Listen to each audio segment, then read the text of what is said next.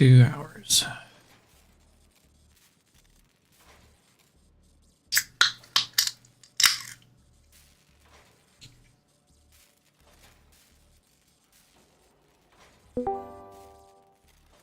Hello.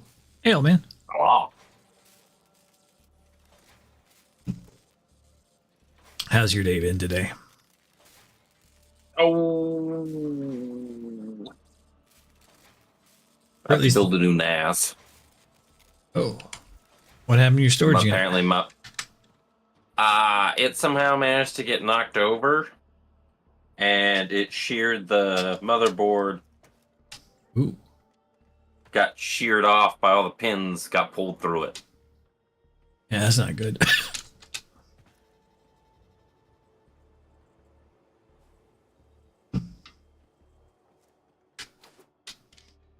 I was able to successfully do Volt, Mag, and Trinity today. Nice. I've set up for XCal, which I think is probably going to be the hardest.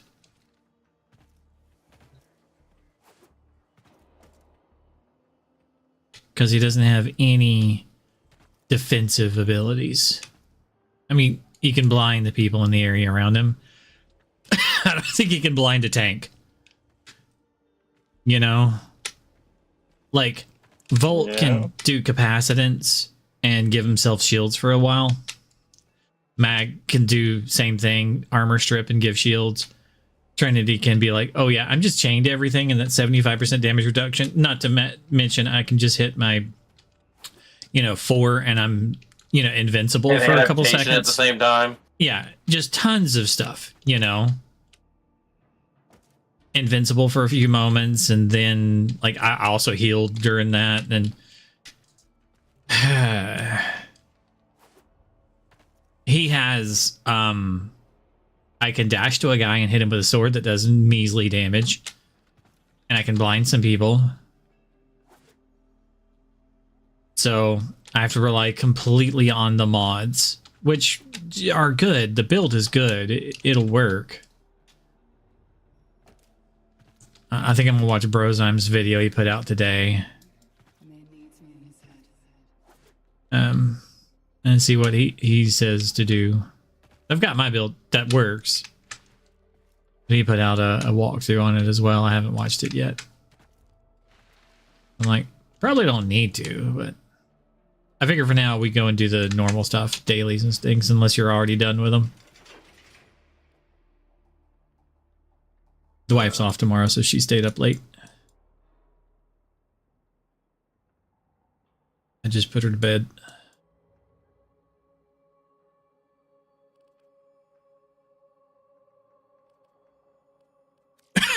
Is exactly what I'm trained for.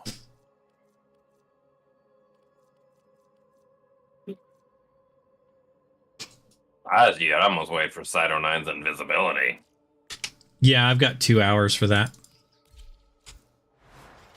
For it to be available or for him to be eaten? For him to go in to be eaten. Yeah. Won't be available for another day, but in 2 hours I'll have my second one built. Then I can sacrifice him to the chair. I gotta do that. I'll do that to mine eventually also.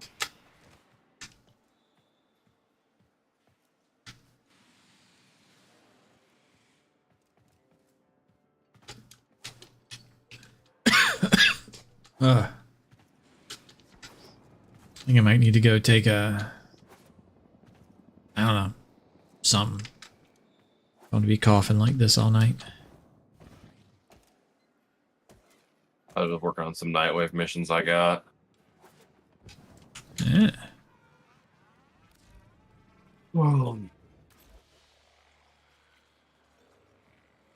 I guess I capture just one capture. That's not too bad.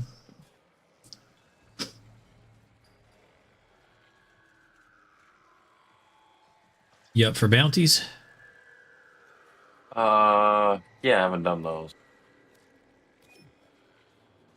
Send you an invite.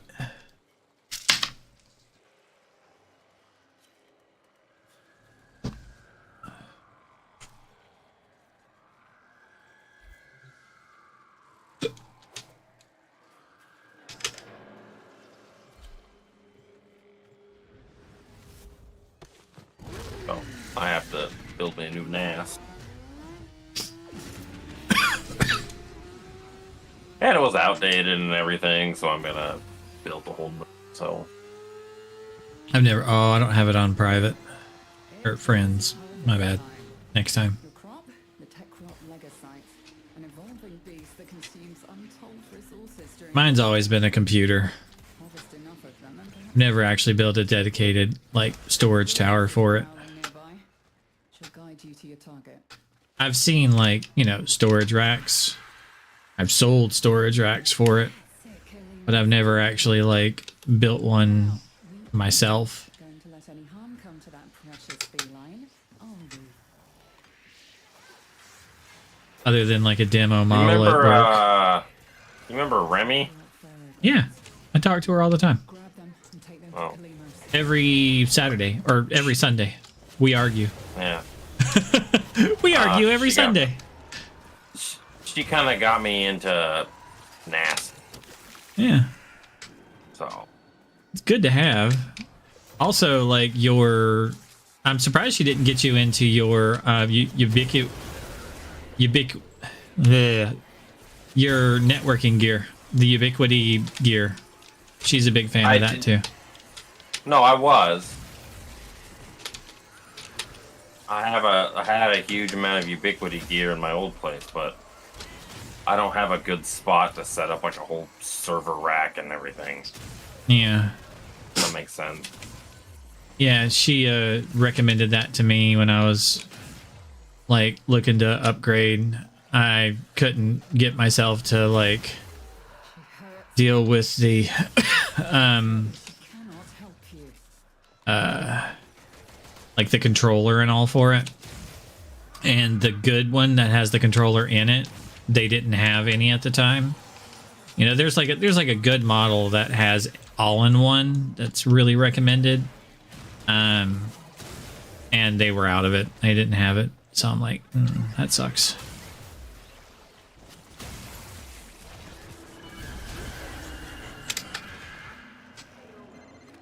Our faithful Kabat has roused the prey. Bring it down and drain it.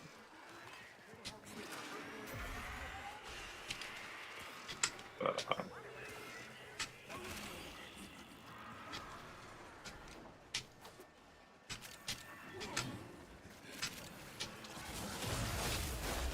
oh, I was in the Ubiquity, but I don't have the It's on the move. It mustn't escape or we'll never find it again. And this mission I don't have the will be infrastructure at this failure. place to run something like that efficiently. Hurry, harvest now. End this generation. Okay, and we're out of here. So I'm running It is done. Either flee to extraction now, or if you have it in you, ask Kalimos to find the next Legosite. Remember, the tech rot evolves quickly, and your next battle will be harder still.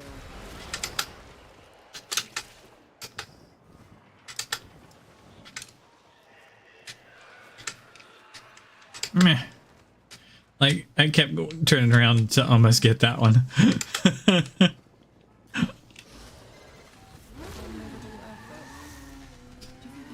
but Next time. yeah.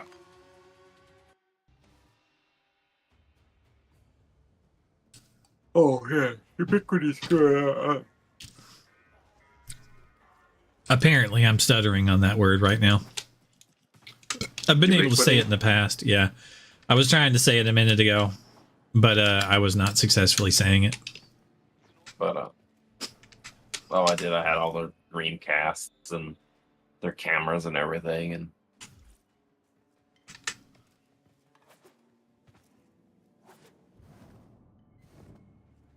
like the only like Ethernet I've ran in this house is I ran a dedicated line from the modem to my computer. I built everything off of Wi-Fi, and I know that's shitty to do, but this house is like 100 years old.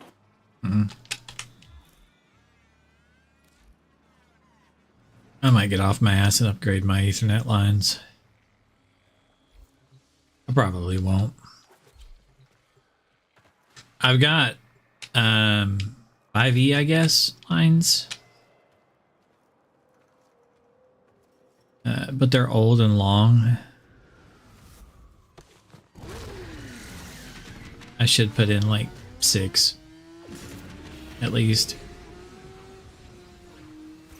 Yeah, if I want to put in Ethernet lines, I have to go under this hat. We shall starve the Takrot of vital nutrients by forcing it to create Legasite after. Mine run along the baseboards.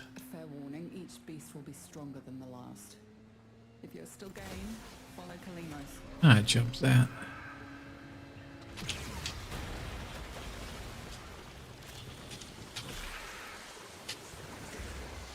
That's it, Kalimos. Good girl.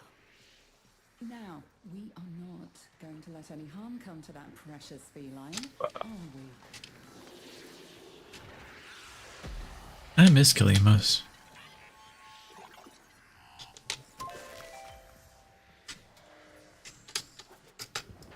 Like, she don't, you know, she's not in our place anymore. Kalimos have a whiff of them. That will help her find our target.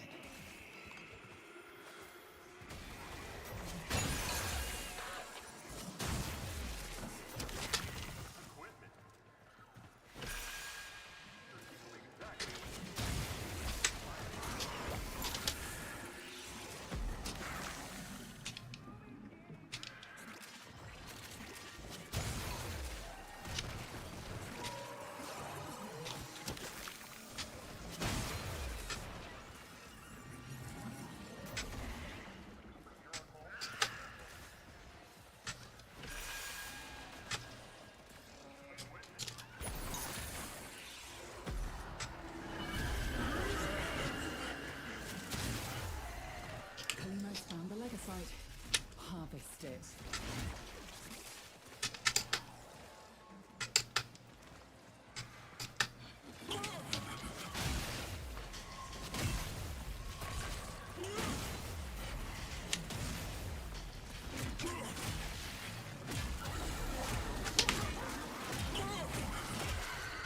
It's on the move. We mustn't escape or we'll never find it again.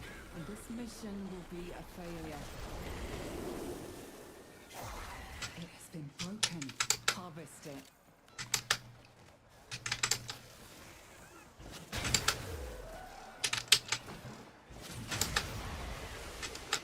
It is done. Either flee to extraction now, or if you have it in you, ask Kalimos to find the next Legasite. Remember, the tech rot evolves quickly, and your next battle will be understood. A formidable effort. Do you think you can do more next time? Oh, yeah, the last one I had.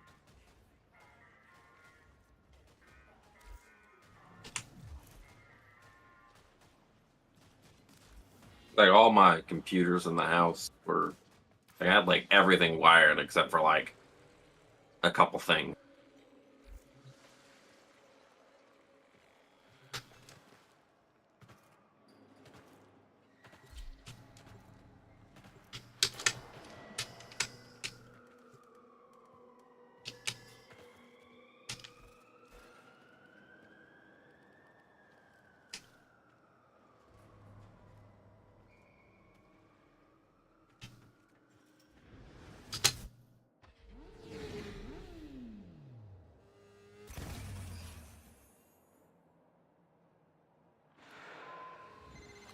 As a beehive works tirelessly to support its queen, the Tekrot hoards resources to grow and evolve its Legasites. We will harvest its precious Legasites and nuke its growth in the bud. Follow Kalimos. She will track your prey. Kalimos will have the Legasites trail soon. Ensure her safety. Got it. Squished the mosquito. Grab those ferroglands and let Kalimos have a whiff of them. That will help her find our target.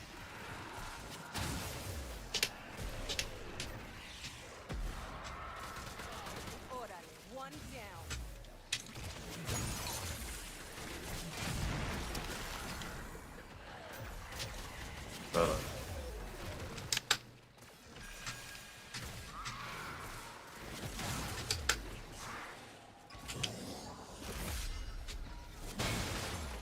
I leave for a job in July.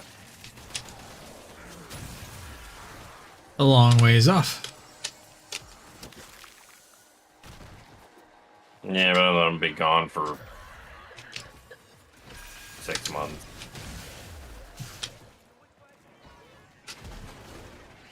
You're not getting one of them crab boats, are you? No. Kalimos found the Legasite. Harvest it. I'm gonna be in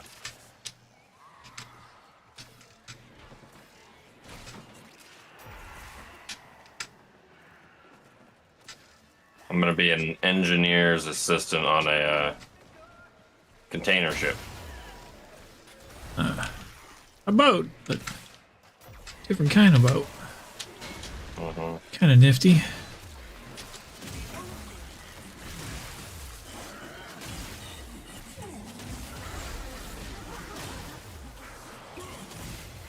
It's trying to run. Stop it. Escape is failure. It's been broken. Harvest it.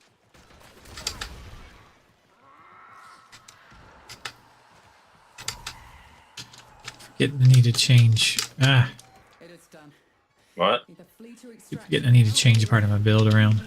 Ask Kalimos to find the next Legasite. Remember, the tech rot evolves quickly, and your next battle will be harder still.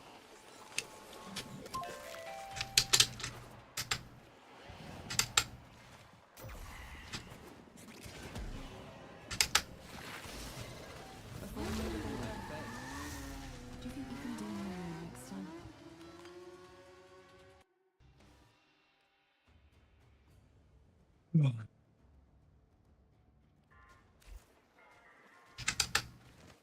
Okay, let's see. Equipment, arsenal.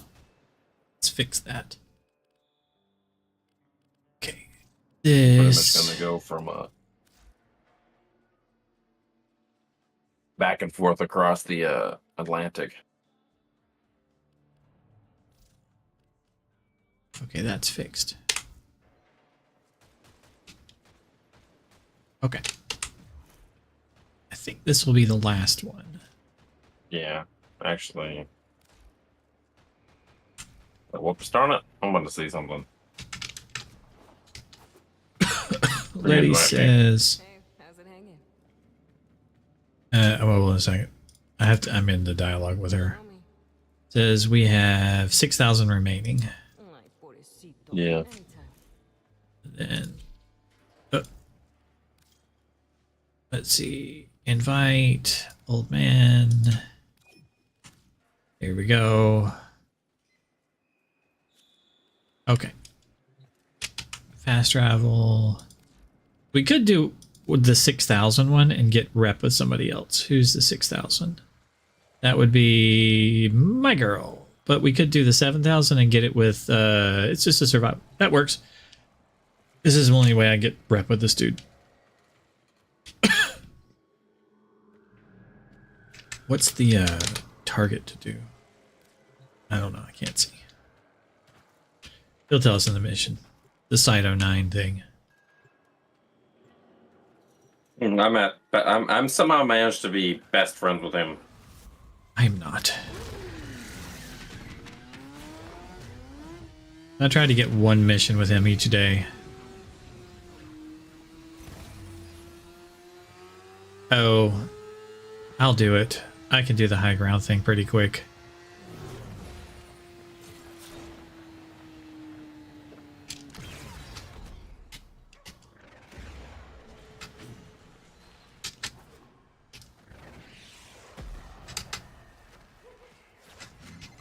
Remember that chili con carne I left in the fridge for 2 months? Let the house scrubbers sit too long, and they'll spawn the same sort of things, but, you know, with a crap ton of predatory hardware. Shoot off any buildup before it converts you to past tense.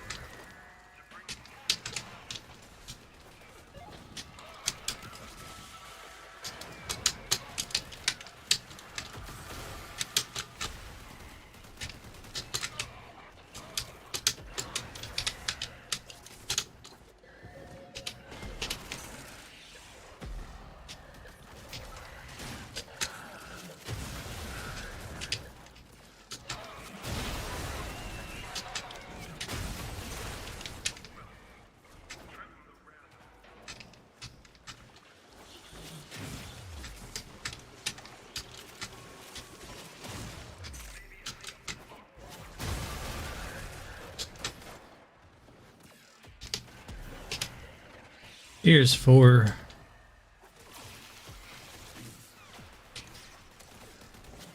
War? I'm working Oh. on a thing. Yeah, I just have to be wall clinging when I kill them.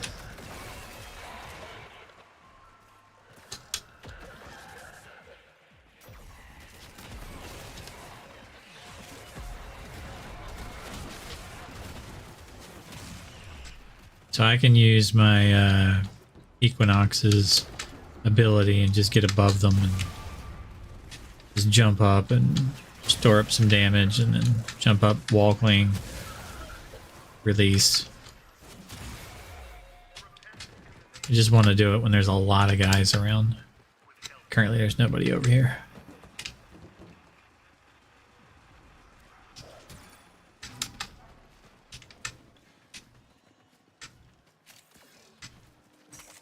One, two.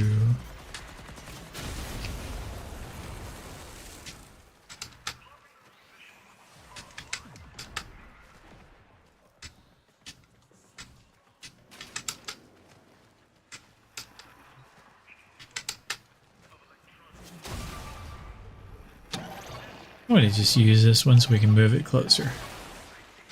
Here we go.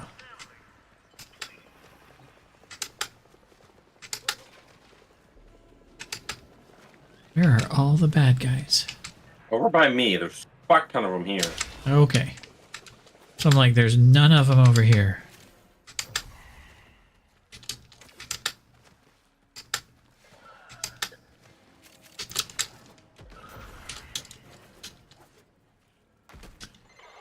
House scrubber coming up near you. Where's the... Oh, waypoint's this way.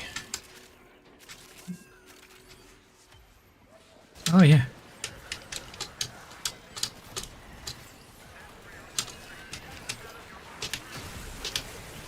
Here's 20.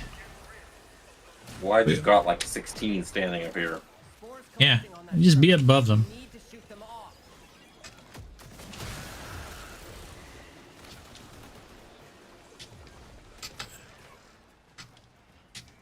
I think we're going to lose that scrubber. That's just what it's going to come down to.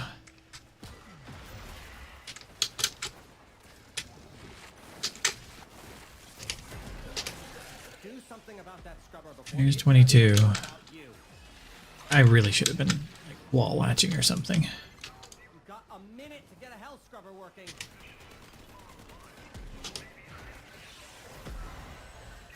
Here's 24. Told you.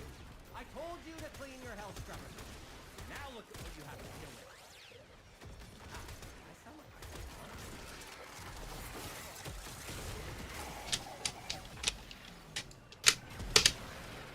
34.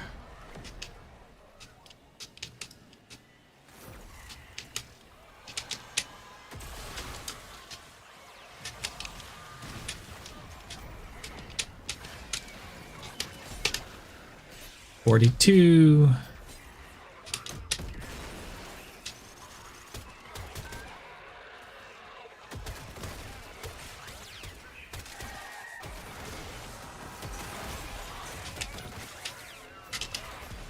Oh, 46. I fell down a little bit though.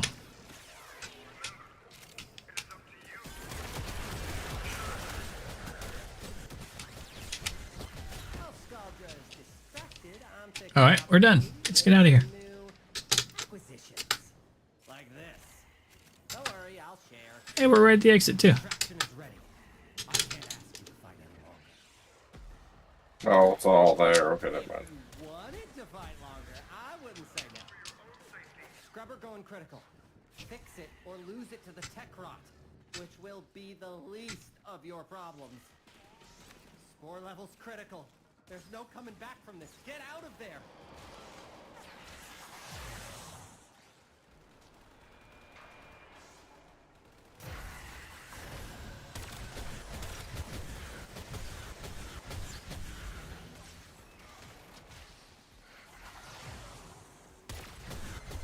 You're gonna lose that scrubber, bucko.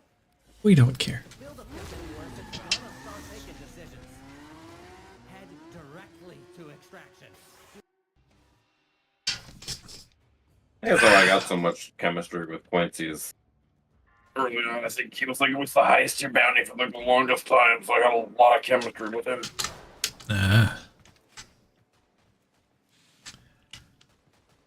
Okay, those are done. Now I need to go buy some more stuff from my girl.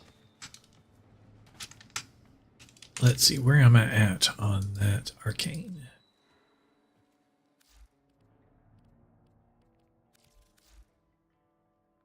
Arcane hammer.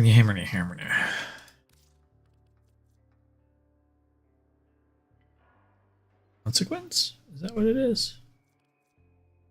No, that's not it. Crepuscular. That's it. Upgrade.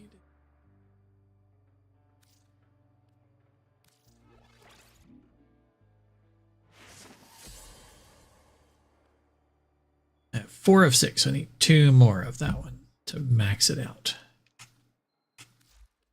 2 more crepuscular. The minds of this city are an orchestra. Yes, business is all very important. Please, let's have some fun. Thus.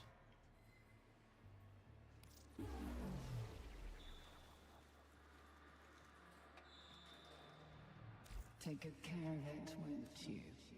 Later, lover.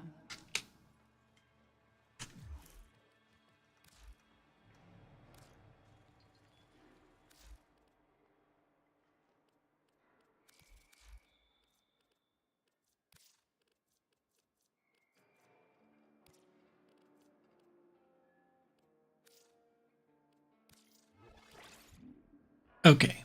Now, those 2 are now fully upgraded.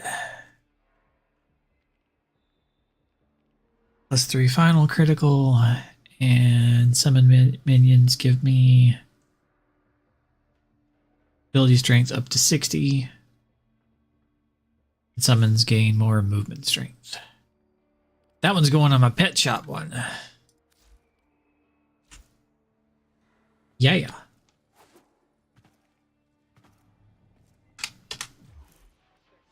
Equipment, personal, bolt.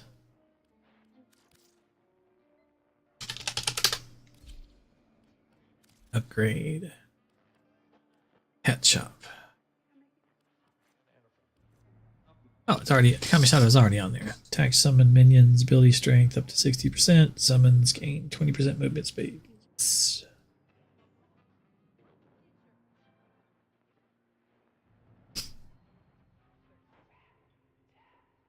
It's a dumb build.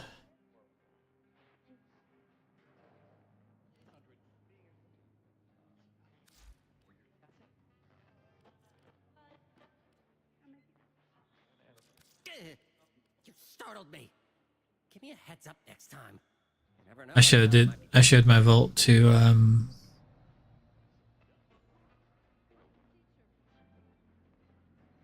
the other Romanian that plays Volt all the time earlier today.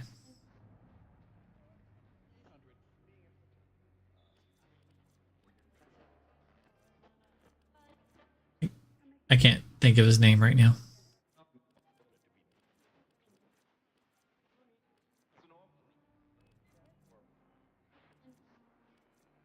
So what's next? You want to do Still Path? Sortie?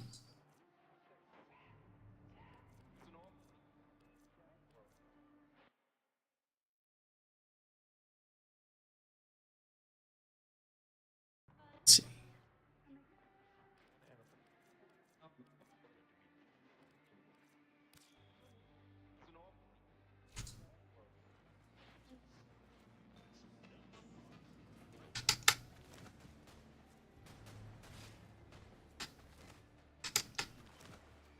Oh, thanks.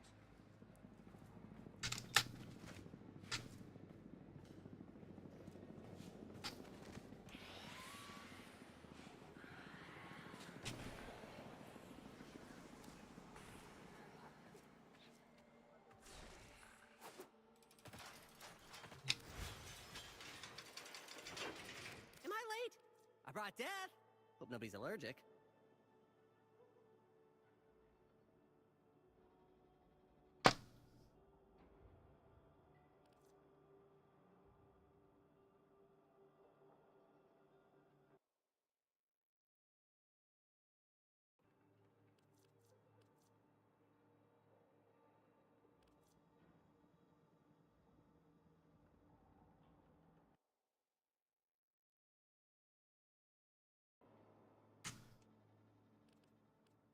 there be explosions? I do love it when there's explosions.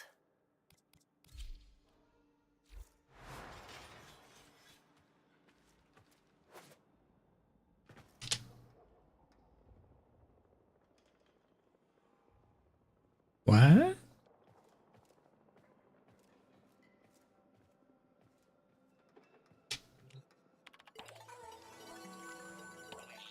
destination.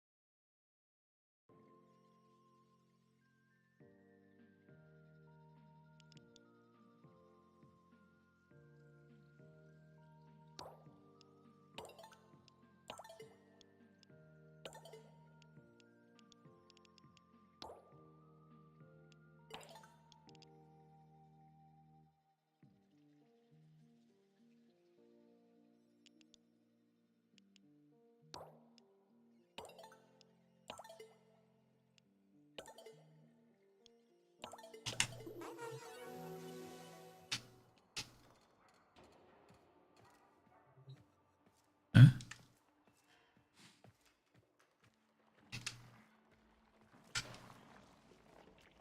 Where?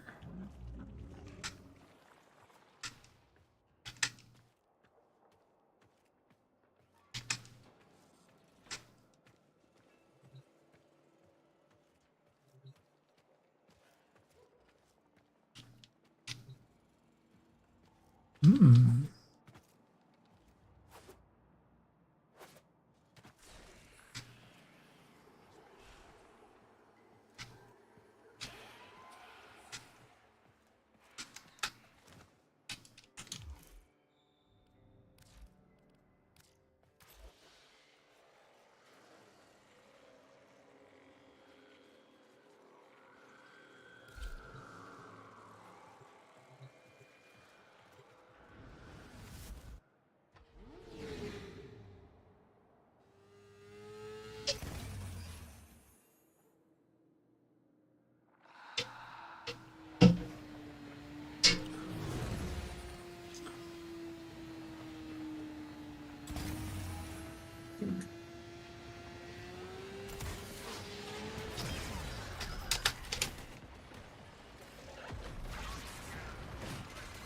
Remember that chili con carne I left in the fridge for 2 months?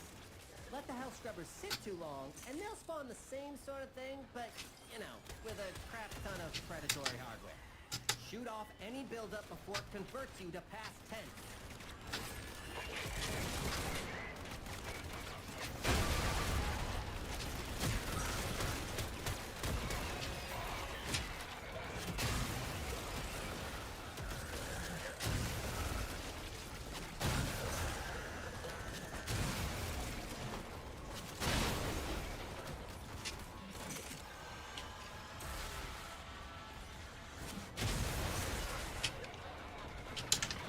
Power of two.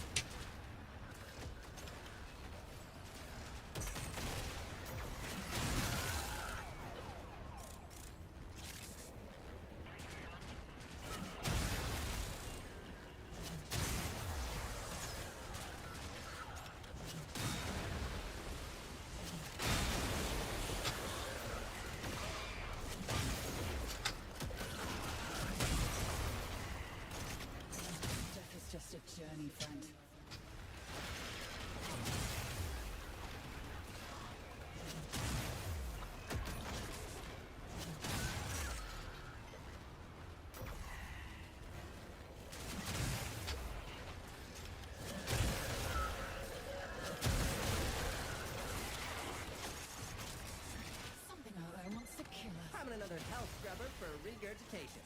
Disgusting.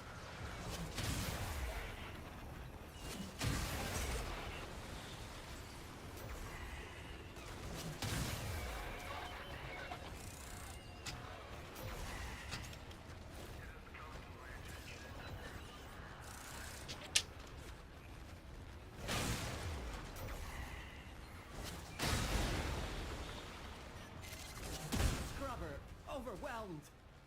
Spores coalescing into mutant form. Do something!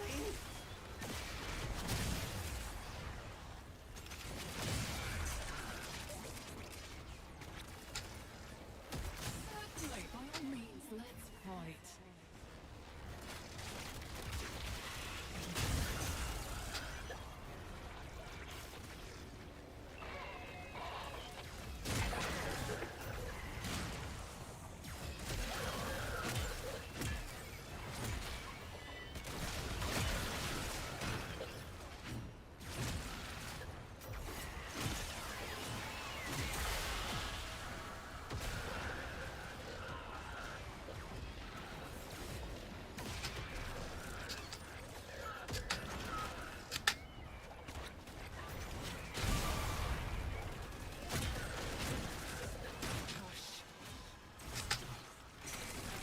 Spore count is approaching terminally unfun levels. Activate another health scrubber.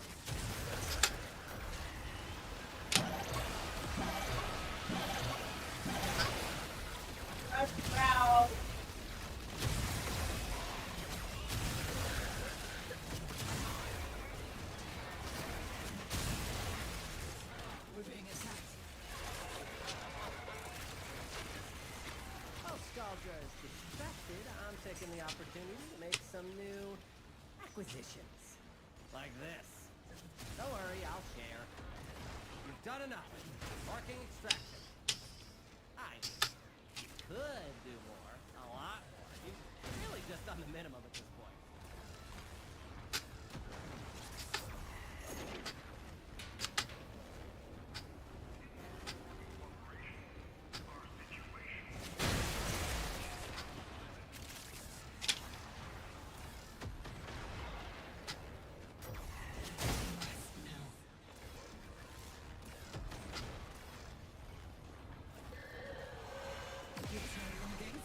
Scrubber going critical. Fix it or lose it to the tech rot, which will be the least of your problems.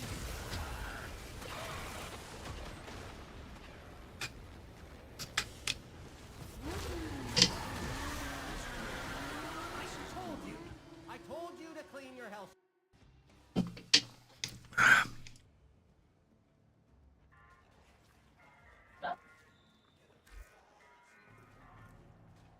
Okay, let's try that again.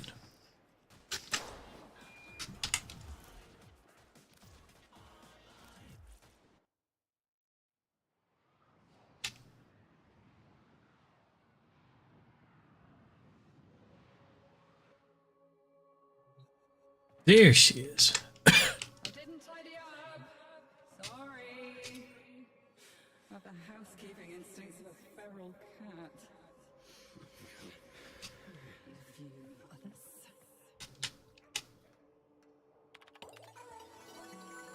Please select destination.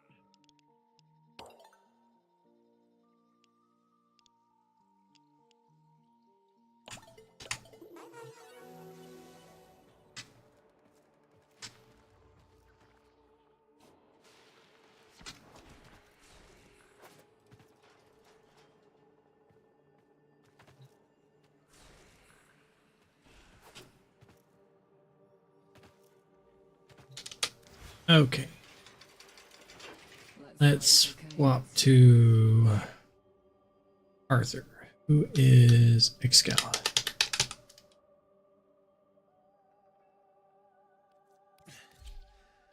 My sword is yours. Yep. Go kill the boss. Max rank. I don't need it for me, you right, Arthur?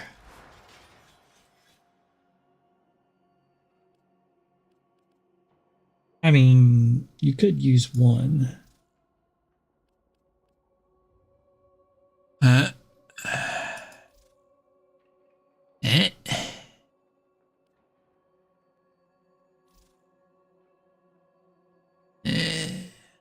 So 1D polarity. You could use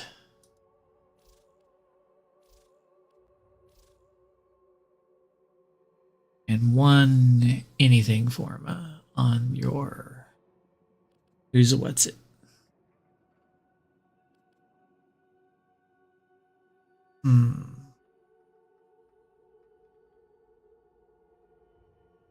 The D polarity directly makes everything better.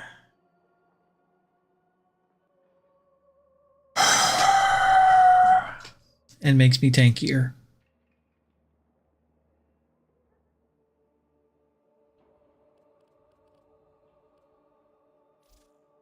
But then I gotta level him again. Welcome back.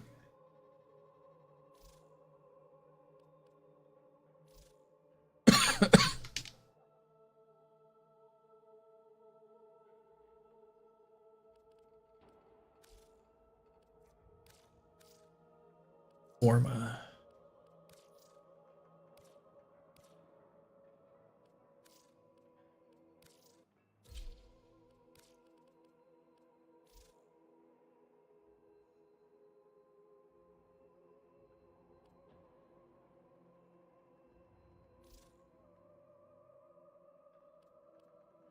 Nira.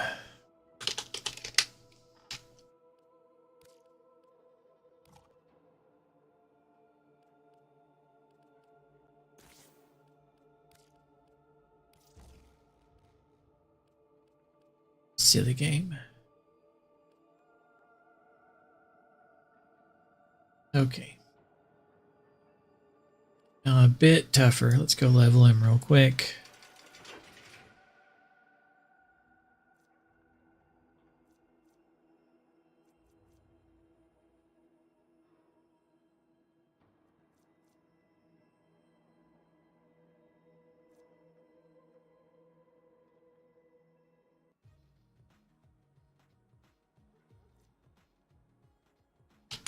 I have enough energy to actually cast something.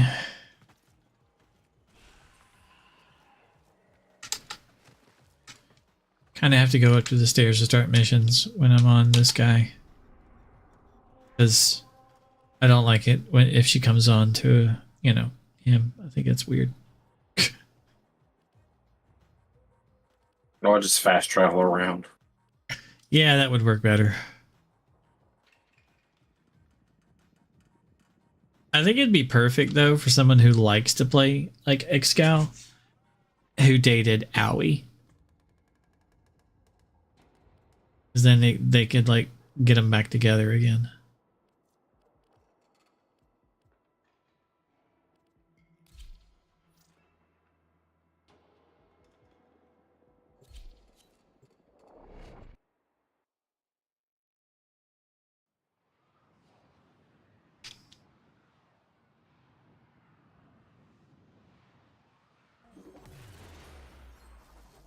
This is a stress test. Destroy all specimens as quickly as possible. In this chaos, the true nature of these creatures will be revealed.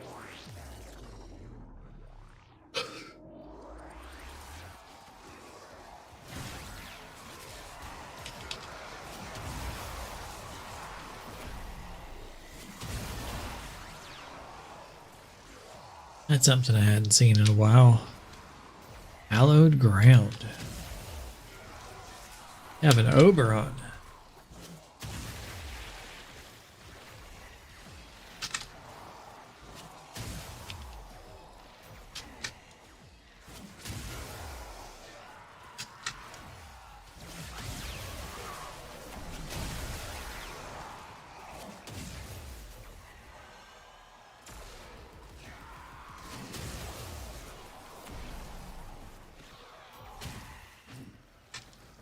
Down you go.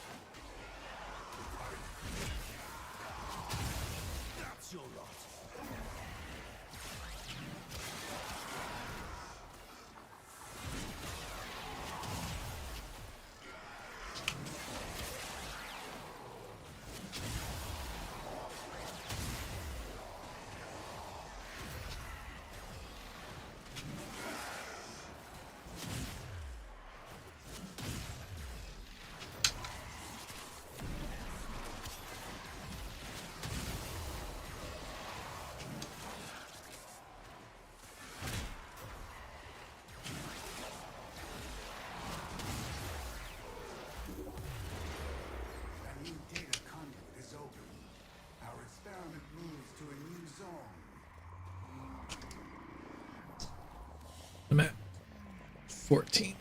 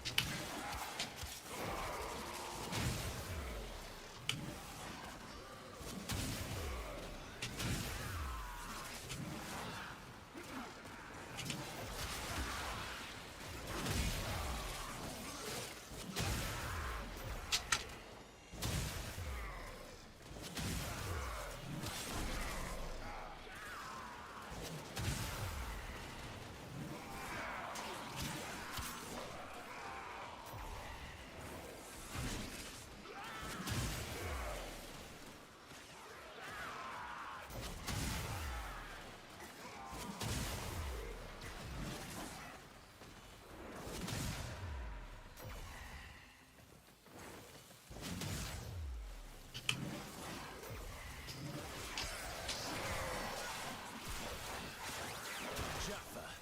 Moving on.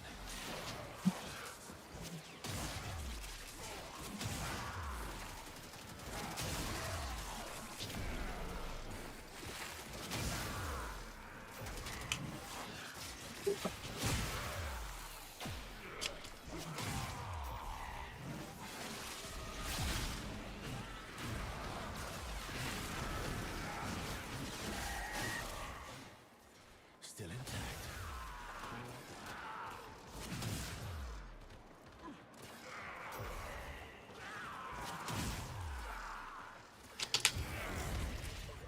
Zone is hot. Watch yourselves.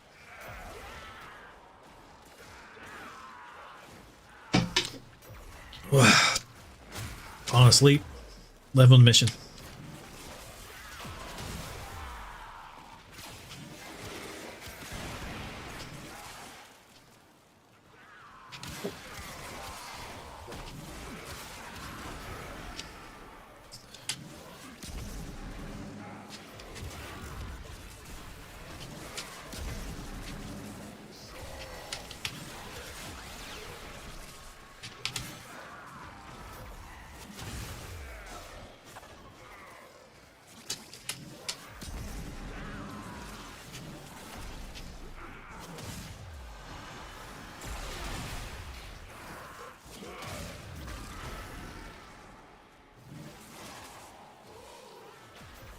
Rank 19. We've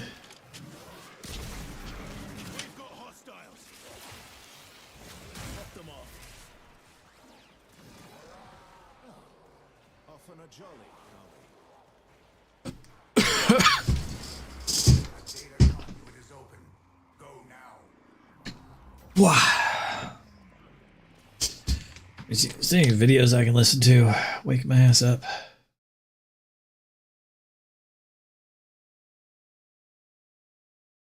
Went to bed early today, but a delivery driver decided that he was going to wake my ass up. Rang the doorbell. That is so weird because where I live, the delivery drivers never ring the bell. No, he was like, "Hey, you have a box." So I went like, "Bing, bing, bing, bing, bing, bing, bing, bing," and he walked away. Oh, fuck, what the hell? Somebody rang the doorbell like 4 times? Shit, must be important. He was in his vehicle when I got to the door. Like, whatever. It was a little snow baby. It's a little porcelain, tiny statue thing. It's a gift from one of my wife's coworkers. Christmas. Yeah. Late.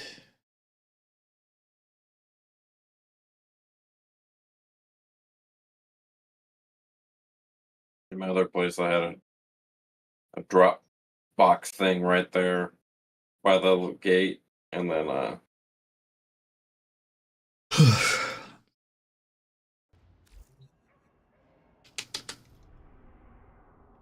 I should get one. As much things we have delivered. I got pre-made. get the ones that look like a bench that you can actually sit on. that are waterproof, and you can put it by like your front door, and then I always like to you can get a sticker and put on it that has all the like FedEx, UPS, USPS, like, and then like put their stickers on top, and then just say lift for deliveries. And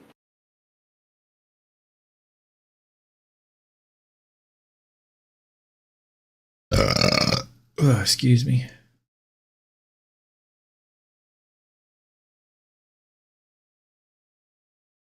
Excuse me again.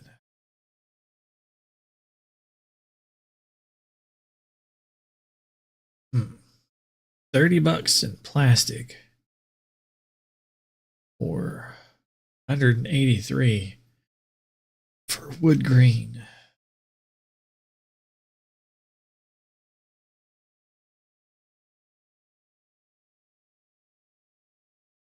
$100-gallon lockable resin deck box.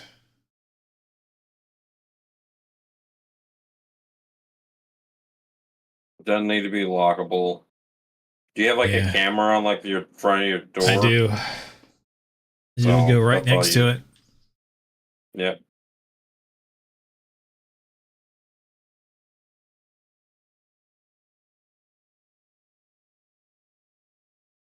And then what I did is I got really fancy with the one here.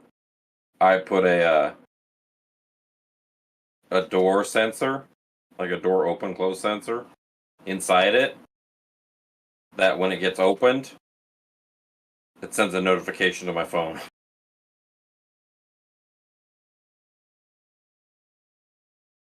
If that makes sense.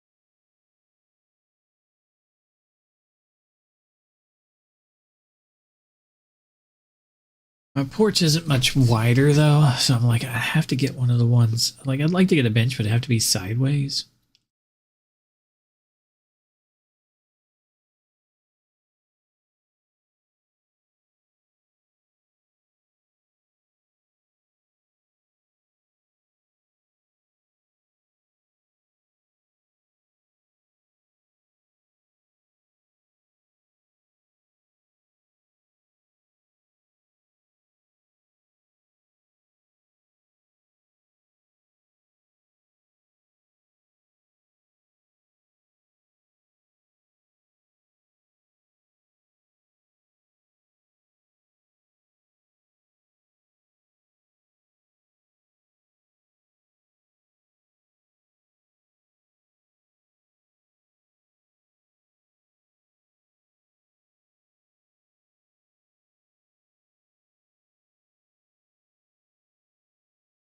Hmm.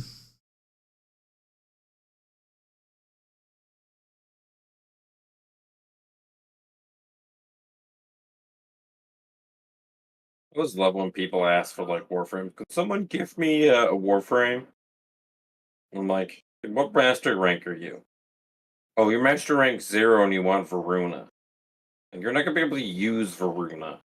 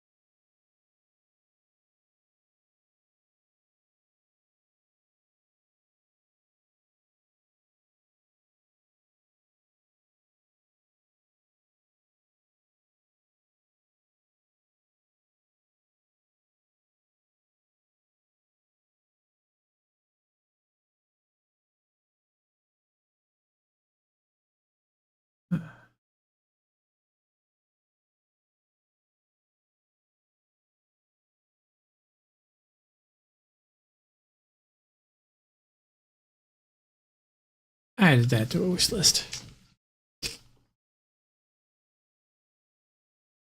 Robinhood.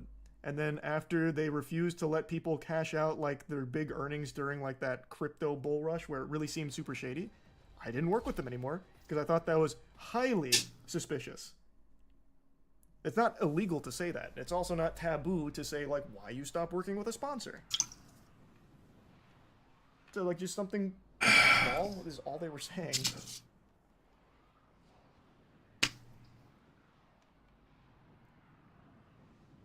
Holy shit, Puppy, you've been super sweet, man. I hope you've had a wonderful day. Jesus, brother. Holy.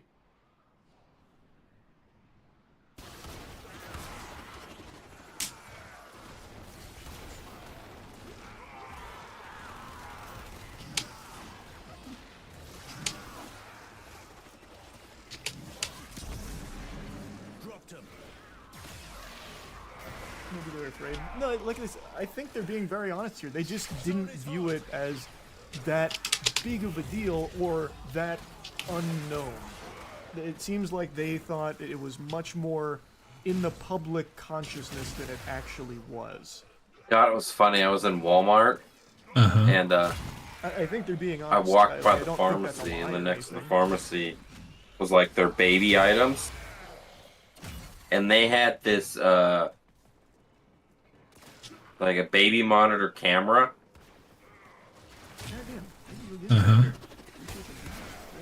For $400 was like a camera, little itty bitty camera, a little bendy rod plugged into the wall for $400. And then I was like, God, that's stupid expensive. And then to use the camera, you have to buy a subscription to their app, on their app, to use it. That's pretty For terrible. like $8 a month. I'm like, what the fuck? Got an old cell phone? I got a free I app. was like, Drama. It was just IP the webcam. smallest mention that Linus's team knew it would have been helpful if they had just said more about it. it wasn't Like, just even said that. There anything. was like, I was looking at the That's literally security cameras I'm using for my mom's house there, and they have one of them there. It's like $25, better help walked so and he could run. the software for it, or like the app for it's free.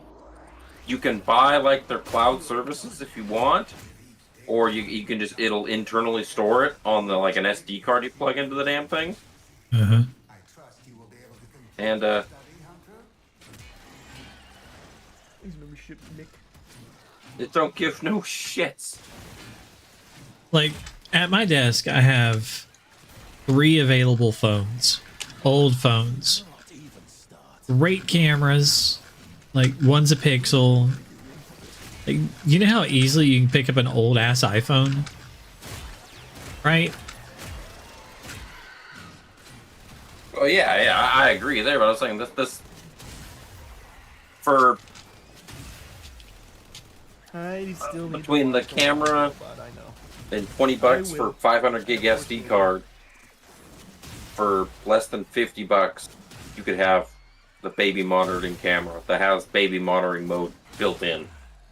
Yeah, I've got it for free. Just old used shit that I have laying around.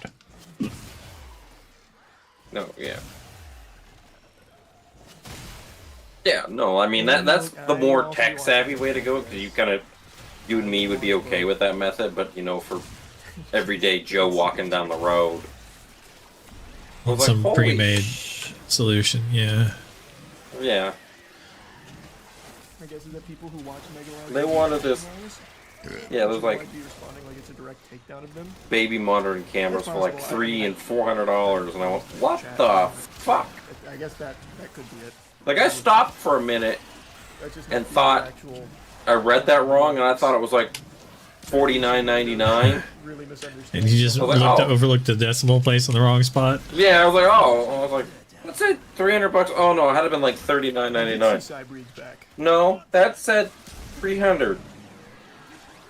Okay.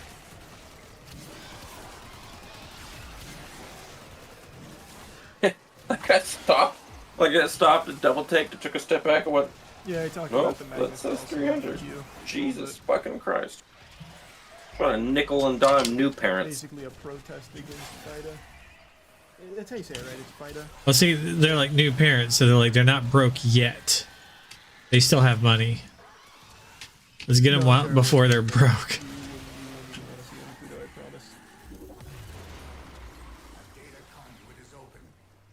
It's FIDE. Okay.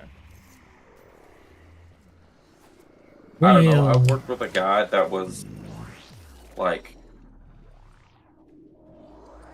he was like 20 or 21, 22, somewhere in there. He has like 4 kids already. No, not doing secure tonight. I think I might do a little bit of Marvel. He has 4 kids already.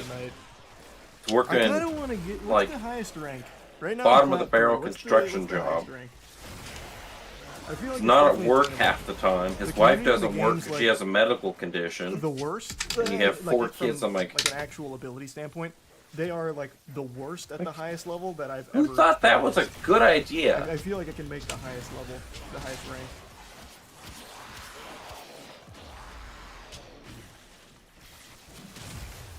If that makes sense. Yeah, kinda.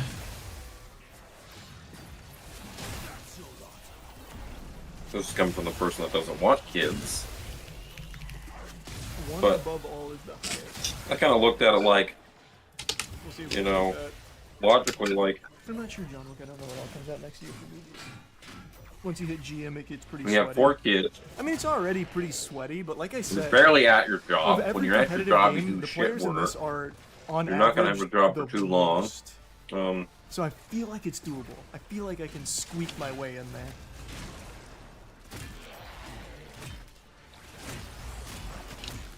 Oh my god. Oh, the like- gifted members are fucking crazy. Thank you, Damien. Appreciate the generosity, Damien. it's like, why? To get into one above all, you need to be a top 500 player. That's definitely out of my reach then. I'll get to whatever's under that.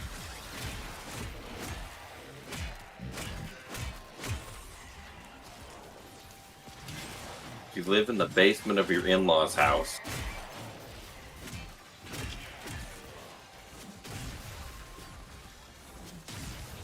I'm not sure, Eyes.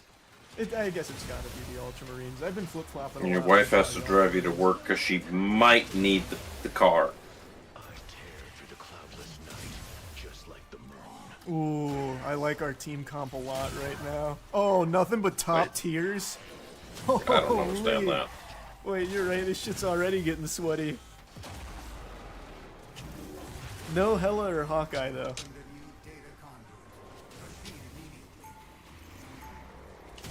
Oh, appreciate it, Xander. I'll try.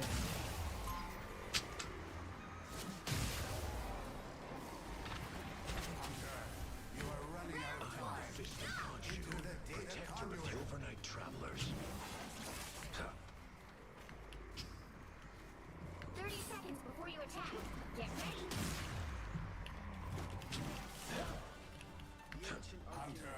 The sanctuary will go on without you. I have noticed the similarities, particularly when ensnared in their tentacles. Should you ever encounter one you cannot defeat, I can communicate. The battle starts in 5, 4, 3, 2, 1. Let's get it, gentlemen. Shake it up. Wants a piece of me now. Anyone who makes the night a more dangerous place needs to be taken out. Help get that vehicle to its destination. One more should be leveled. Oh, god damn it.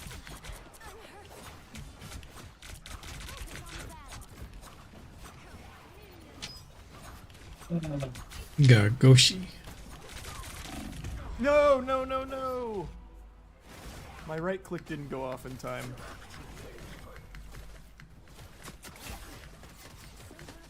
Come on, Khonshu. Let me rest. Not ready to go home quite yet.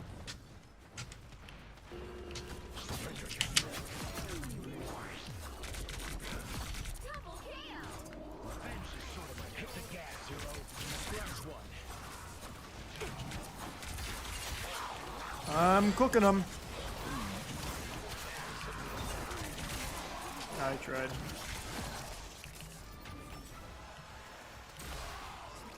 Yeah. What's up? Oh. I was on Amazon, Uh huh. and I just was like, what? Like, I was looking at one of the tabs, like Amazon things, that was like medical care. I'm like, is this like a tab just dedicated for like medical supplies? Nope, you could just like video chat like a doctor at home. I'm like, huh. Amazon basic medical care. I like them, Ultima. I think they're very fun.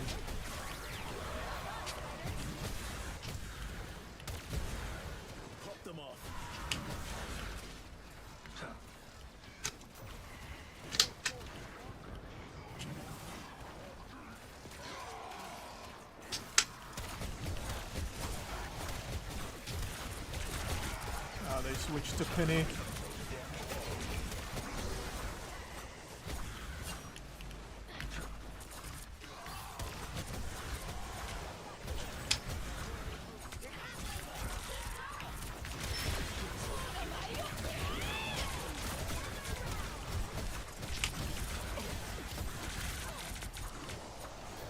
I am ready to put on a show. Looking good.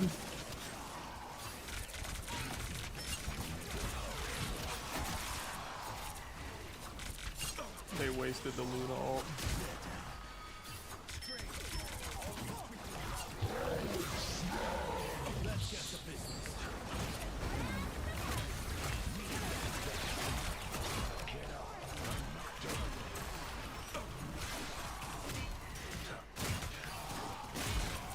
That was a pretty bad Luna ult from our Luna, I will say. Oh, that was a lot.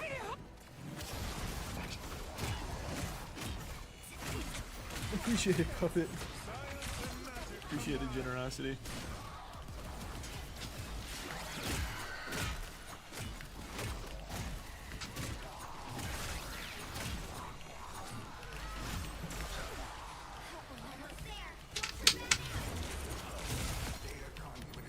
God, that's so stupid. That's actually just so dumb. That's why I like playing Moon Knight. You don't really have to do anything. You just have to hold left click and then occasionally throw an Onk.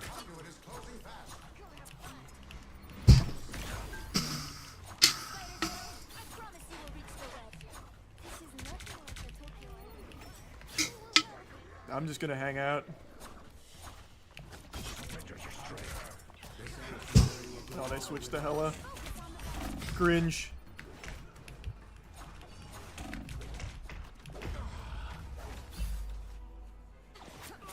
I have not. I saw the TF2 had the new comic come out, but I haven't seen it yet. Thank you for the generosity again, Puppet. Jesus Christ, brother. Started.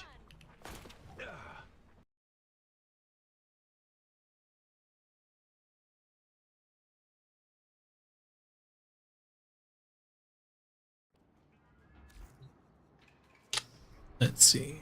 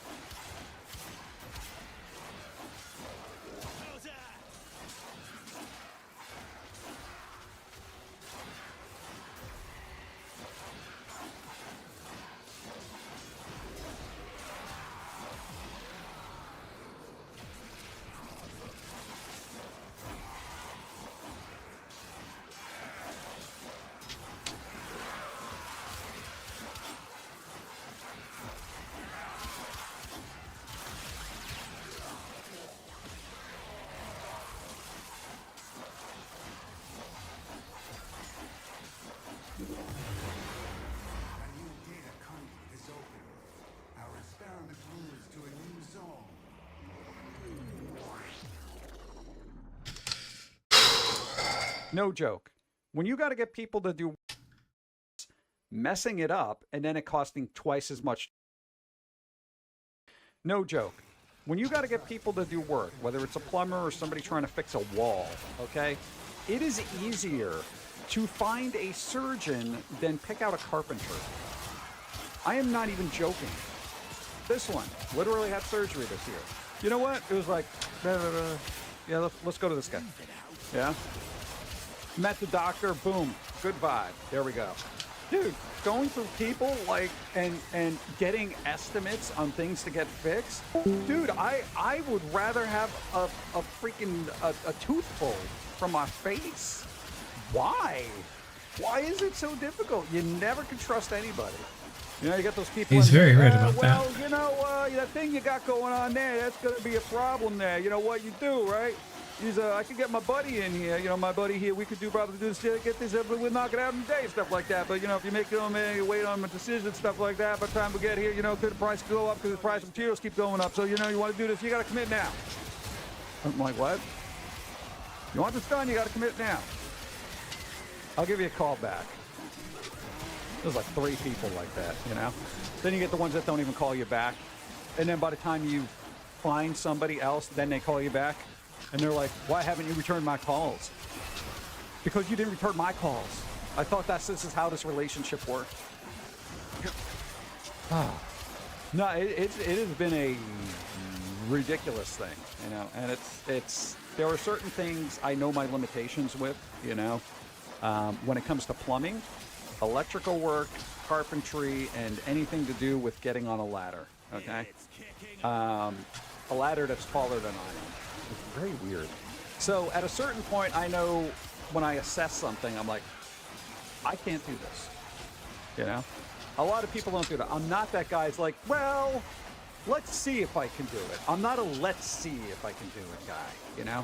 I'm a I see that I can't do this type of guy, you know? And not for nothing, because I've heard numerous stories of people trying to do work themselves, messing it up, and then it costing twice as much to fix all the crap that they broke. So, yeah, the moral of the story is know your limitations. Hey, I could change out electrical sockets. I could do that. I've done it. Light switches, easy.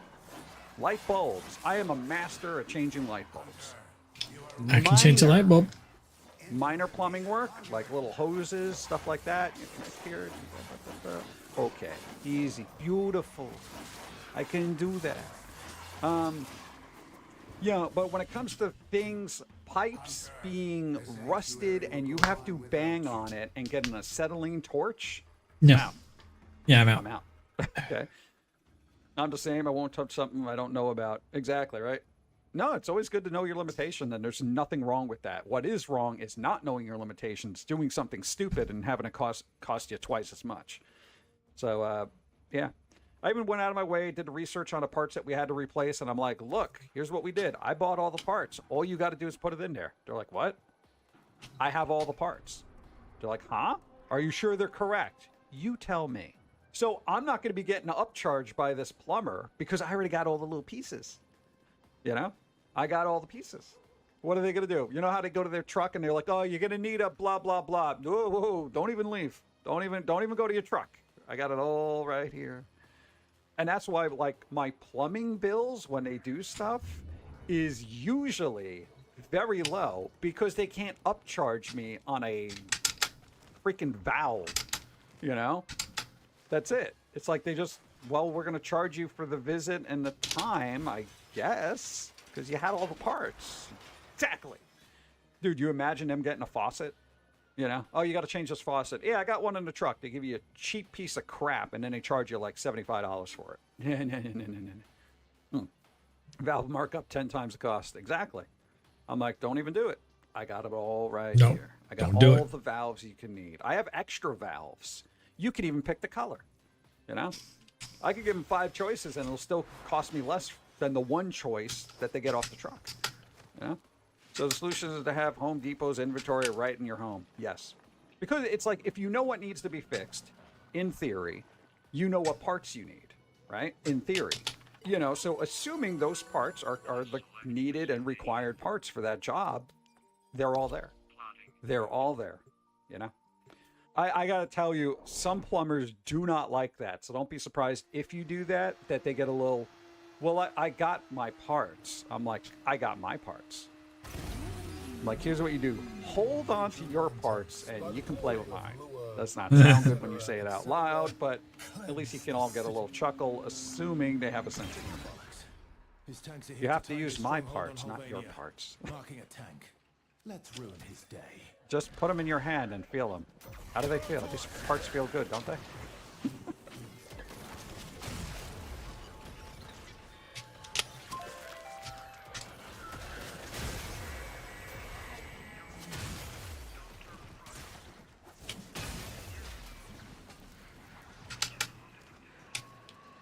Not that way.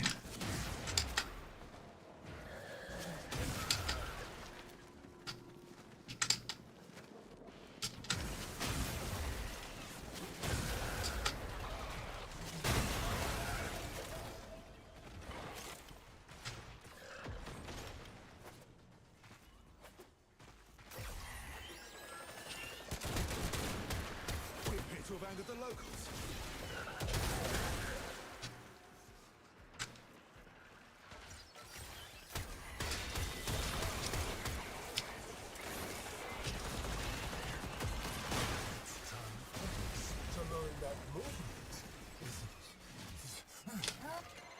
That's our ticket.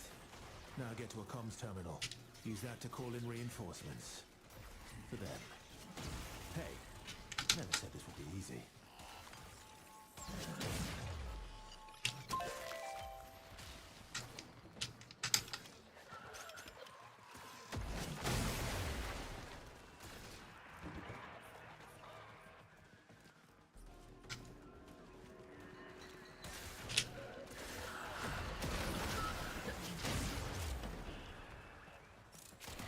Enemy in the area.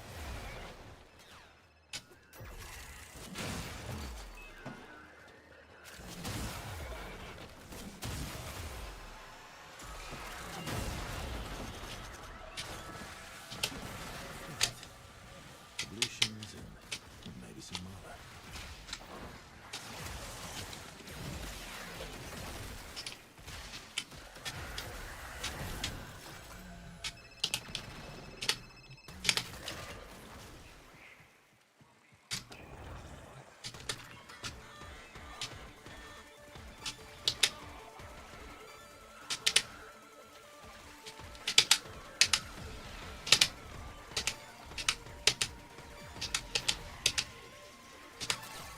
You deliberately trying to make this harder.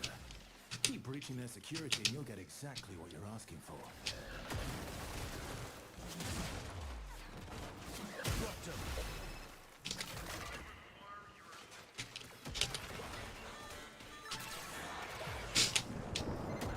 Stormfall paratroopers inbound. Wrestle those RPGs from their cold, dead hands. Hex, why do you insist on refusing your medicine?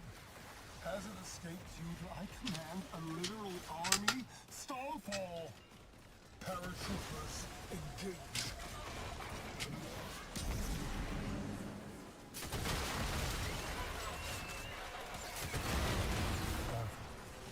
Arthur, how does it feel? I wonder. To send your friends to die. I'd ask you the same. But I don't believe there's anyone who'd rightly call you friend, Victor.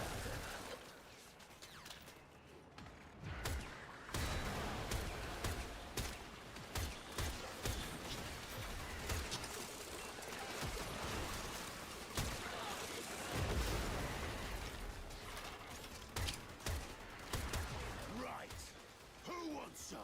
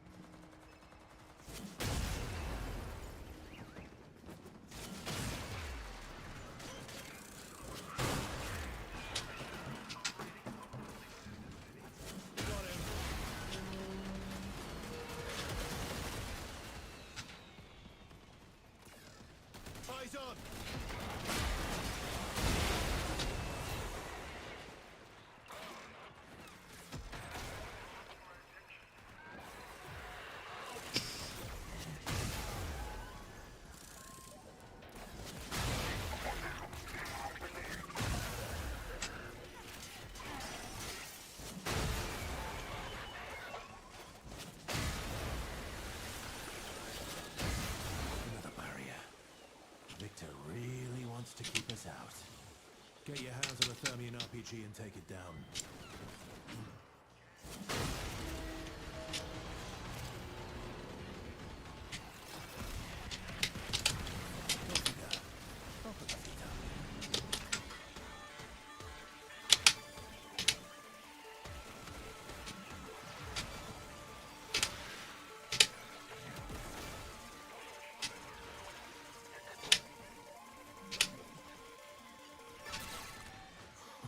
Oh, you've really kicked the hornet's nest now. Full alert active. Hope you know what you're doing. Yes. I do. I know what I'm doing.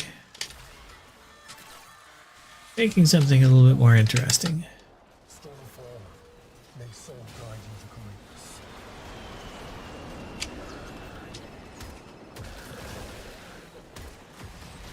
Zone is hot.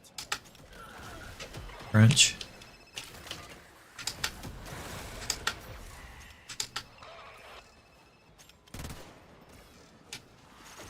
Oh, I picked up the wrong thing.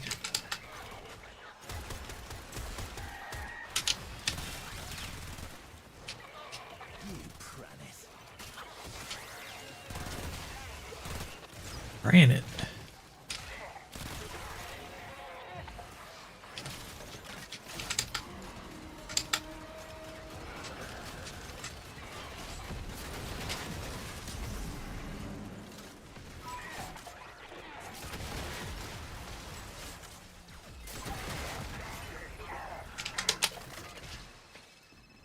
Think it's gonna get a bit tasty.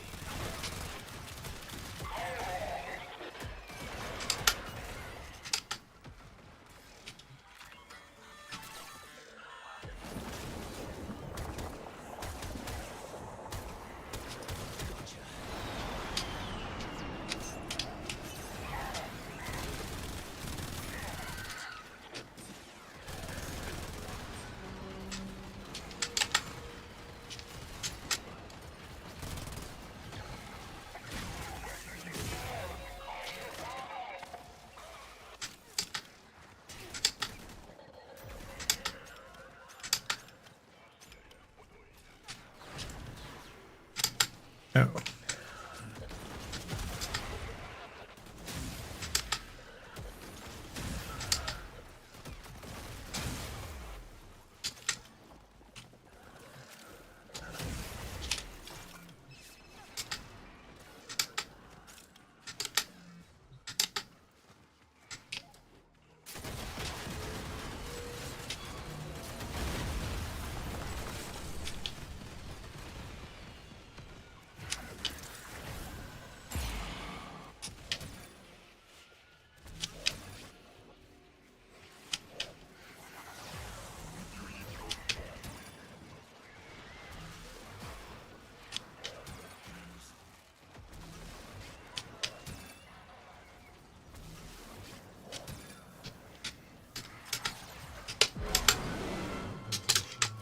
Worthy of the tents of my father's wars, and invulnerable to take rot.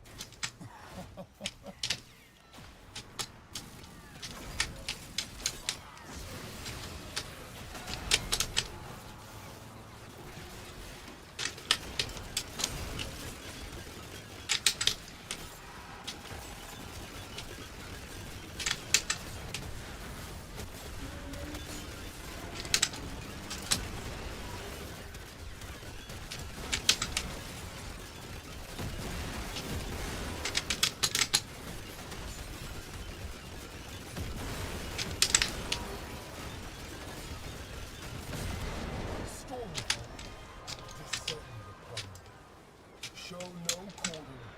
Show no mercy.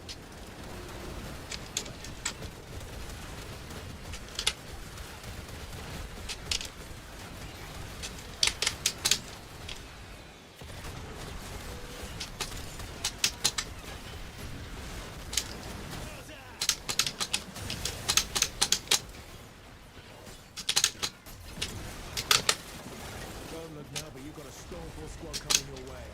Want to find out what they're Thermion rocket will do to that thing's armor? Some see the threat as a disaster. I see the opportunity to remake the city. My city. No more of the laziness, blasphemy, the mental rot. This is my chance to cleanse, to purge, to make this city powerful.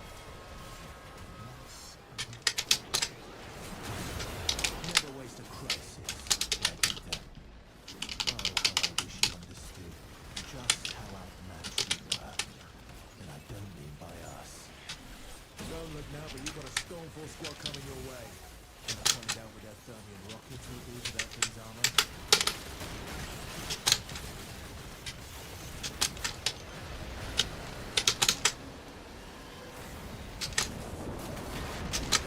Leah's getting strange readings from her attack. You better finish it off quick.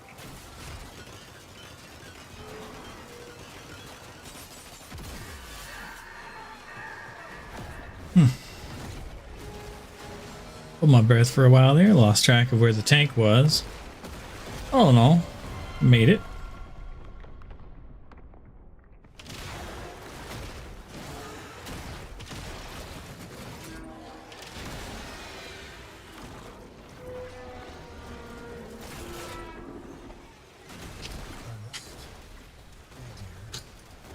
Fetch me the engineering team. Oh, Ernest, my revolver. It's in my desk. Victor, Victor, Victor. What have you been downloading? Something tells me that thing won't like it if you pop its sits.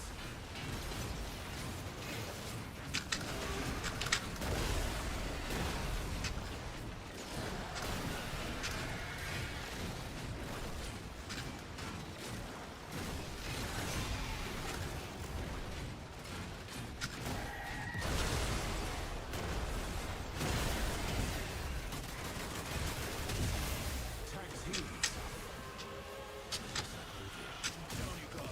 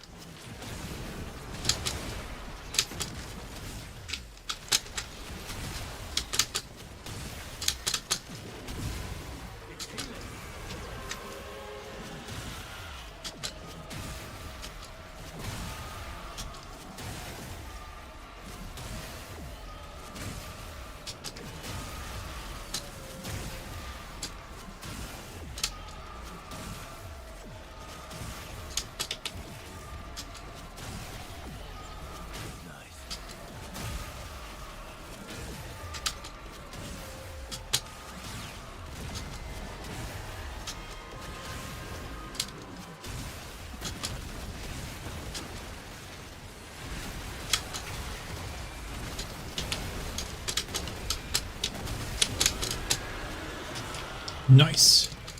Arthur done. Now it's dead. Victor has no idea what he's up to.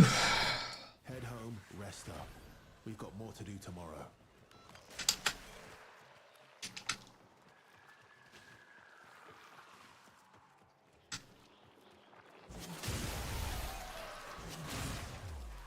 That's your lot.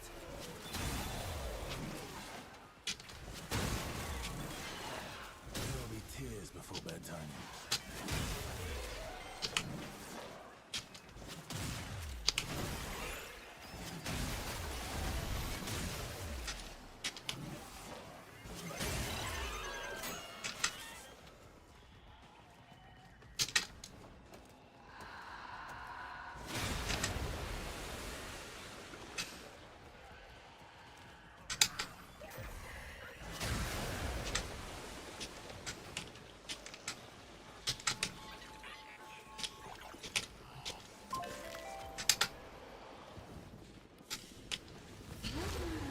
There we go.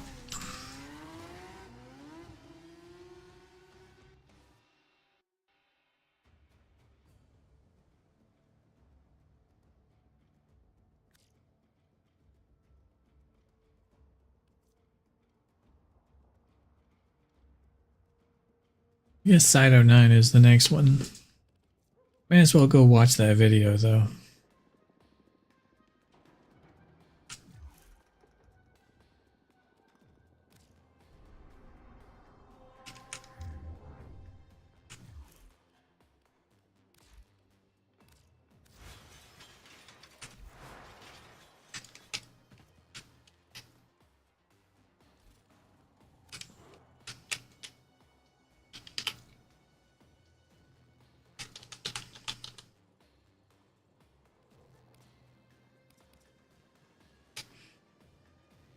Straighten up, damn it.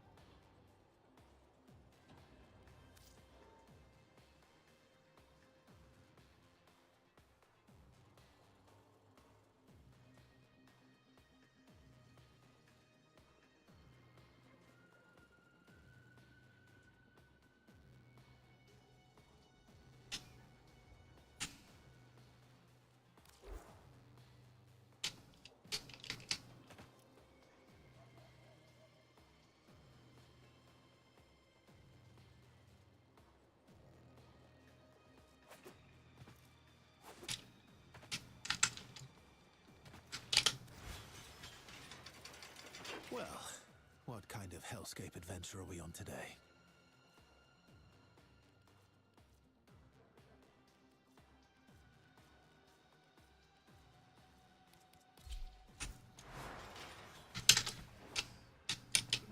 What are you doing that's so important? Nothing. Hello there.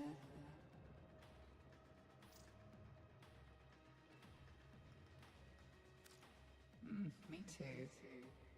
Did you have some kind of celebration in mind?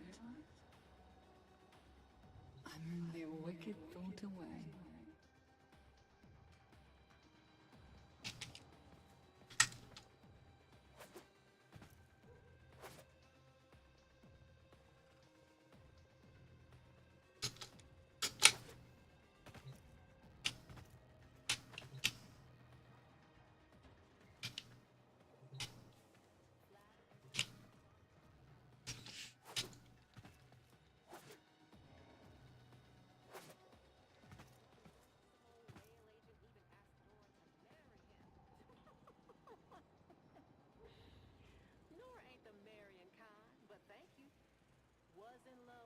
Okay.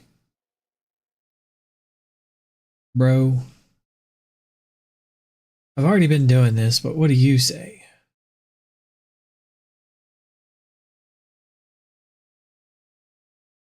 You have like different builds for each one of them? All right. Way to do this, and the builds for all of the Warframes to do it as well. So with that, It's basically the same build. the good loadout, or one of the good loadouts. There is a couple things that are kind of just the same that you can do. Yeah. Yeah. No. Kinda. And there's a few things to talk about here. We're not going to go over the Warframes first because there's 6 of them, and we're just going to do them all in a bundle. But let's talk about the weapons. First and foremost, if the only thing you have is the Latum can do the entire fight by itself. It can do it both on a lower investment version that uses the just no crits, and it can also do a crit build one. I did it with the crit build variant, which looks like this. I know a lot of people do not use the crit build variant, but I found it to work. A lot of people don't. I don't know what you're talking about, bro.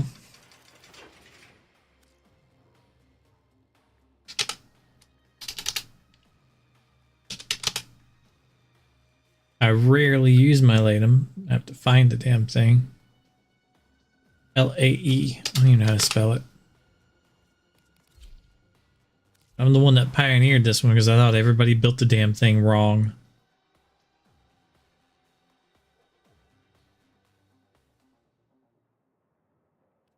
Not even using the... You're slowing down its attack speed? No. You get 3% mark crit chance. And you slow down its attack speed. Why? Why would you do that?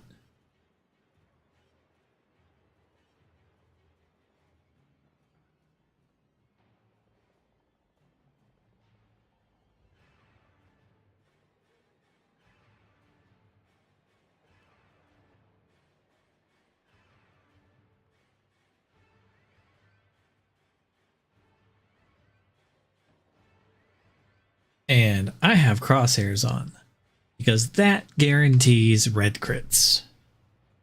I don't agree with your build, man.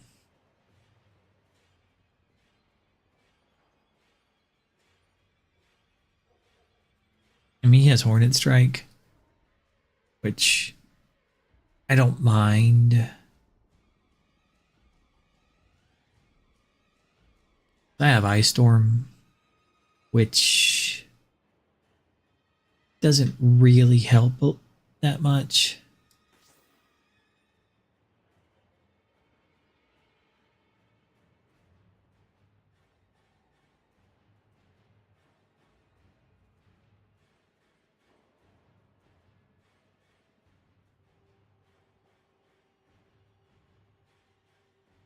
He's using Deep Freeze.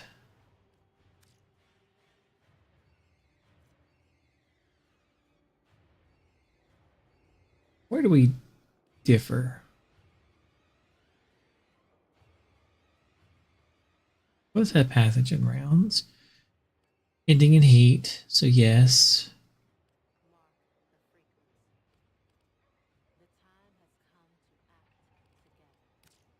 I have Ice Storm. The magazine capacity doesn't help the thing. It only...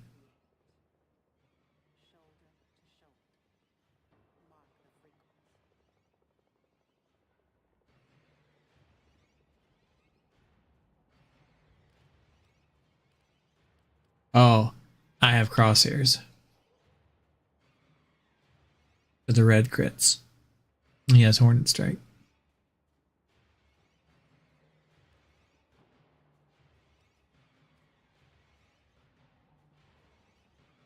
I have red crits. He has base damage.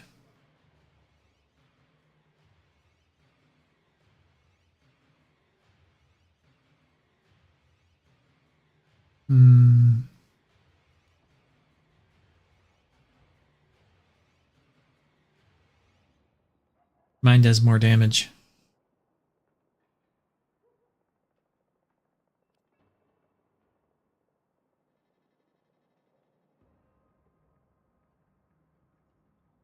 And it's less Forma.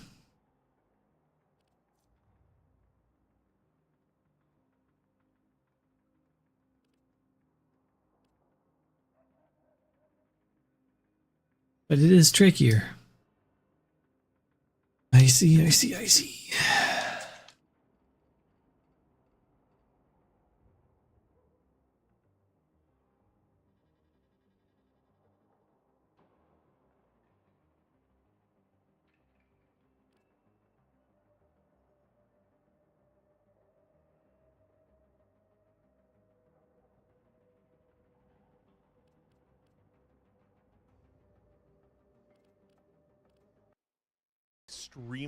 Extremely well on the tank.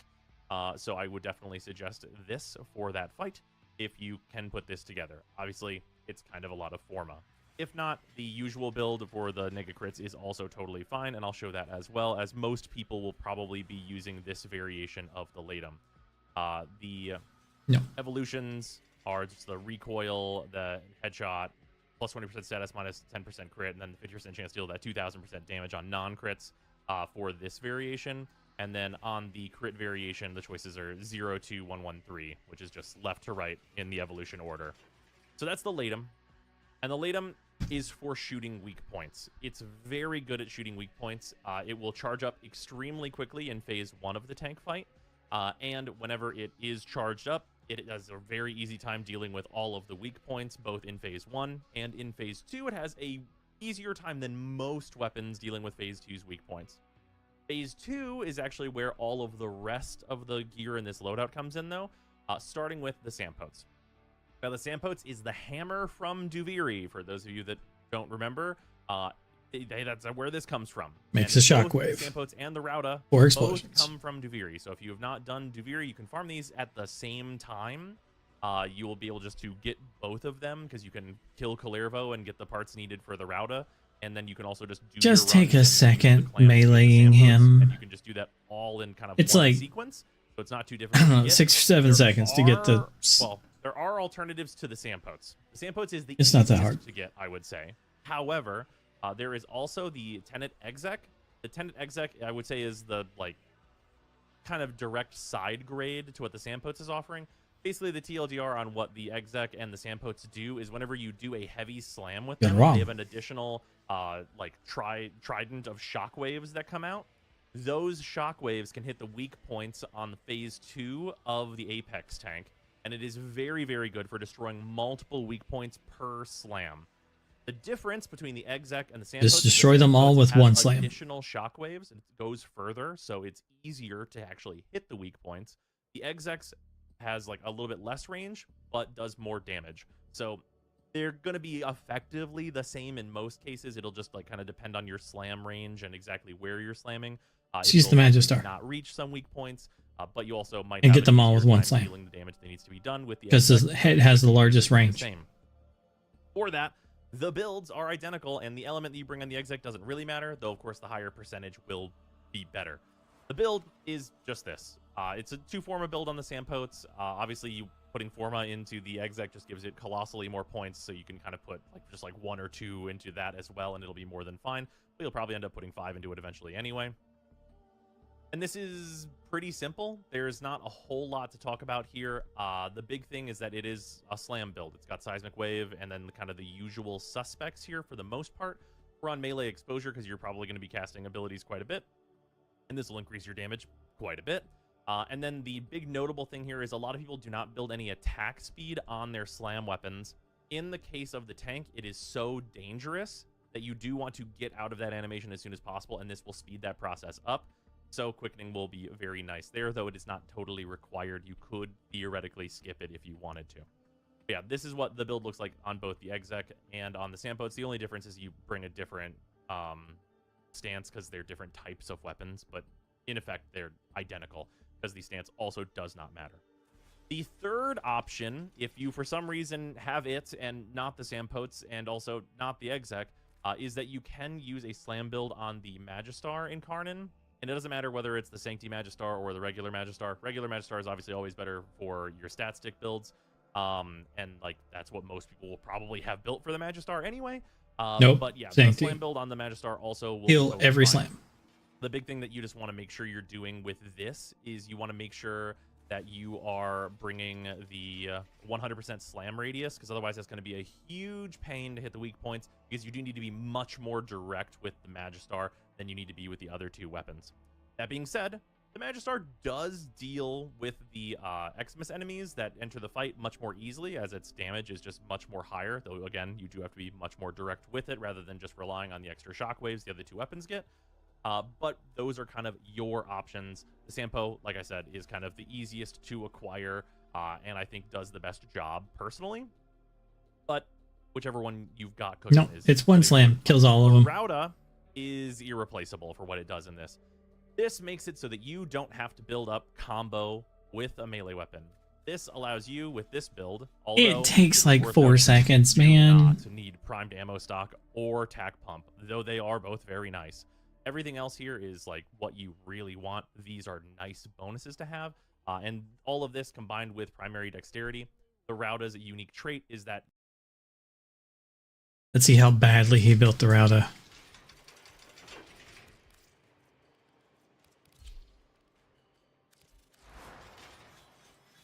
Very, very badly.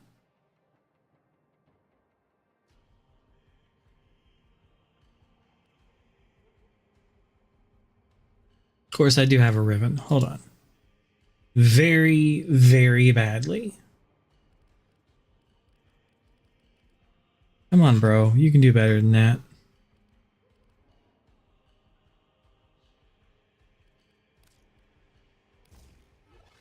Doesn't even have vigilante armaments on it. Okay, for anybody watching the recording and sees this video, every one of your pellets gives you combo count. So the more multi-shot you have, the better. He has 17 multi-shot. If I take this off, I have 22. That's an additional 5 per round.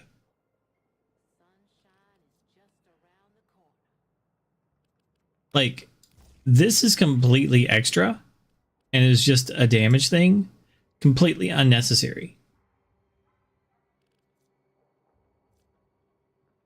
So yeah, Frail Momentum, he's got it. I agree. He's got Chilling Reload, which is not bad at all. Because it increases your reload speed. Really not necessary, though. He's got Shotgun Barrage. I agree. Whenever you shoot Hell's a Chamber. build I combo. agree. So just dumping magazine on this into the tank will max out your combo. The putting you Fury in a 12x one. combo, giving you a colossal. Seeking Fury.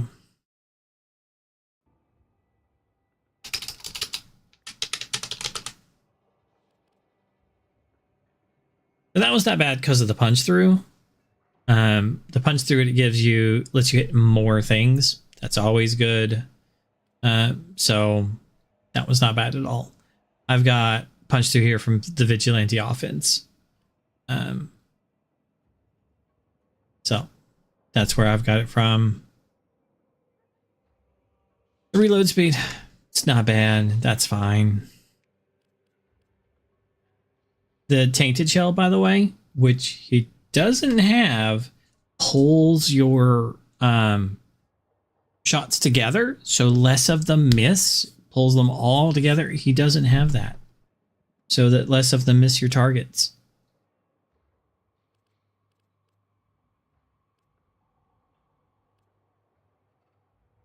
So it's easier to hit. I forgot what I had in this spot.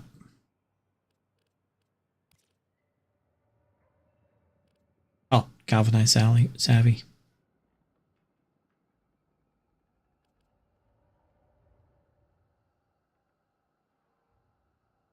For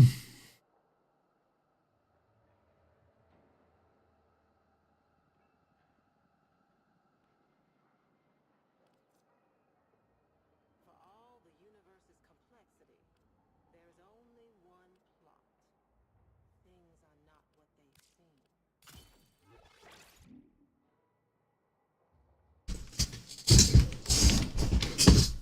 seem. My Rauta is a much better build. Heavy attack multiplier for your heavy slams whenever you're in phase 2. Higher punch through. With that, you will get to slam Or more than just multi-shot. once because this is using Galvanized Reflex for 50% heavy attack efficiency, and then Focus Energy for 40% heavy attack efficiency, maxing us out at 90% heavy attack efficiency, meaning we're only going to lose 10% of our combo each time we slam, so you can slam like 4 or 5 times before you really need to shoot the Rauta at the enemy again. The Rauta doesn't have ammo economy problems, or at least none that I've ever found. And if you were having problems with that, then you can probably just, like, you know, sub out Prime Tac Pump for like the extra magazine, or sorry, the extra, like, you know, capacity for your total rounds, mods, and all that business if you really were having trouble. But yeah, that's what's up weapon-wise for dealing with the tank. That's just full blanket explanation there. For Warframes, we're going to start with the focus school that we're bringing, because you're seeing one that you don't see often. This is Vazarin, and it is worth noting that this is totally optional, as I know most people do not have this unlocked fully, or sometimes even partially. I do. The thing that we are in Vazarin for is for Protective Sling. This is allies touched by Void Sling, which includes yourself, are granted immunity from damage for 5 seconds and healed 60% over 5 seconds for 10 energy cost. The thing that matters here is that you're invincible for 5 seconds, allowing you to survive, you guessed it, anything. So if you do have investment in Vazarin, it's kind of the only one that's going to make any difference in this fight, and it allows you to panic button, jump out of your Warframe, do a protective sling into yourself, and have no consequences ever happen. So that's pretty effective. You can also just transference back into your frame and just use that invincibility to deal damage. So it's a very good panic button. I would not say it is required. I use it a little bit in the footage that you're going to see of me fighting the tank. But it's like more so that I chose that footage because I do use it in there and I wanted to be able to point it out. So yeah, that's what's going on kit-wise. Again, you do not need a maxed out focus school for this. These weapons, however, though, are going to make your life infinitely easier, and they're all the easiest things to get that will do this. A thing I do want to point out is that I've seen many, many people suggest the Latron for this. The Latron Incarnon has the choice on here where you can, I think I swapped off. No, here it is. Removes 20% of enemy armor per puncture status. Don't use this. You can shoot the tank with this, and it will change the tank's health bar from yellow to red, and it doesn't do anything else. It is literally just changing the tank's health bar from yellow to red. In effect, all this will do is make it so you only need to shoot one rocket at the tank in order to phase switch it the first time, because the second phase always only takes one rocket. The problem with that, and the reason why this is worthless as compared to getting to do Rauda plus Sampotes or whatever melee weapon you've decided to bring, is because you can do the same thing by just shooting the Latum modded for viral damage at the tank, because the viral stacks will also make it only take one rocket on both phases. And you're already shooting the Latum at the tank. So you can do a really complicated, unnecessary solution that is an Incarnon that's only available sometimes, or you can just simply not and shoot the fucking Latum at the tank. And I know which one I'm going to choose 100% of the time. I think it is a huge waste of time to bring the Latum to this. In terms of companions, just because that is, again, the same across, the big It's one the that I same would thing. suggest I is never Worm. switch off of my Worm with the Latron. Verglass is like very nice for killing enemies and like the earlier stuff. This build here is nice and protective, has Guardian, has Negate, has the usual suspects that you're going to need in order to make the Verglass work. The Verglass is this build. What this essentially will do is just make it so that Worm can kill enemies on your way to the tank. That might not be important for you. You could bring other things as well, like if you wanted to bring like it's a one-shot kill on all of the things, and while it does it, it armor strips it. During the fight.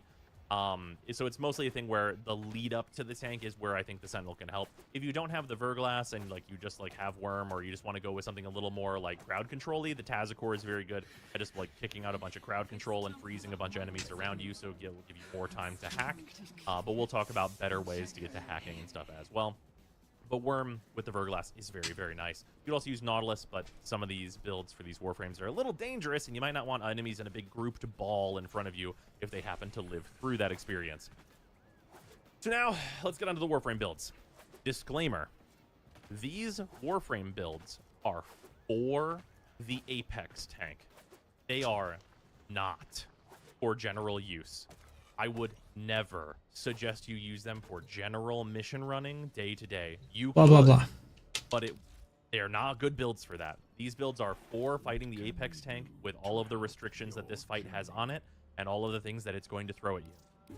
So I just want to get that out of the way first before you look at the build. Starting with Nyx, who is the one that I did the fight first with. Me now, too. This is what the build looks like. This will fit if you've seen my recent Nyx.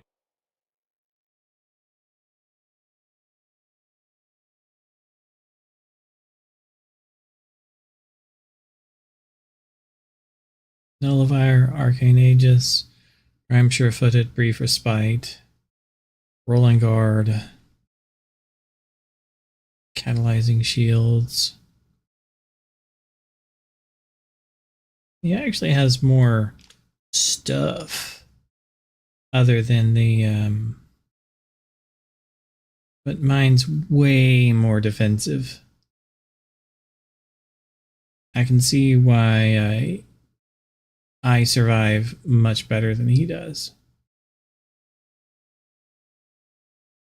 Build, I do believe I had to add a D polarity here to fit Prime Sure-Footed, but you know, you can fit this on much less Forma. If you have like a regular Nyx kicking around or something, you could probably fit this in here pretty easily. Prime Sure-Footed helps a lot, is not technically required. You could put regular Sure-Footed in here. There's not that many knockdowns in the fight, but they will usually kill you if you do get knocked down, so Prime Sure-Footed helps a ton. But it's not absolutely required. Things that I would say are basically absolutely required: Rolling Guard. Become invulnerable for 3 seconds and remove all status effects on a 7-second cooldown. This is a huge amount of uptime on total invulnerability that purges all statuses affecting you. Yeah. It's absolutely crucial to I doing do this agree. fight in a way that is not an absolute colossal pain in the ass. And I really, really would say that before you even try and attempt to do any of these solos, if you do not have Rolling Guard, just go get it first.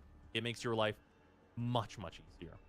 Besides that, this is a shield gating build. Why is it a shield gating build instead of just using Nyx's Absorb to survive a bunch of the fight? 'Cause it's gonna get That is turned because off. Phase 1 of the fight, there's going to be constant nullifying and ability neutralizing goo all over the arena, and anytime the tank touches you, it's going to turn all of your abilities off and basically make your Warframe not work. So instead we're shield gating, and that's going to always work. So Rolling Guard will give us a lot of invincibility. Catalyzing Shields is going to lower our max shield capacity and give us a 1.3 second full shield gate immunity duration.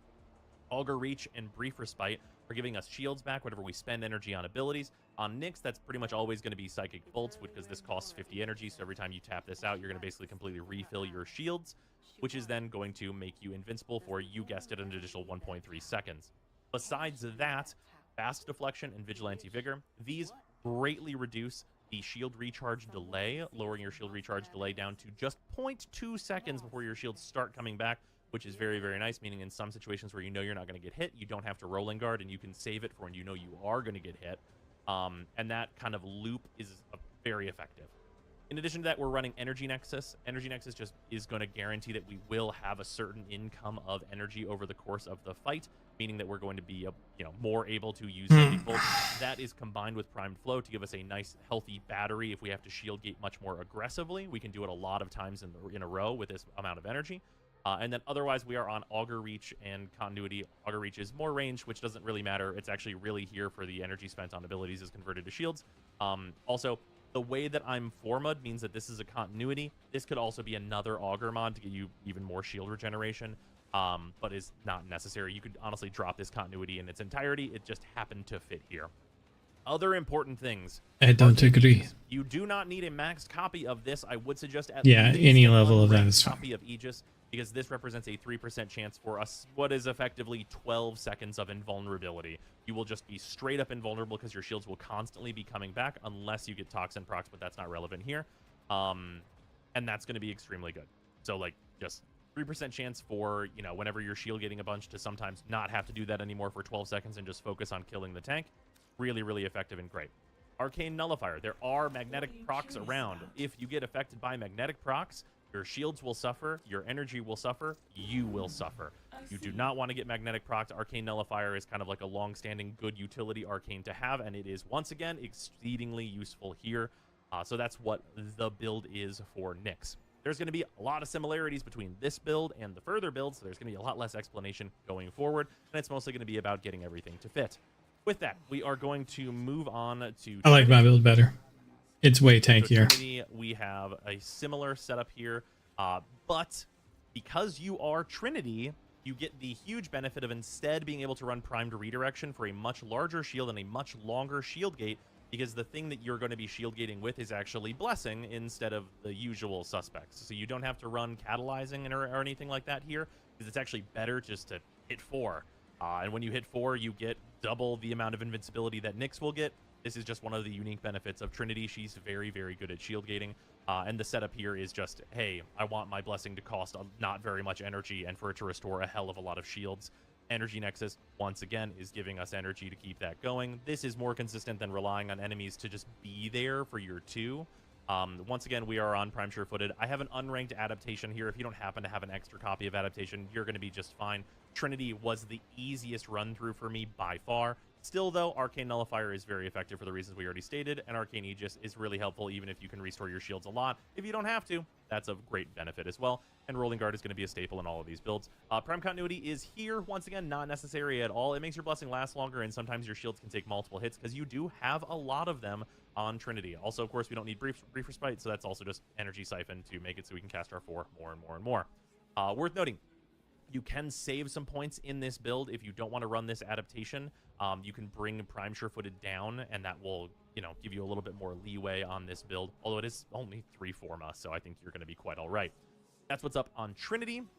Moving on, we're going to just show, let's show Volt next, or no, let's just show Mag next.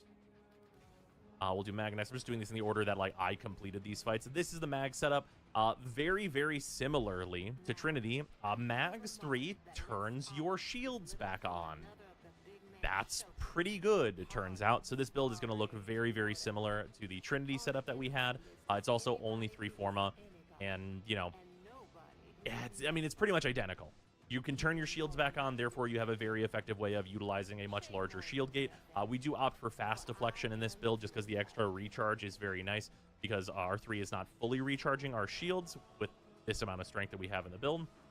But yeah, this is pretty much the exact same setup as what Trinity's doing, and it's going to be very good. Moving on to the dudes, let's go for Cyto9 first. This was probably the fight that I had the most trouble with. Yeah, I would imagine that's my last one. Scythe's fault.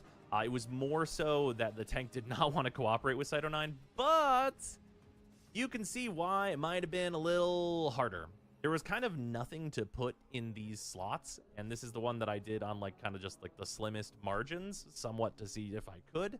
But this is what's up here. You're just using, you know, Brief Respite, and like, you know, just Energy Nexusing. You have like some more efficiency. You're usually just tossing your 2 out. You have very, very low shields. I'll be So fine. your 2 is just going to instantly refill everything very easily. Catalyzing the shields is still here. Rolling Guard is still here. Vigilante and Fast Deflection do a lot in this. The Arcanes are still the same. Prime Sure-Footed is fantastic. But this one is like, you don't need all the stuff that's in all these builds. You can make cuts. And Cyto9 is a great example of just like making those cuts and it being fine. The hard time that was had with this build was not the fault of the build. It was just because the tank was being much more aggressive than it was in any of my other runs, which can happen, and you might have to try multiple times. Moving on from Sight, we're going to go over to Amir with Volt. It was right there. On Volt, this is obviously very, very high investment Volt Prime that's been formatted and reformatted a million times. The build looks like this. This is very similar to, of course, what we've used in the past. The thing that I ended up going with this was much higher efficiency, and just speed has no animation, so you can just tap it, and like even though you're getting less invincibility, it's still more than fine because you can just tap it. If you need the invincibility, just press 2 forehead, and that's pretty much the kind of whole thing that was here. Umbral Intensifies here because it makes me a little bit faster. Like, it's nice to have the speed whenever you're pressing that button that much. And that's pretty much the whole deal here. Catalyzing Shields and Rolling Guard are, of course, the MVPs once again, with Aegis and Nullifier in tow. Augur Message on here to make that speed last at least a little bit of time, because, of course, we have to dunk duration down pretty far with the Fleeting Expertise. But yeah, that's what's going on with Volt. And then finally, we, of course, have Excal. Excal, I think I did it on Prime. I lied, I didn't properly label my build. Yes, we did it on Excalibur Prime. This is not going to matter. Whether you are Umbra or Prime, it's all the same shit. So don't worry about which one it is. But yeah, it's the same thing. We're doing the same exact core concept here. Obviously, I had to move Prime Sure-Footed down here just to make things fit. But like Vigilante and Fast Deflection, Catalyzing Shields, Rolling Guard, Energy Nexus, we're on Fleeting, and we're on Continuity. The reason for that is because Slash Dash was actually buffed to make it so that your shields are also invincible during the duration of the Slash Dash. So that's actually a very nice little improvement for Excal. Otherwise, the usual suspects over in the Arcanes department, and this run was pretty quick and clean. Now, the run we're going to be showing off in order to talk about the mechanics of the fight is going to be the Volt run that I did. So let's jump into that. We're going to fast forward through some parts that are important to know on how to... I disagree with a lot of your builds, but that's fine. Enter Eleanor Nightingale with attendant demons.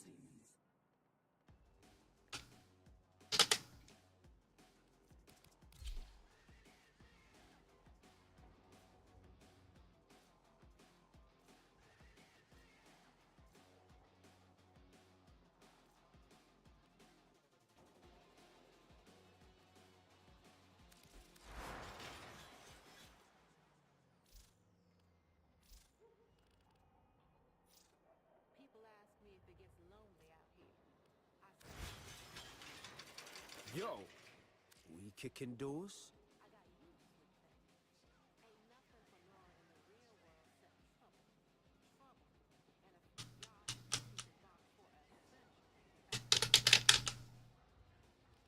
This is exactly what I'm trained for.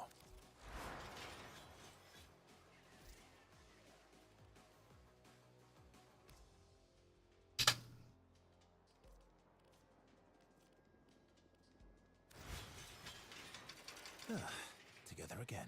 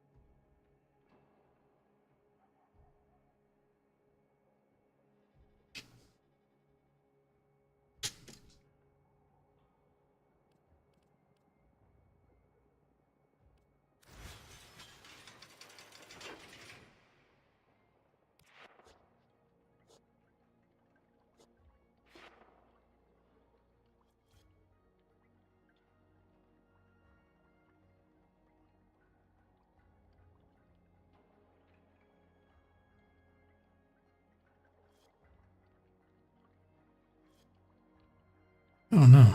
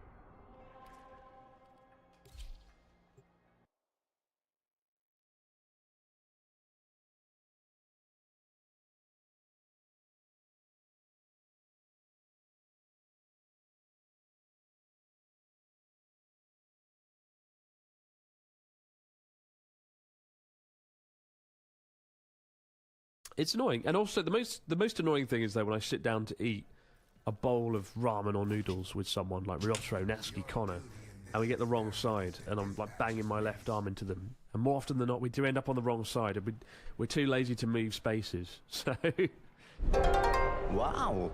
hello, welcome to the Abroad Japan podcast. Probably the best way of learning about life in Japan without actually being in Japan. I'm your host Chris Broad, and we're joined as always by Mr. Festive Donaldson himself. Pete, how the devil are you doing? Did you have a good Christmas?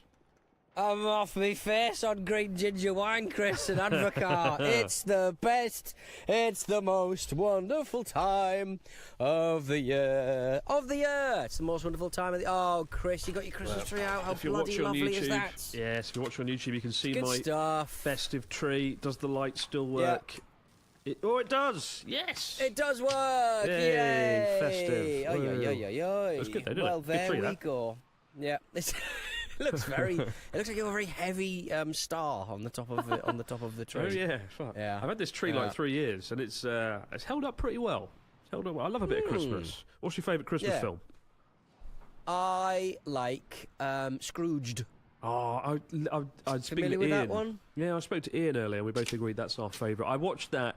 Whenever I fly to the UK for Christmas, I watch that on the plane, and I get in the spirit of Christmas. And That's I will absolutely say, lovely. That it's really good. And then in the last 10th, he has like a monologue at the end, and he's like, the miracle will happen to you," and it just gets a bit silly.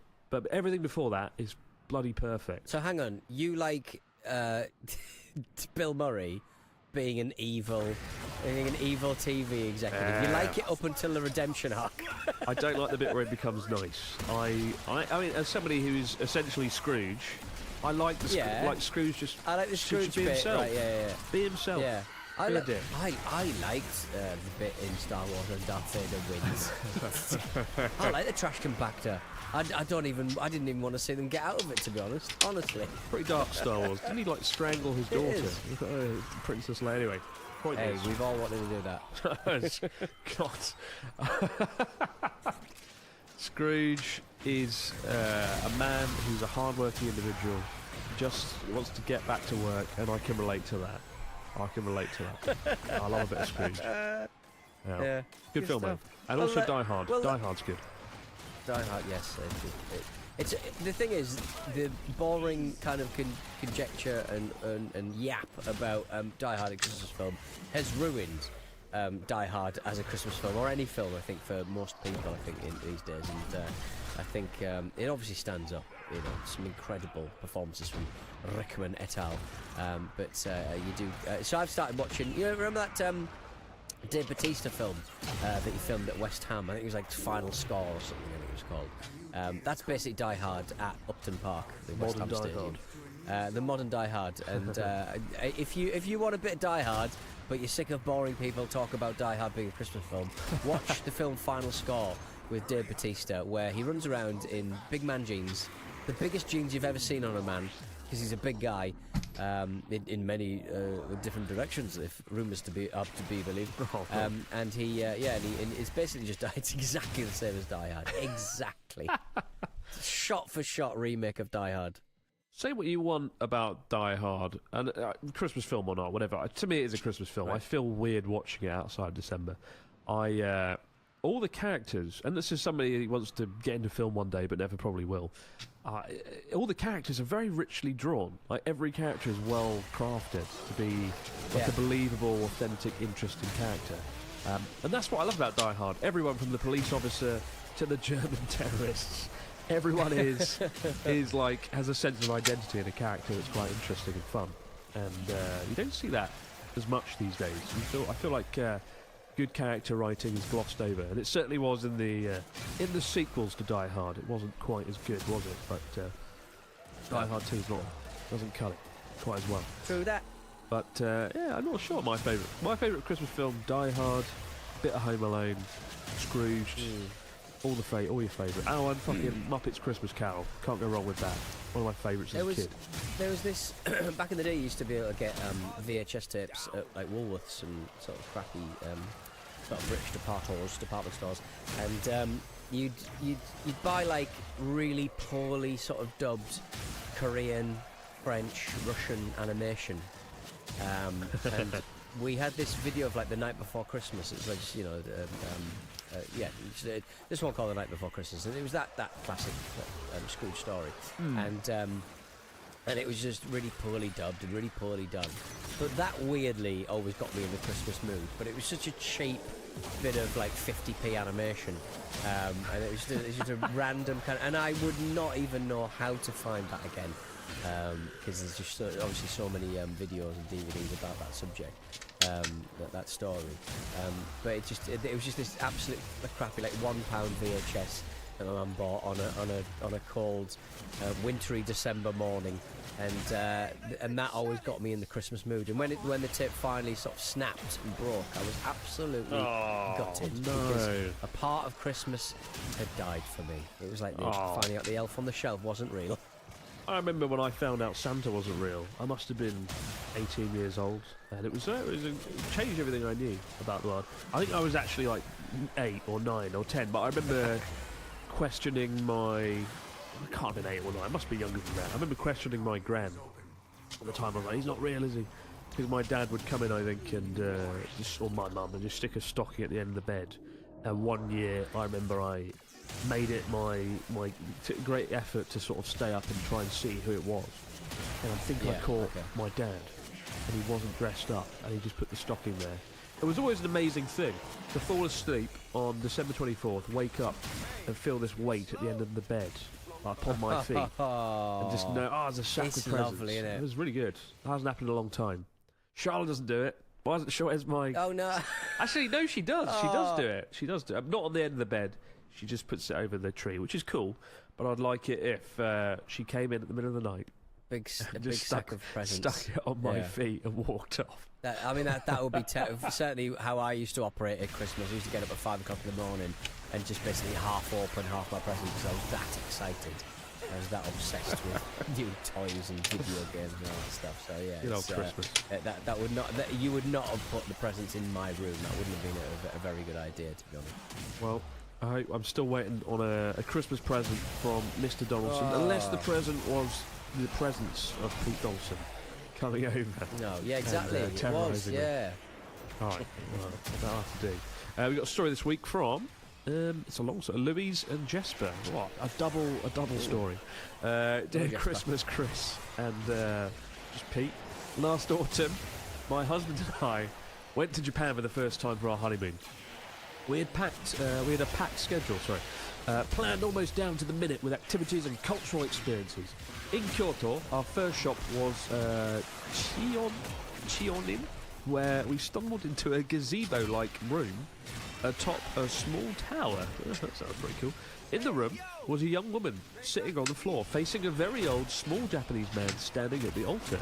The man waved us to come in and sit down on some cushions next to the woman, who gave us a slightly awkward smile, which we returned in silence. Using hand gestures, the man guided us to an altar one by one. He showed us how to take a pinch of the incense powder, bring it to our forehead, and then throw it at the burner. After this, the man then placed wooden drums in front of us that were shaped like turtles. Is this story real? What is going on here? He showed us how to bang the drums with a stick in a specific tempo, and once again we all complied. It sounds like Indiana Jones. You've got to bang the turtle drums a certain way to open the door. After this, once he was happy with our beat, he started chanting. My inner monologue was screaming, "What have we gotten ourselves into? Are we to sit here for 3 hours chanting? We have to be at the next temple in 15 minutes. Can we escape?" This is what I was thinking while I continued to beat the turtle drum. After what felt like an eternity, the chanting stopped, and the man stood up and pointed towards a guest book, and speaking for the first time exclaimed, "Name, country." Our attempts at Sweden, Denmark, Norway, Scandinavia all failed, so we settled on north of England, which earned a shrug of approval. Back home, we learned we'd anticipated in a Cheon-in Buddhist ceremony called Nembutsu. Right. Apparently, chanting the Nembutsu guarantees saving and rebirth in the Pure Land. We're very grateful to this old little man for sharing this cultural and historic experience with us. We had a lovely time, and we're going to go back to Japan in the spring. Louise and Jesper, what the dickens was that, Pete? I've never had anything like that. I've done the thing where you sit on a pillow, you kneel on a pillow, and they hit a gong, and then you have to sort of close your eyes but stay awake, and they hit you with a stick to keep and make sure you are awake, which sounds like a prisoner of war camp to me. But anyway, that's all I've done. When we went to Nichols, there was like an incense sort of burner. I don't know what you bloody call it. It's like a kind of like a big bell, isn't it? And people sort of burn bits and bobs and nice smelling sticks and stuff. And you can buy incense sticks to pray for a loved one and put some sticks in and burn them.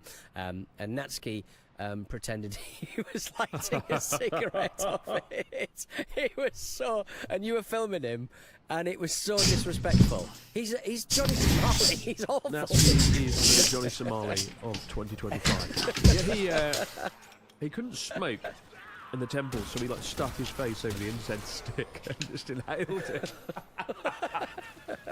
What a dickhead, honestly. God damn it, Natsuki. It gives you a real headache if you inhale that shit. It is nice, but it does smell of. It's a heavy smell, isn't it? It's a sweet, heavy smell. Gaudy smell. It's rough. Yeah. But no, I've never experienced that. I don't think Pete has either, right? Have you ever gone to a temple and had a weird, sort of unusual ceremony? Boy, before? no, but do you remember when we leader on this one is on a potato. And we went to see those monks. The mummified monks. Did I take you to that? And, cool. You did, yeah. And but unfortunately, I don't know. I think we were around your mate's kind of startup, and I was on his skateboard, and I fell off, and I split my trousers. So I went to the to see these old dead mummies, as most mummies are, to be honest. If we're completely honest with ourselves. And they have to be honest with themselves as well. My trousers had split, so I was just constantly sort of cross-legged, trying to make sure that the monks or the lady who was showing us this in a really sort of solemn period of time didn't see my pants. Yeah, I do. So those that place is the mummies are called the Sokushimbutsu. I made a video on it once, but it was a temple in Fukushima. Don't know why. Because they're in Sakata, the place I lived all those years. I could have just got up the road. We got Sokushimbutsu mummies at home. Why are we going to Fukushima?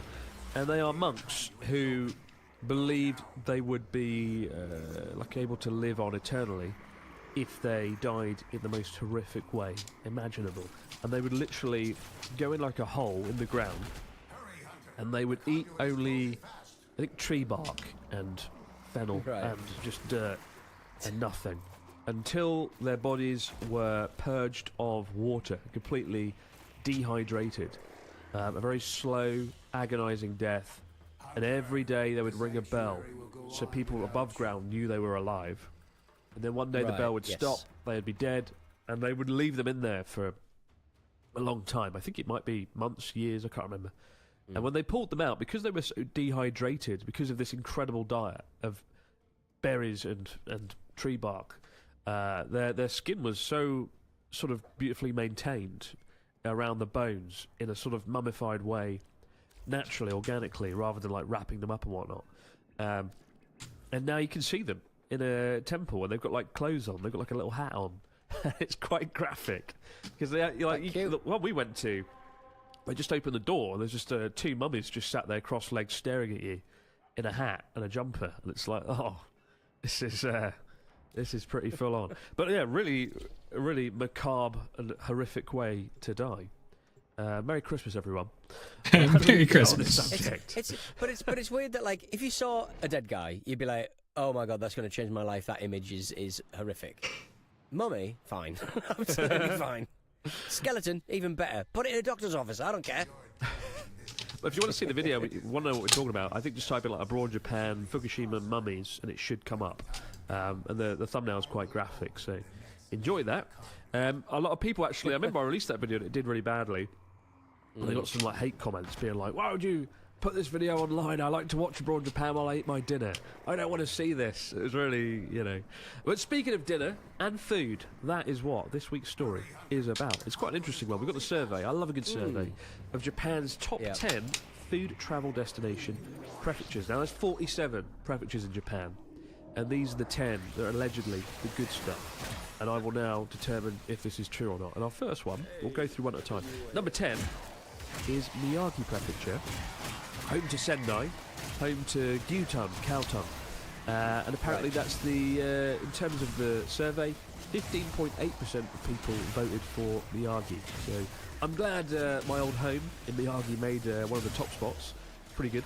Miyagi, I wouldn't actually list it myself. If I was going to do like a list, I don't think I'd put Miyagi there. I do like Kautan, but I think there's better. I think we could do better. And one of the other foods is Zunda Mochi, which is kind of like edamame based desserts and soybeans. And you get the Zunda shake. I did a video with Ryotaro in Sendai, and we had the Zunda shake. It's kind of like edamame beans in a milkshake, and it is absolutely delicious. But again, as much as I love it, I don't think it belongs to be in the top 10. So I'm puzzled by that one. What's number 9, Pete? It's there's no two ways about it, Chris. It's Kagawa. Kagawa. I bet you don't know where that is, do you? I do. It's that little Shikoku islandy bit. All right, clever. It's this. Well done. Takamatsu. Have you just looked this up? And Tsuchi and You, Terotsu and you Kanoshi. what? I thought Visit you the knew Kokomo everywhere. Temple if you're that bothered about it. God damn it. What's famous there? And how many people voted for that? 16.4%, so only like a little bit better. They could have, I think probably Miyagi could have raised their game with a bit of tomato ketchup or something and beaten Kagawa.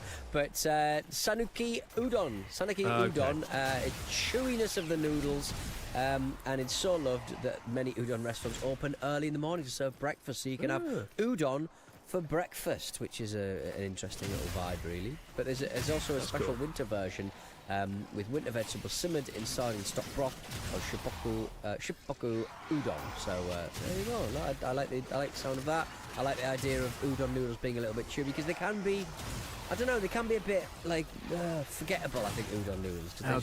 If they're overcooked, you're just kind of like they're not. Yeah, there's nothing to them really. They just slip down. They slip down, Chris. You just haven't had the good stuff. I love a girthy noodle. Yeah, you haven't had the good stuff. But yeah, Kagawa udon is good stuff. And yeah, I don't know what else they do there though. It's just udon. It's just udon. Which is why I don't think I'm going to be really angry if Yamagata isn't on this list. And I'll tell you why at the end if it's not. Number 8, Kagoshima Prefecture, 18%. Famous for its Satsuma Age fried fish cakes and Kurobuta pork, which is very good.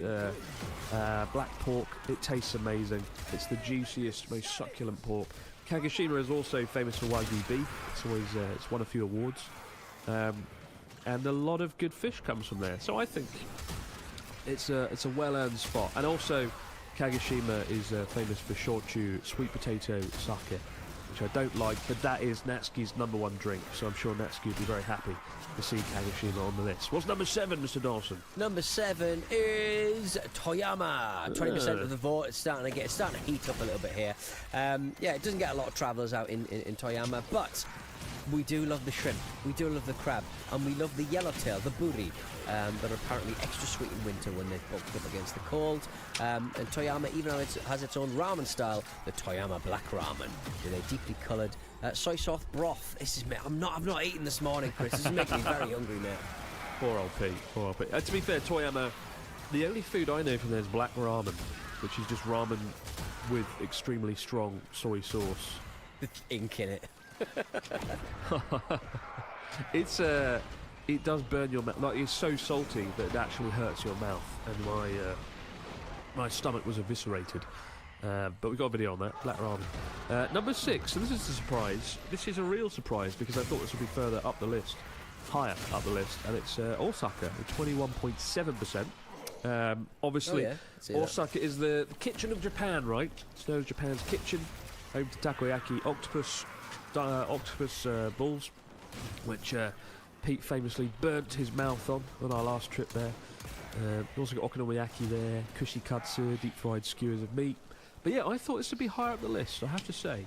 This should probably be like number 3 or number 2. Well, it's the diversity of everything. It's famous for everything, everywhere, all at once. Yeah, maybe it's a jack of all trades but a master of none. I don't know, but it's very good. And when I think food, Japanese food, I typically think Osaka, to be honest. What is number 5? What trumps Osaka? Kyoto, 23% of the vote. I mean, again, quite similar to Osaka. There's plenty of offerings, I think, here. Yotofu, tofu, simmered in kombu stock, and nishin soba, buckwheat noodles with dried herring there or there. That's their main kind of ones that people shout about. Locally grown vegetables called kyo yasai, prized for their freshness and flavour, and matcha desserts as well. They do a good green tea dessert. That they do. And I suppose kaiseki dinner, right, is kind of associated with Kyoto. The multi-course traditional dinner you kind of associate with Kyoto, but yeah, and also sweets. It's very much the land of sweets. Well, splash some water on my face. Kyoto. So it's good. It's fair enough. I'm glad Kyoto's up there. Number 4. That's an interesting one. Ishikawa Prefecture, home to Kanazawa, got 23.6%. It's located on the northern side of Honshu on the Sea of Japan, and it's famous for its seafood. It does have my favourite market in all of Japan, Omicho Market, which you might have seen Charlotte and I bumble around in on Journey Across Japan.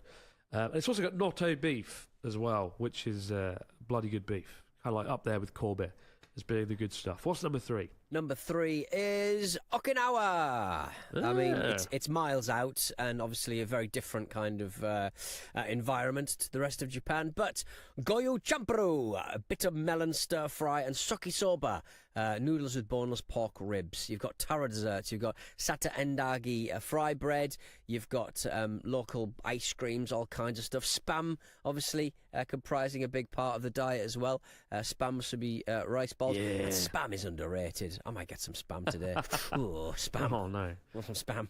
I recently went there with Connor for a video, and we had Okinawa soba, which is Okinawa's kind of ramen, and the noodles are quite chewy and curly. The broth is very good, but the standout bit is the pork. They have like rough tear. They have like quite thick cuts of pork in Okinawa because pig feet are a delicacy there. Lots of collagen in. But the ramen, my God, it was so decent, and probably one of the best bowls I've had all year. So yeah, I think Okinawa earned that spot. Number 2 is Fukuoka with 28.2%, and it's famous for Hakuta ramen, creamy, beautiful tonkotsu pork broth, and lots of chicken. We went there on a recent video. We had lots of chicken there, and of course, it's got the yatai stands that line the river. People sit, enjoy yakitori, enjoy Orden, lots of different foods like that. So yeah, I'm not surprised Fukuoka's there. And when I interviewed Japan's biggest rock star, Hyde, a few years ago, he said Fukuoka had the best food in the country, and that always stuck with me. This is clearly a man who's well travelled and knows his stuff, and I can see why whenever I go there. But number 1, and it is quite predictable, what is it, Mr. Donaldson? Yeah, it's Hokkaido. It's Hokkaido. We're talking crabs. We're talking sea urchins. We're talking salmon raw. Soup curry, flat grilled mutton called Genghis Khan in Japan. Hokkaido's got a little bit of everything for everyone. You like snow crab? We got mother flipping snow crab, baby. And potatoes, corn, all your favourite. Like Hokkaido is the best place for food in Japan. I won't deny it. Crisp. Don't get me started on. I need some crisps now. Foolish. Not home of coolish, but Hokkaido is the number 1 place to try as many dishes as possible in Japan, in my opinion. I am disappointed Yamagata isn't on the list because it is home to Yonezawa beef, really good pork, vegetables, fruits. Disappointed. You haven't got to do that. But most Got me an people ice don't cream. know about it, and it's nice to know that your spiritual home in Japan is something of a best kept secret. Best kept secret. I'm pretty happy with that. We're back in just a moment, guys, with stories, comments, and questions over in the fax machine. Wow. And we're back with the fax machine. What have we got this week for our listeners? Mr. Donaldson, fill us in. Well, fax machine message number 1 comes from Jennifer. Jennifer? Hi, Chris and Pete. Chris, as a fellow left-handed person, has it caused you any issues living in Japan? I'm based in Scotland, and it is mildly infuriating how many adaptations I have to make, like twisting my left hand to use right-handed scissors, or to the humble cake fork, always having the slicey bit on the edge for right-handers. Is there the same dominance of catering to dominance? It's a cake fork of catering to right-handed people in Japan. Does it even matter when using chopsticks and other implements? All the best. I presume it's Jennifer, and the R's just been chopped off. But if it's Jennifer or Jennifer, I'll apologise. Yeah, I mean, like, I'm a righty, but my dad is a lefty, and watching him struggle through life. Back in the day when, like, pens, using pen was so much more important, and I guess in Japan people write down stuff like more than over here. Like writing kanji is really important. So smudging, I guess. But are you going down, or are you going the right to left? I guess if you're writing right to left, that's perfect for the left-handers, no? It's not good, no. For writing kanji, I just smudge over everything that I've done. It's not decent, and yeah, I just get berated a lot. When I used to work at a school, all the staff would come over and be like, left hand!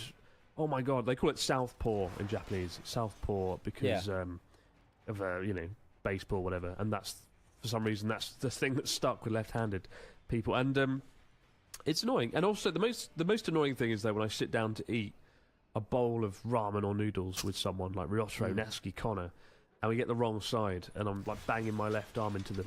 And more often than not, we do end up on the wrong side. And we're too lazy to move spaces. So that's the most annoying thing. Other than that, it's never been an issue. And when I used to work in an office, I'd get very bored, and I taught myself how to write with my right hand as well. So that's the best thing about working in an office.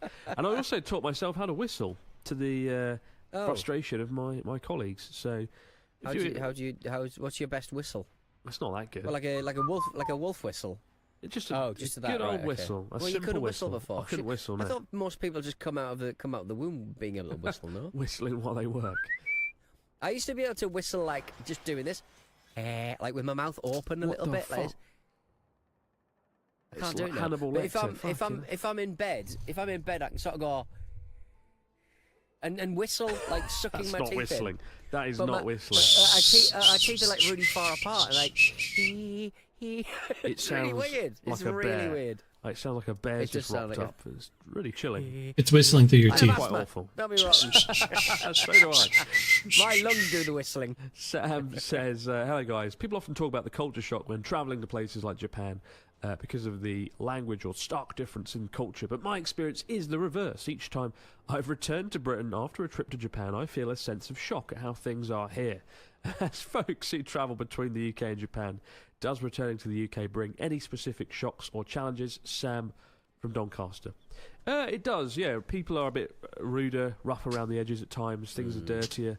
Just the chewing gum all over the street. Why do we have it? Why can't people just put their fucking chewing gum in the bin? I don't understand. I don't understand. But, like, yeah, just things are a bit grittier, dirtier, rougher around the edges. And also, just Japan has been built last Tuesday. Everything is brand new. The buildings come up and down a lot. The UK is the opposite of that. We've had buildings that stick around 400 or 500 years. And it's a very different vibe. I get kind of culture shocked by the architecture. I love both. They both have their pros and cons. I do think British architecture is quite rewarding to explore. Maybe it's not some of the houses, but yeah, I do get I do get reverse culture shock more than I get coming here. But then I've lived here the last 12 years, so that might happen. What do you get though, Mr. Dawson? Sorry, I was just muting my microphone so I could pull up a book by the name of Brutalist Japan. I think it's a book that's just come out not that long ago. It's a guy in Okinawa who's an expert on brutalist architecture, a guy called Paul Toulet, or maybe Toulet. And listener Naomi Burt met this person and, very much cares for this book. And they sent me a copy, which is very kind of them. It's out on Penguin, and he's worth a follow on Instagram, if nothing else. Brutal_Zen. And it's just basically the gorgeous. I mean, I love. Are you a fan of brutalist architecture? I bloody love it. It's so unapologetic and robust and grey. And once it starts to get weathered, it looks even better. I've got a really cool book on Soviet brutalist architecture, because obviously the Soviets basically went all in on it. Yeah. I do like it. I'm not sure what I like about it. It's quite sci-fi. It's quite gritty. A lot of films I like have it and use it. Think of films like I always think of Clockwork Orange when I think of brutalist architecture, which isn't a Christmas film. Don't watch that this Christmas. Watch that when you're in a bad mood. But I associate it with 70s movies and gritty, grimy things and Aphex Twin songs, music videos from Aphex Twin. Come to Daddy springs to mind. Yeah. There's some stunning pieces of architecture in there. The Nagano Olympic Stadium. It's just there's these big kind of like leaves, I suppose, big concrete curved leaves pointing into the sky. It looks like a big chrysanthemum from above, I imagine. But pick up the book if you can. It's we never do book recommendations, and we only do them when people send us books for free. So there we go. Brutalist Japan. It's out. It's out now, and listener Mimi sent it over. So, maybe you can. Thanks, Mimi. Did they send it to you or me though? That's the real question. Well, they sent me a PDF, and then and then later on I got the book. So I'll send you the PDF. I'm not posting you a big heavy book. I want a book. Where's made my of Christmas concrete. present? Give me It's the made book. of concrete. I can't. Give me the book. All right, keep the stories, questions, if comments. If I could figure out Amazon Japan, I bloody would. But Amazon It's Japan easy. is stupid. Easy, for buy my silly book. babies. Keep the stories, questions, comments coming in, guys. Have a bloody Gave good you Christmas. never cared. Shut up. Have a good Christmas above all. Stay away from Pete Dawson. Have yourself a great Christmas. We'll be back later in the week. Have a good one.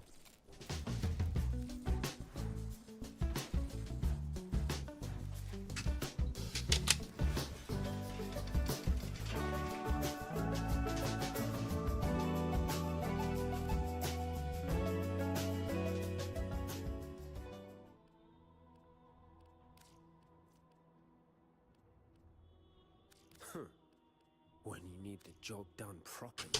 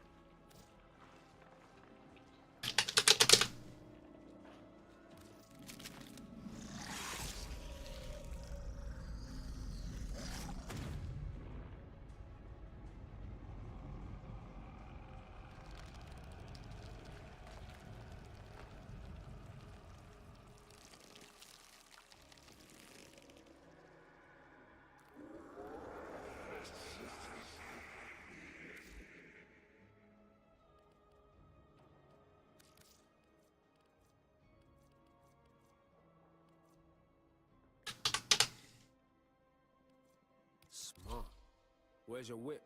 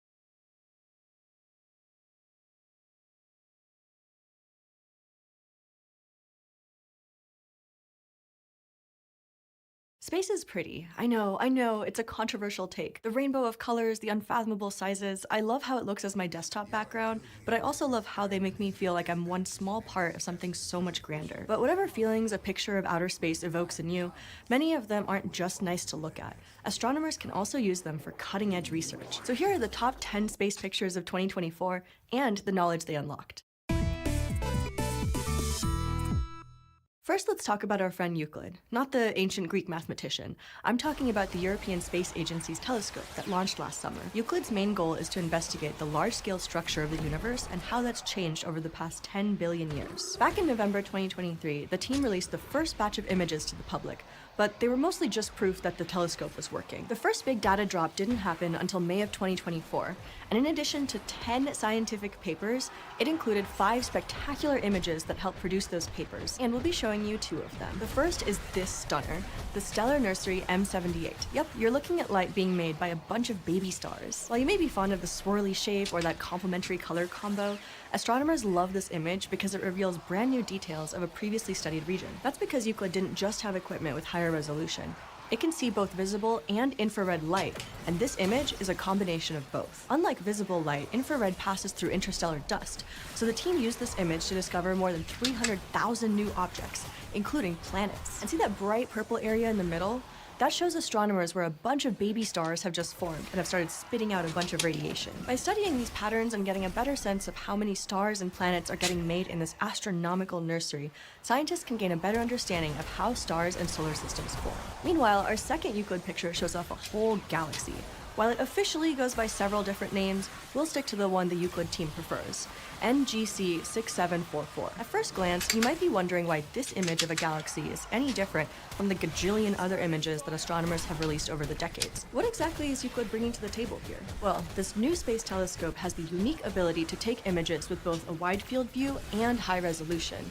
That gives astronomers an unprecedented, holistic view of something that's as large as a galaxy, as well as the area around it. Normally, to get this kind of shot, astronomers have to take a bunch of separate snapshots and then use software to stitch them together.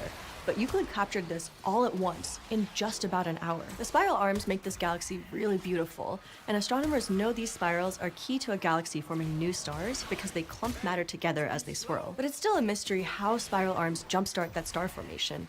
Images like this one, courtesy of Euclid, could help us solve that mystery by showing that process in action. Oh, and as a little bonus, if you look at the top right of the galaxy, you'll see a little smudge.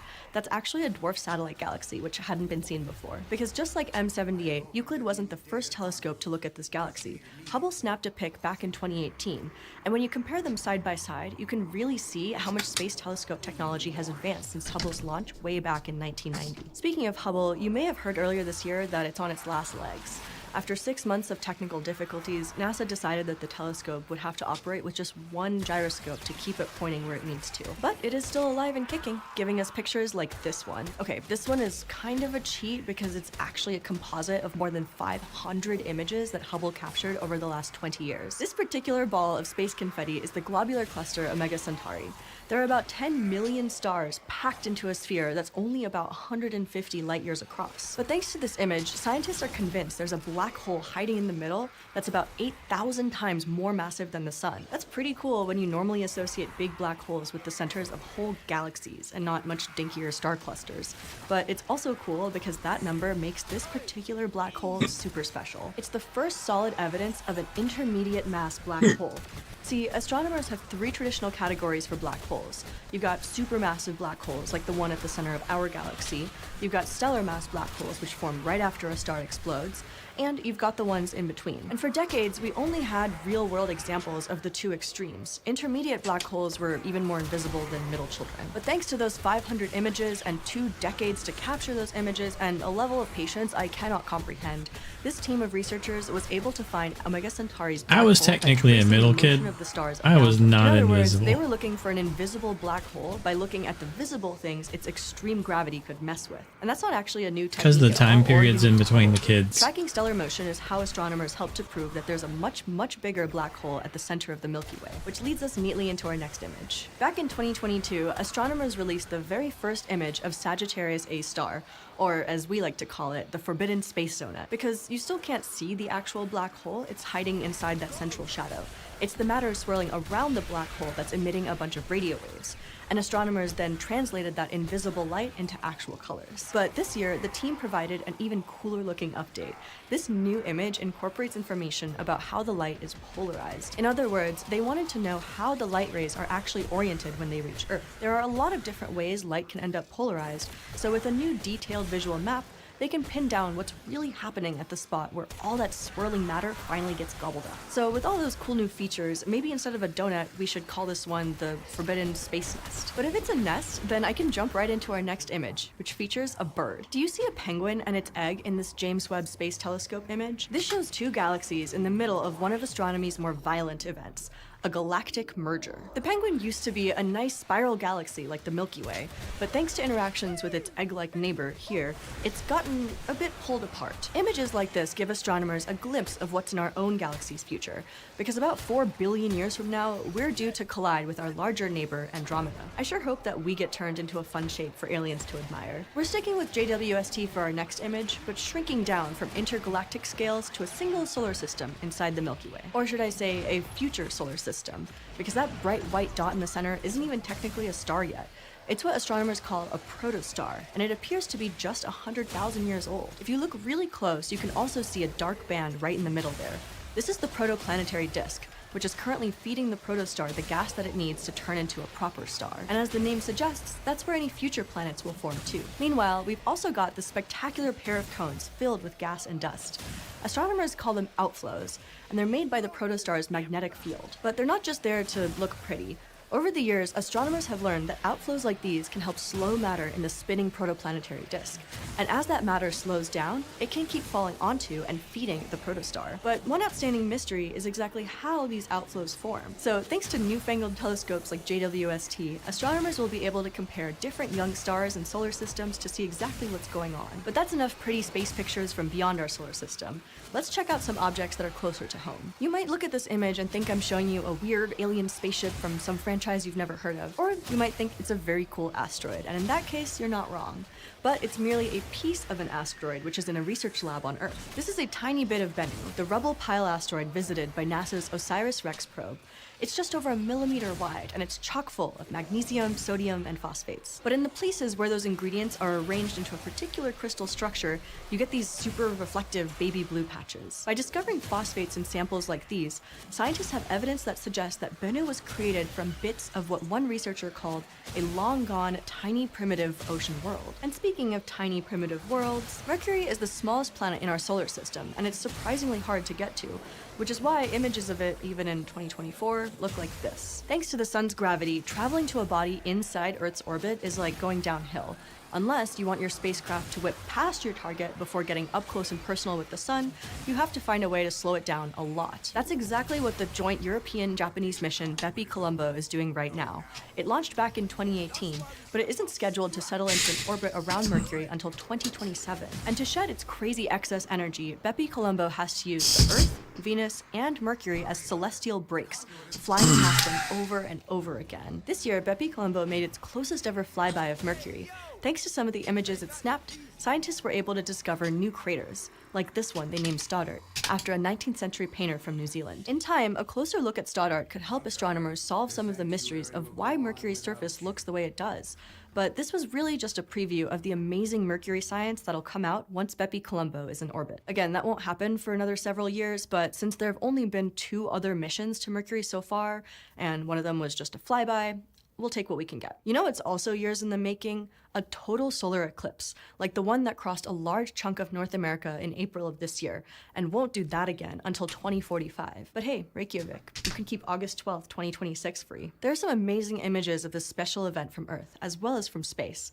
But there were also lots of opportunistic researchers who used this rare midday darkness to take pictures that would help them learn about the sun's corona and the Earth's atmosphere. Pictures like this one, which was taken as part of a citizen science research project. To learn more about the sun's corona, the part that's basically only visible during a total solar eclipse, researchers gave telescopes to 35 volunteer teams stationed in different cities along the eclipse path and asked them to measure how the light was polarized. And by combining their videos together, researchers got a full hour of footage that would have been impossible to get from Earth otherwise. But just 1 month later, our sun had its strongest storm in decades.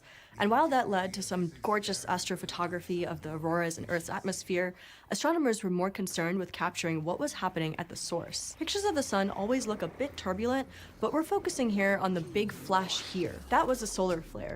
And the radiation and charged particles it released meant that a few days later, people across the northern hemisphere were treated to some of the strongest aurora ever recorded, which could be seen as far south as Florida. Scientists have a whopping 19 active space missions focused on sun science, so they were able to study this event in unprecedented detail. And that's important because solar storms can affect the satellites we rely on to navigate and communicate. Together, all these missions will make us better at spotting, understanding, and eventually hopefully predicting space weather. So from auroras to eclipses to new space telescopes and old friends, 2024 has been an amazing year for astronomy. Did we miss a space picture from this year that really blew your mind? Let us know in the comments below.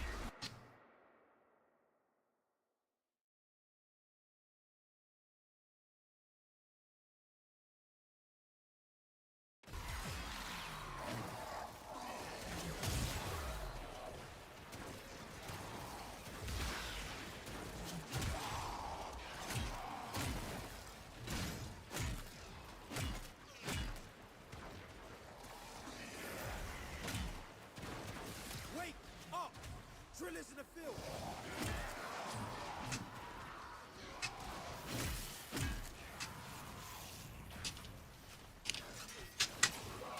Pull up, clean up, drag out.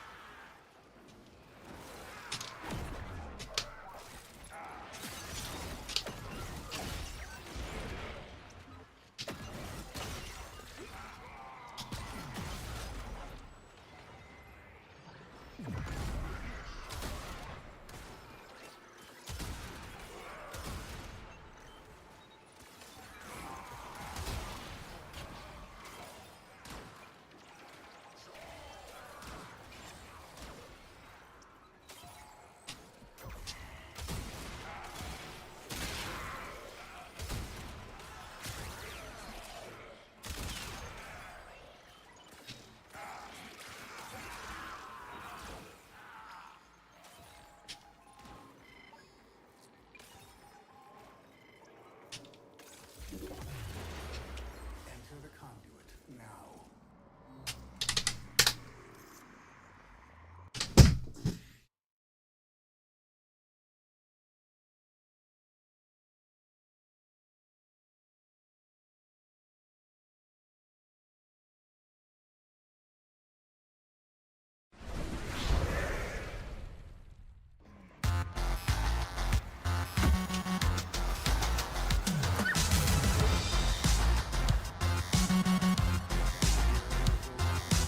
Sorry, this isn't going to be a particularly seasonal topic. I kind of used up the seasonal topic with the revising my games of the year last time. Nor is this going to be terribly incisive. I'm basically typing by the seat of my pants right now with no idea where this is going, so I also wouldn't expect a coherent point to emerge. Christ knows why you're even watching me at all, frankly. But here's the topic that's currently living rent-free in my head that I need to get out. I am really fucking sick of sequences in games where you navigate abstract environments consisting of bits of broken building and terrain floating in the middle of a void, to illustrate that the protagonist is going through some kind of internal or hallucinatory mental struggle. It's been on my mind because Call of Duty Black Ops 6 ends with one of these, and you know a trope is getting tired when a fucking Call of Duty game does it. I won't speculate too hard on where it all started. The first game I can remember it happening is Earthbound on the SNES. Towards the end, when your character goes to a weird mental realm of floating islands that he explores in his pajamas, or completely in the buff if you're playing the Japanese version. Other early examples include the end of Castlevania Aria of Sorrow, when Soma battles his dark half in a mental realm floating in space, the bit at the end of Prince of Persia 2 Thrones where the prince battles his dark half in a mental realm floating in space. American McGee's Alice is basically one big mental realm floating in space experience, and while Zen at the end of Half-Life isn't a hallucination, it looks exactly like the kind of thing I'm talking about. You know, a big colourful skybox with a load of scattered floating debris we're expected to navigate. This sort of thing is prevalent because it's used as visual shorthand for a mental breakdown by showing reality literally, physically breaking down before us. But the fact that it's so appropriate as a visual metaphor for a mental or emotional condition also makes it a cliche and lazy, which is one reason to object to it. The other is that it is completely unlike what hallucinating is actually like. I, for one, have never imagined myself traversing a Mario Galaxy level because I was struggling with a very important decision. I do know what it's like to hallucinate. I had a pretty wild youth. I've taken LSD. That didn't make me imagine bizarre disconnected astral realms either, just made me want to lie flat on my face and run my fingers through the carpet fibers. Oh, and it fucked with my sense of scale. I tucked a blanket under my chin and the blanket became this endless desert stretching in all directions. I had to stand on a chair and touch the ceiling to assure myself it wasn't shooting away. But the point is, it didn't actually shoot away and leave me hopscotching across conveniently spaced chunks of carpeted floor floating in void. I think this sequence exists for two reasons. Firstly, it makes for a moment of variety if you've gotten used to the game being about normal things like platforming challenges and gun battles to the death. It's a curveball, like how the levels in Contra are basically normal setting, normal setting, normal setting, weird fleshy alien planet to let you know that shit's gotten real. That's probably the reasoning behind Scarecrow's bits in Batman Arkham Asylum. Those I do actually like, but the fun part of them for me is always the bit before the jumping across platforms floating in space part. In the second Scarecrow mission, for example, you only know you're in it when you turn a corner and find a corridor stretching seemingly infinitely into darkness. And that does feel like what hallucinating is actually like, the whole messing with scale thing. And then you walk down it and it gradually transitions into the alley where Batman's parents died, as we get pulled further and further into delusion. It only switches to the jumping around floating platforms bit at the end when Scarecrow goes, "Alright, I'm done fucking with you now, let's get the formalities over with." The other purpose the delusional floaty platform sequence serves is to marry story and gameplay in a slightly cheap and shoddy way. You see, we all want to have interactive narrative. No one likes getting stuck in cutscenes for too long. So we want to craft scenarios where the gameplay and the story work together, but unfortunately, gameplay generally has a limited amount of verbs to work with. Move, jump, attack. There's only so much character building you can do with those. You're golden if all you need to do is beat the crap out of a big mean villain, or, I don't know, climb to the top of a high building to overcome your fear of heights. But the moment you want to do something more nuanced, well, just look what happened with press F to pay respects. Lacking the language of film and other forms of linear storytelling, the imaginary astral realm sequence provides a method by which a You wanna go complex out? character moment, like an internal struggle, Come can on. be expressed through the existing gameplay verbs of jumping, attacking, climbing, etc. You're still shooting baddies, but now the baddies are fear and doubt and your inability to admit to your mother that you really don't like that lasagna she makes every every Thanksgiving, but it's all so bloody unsubtle.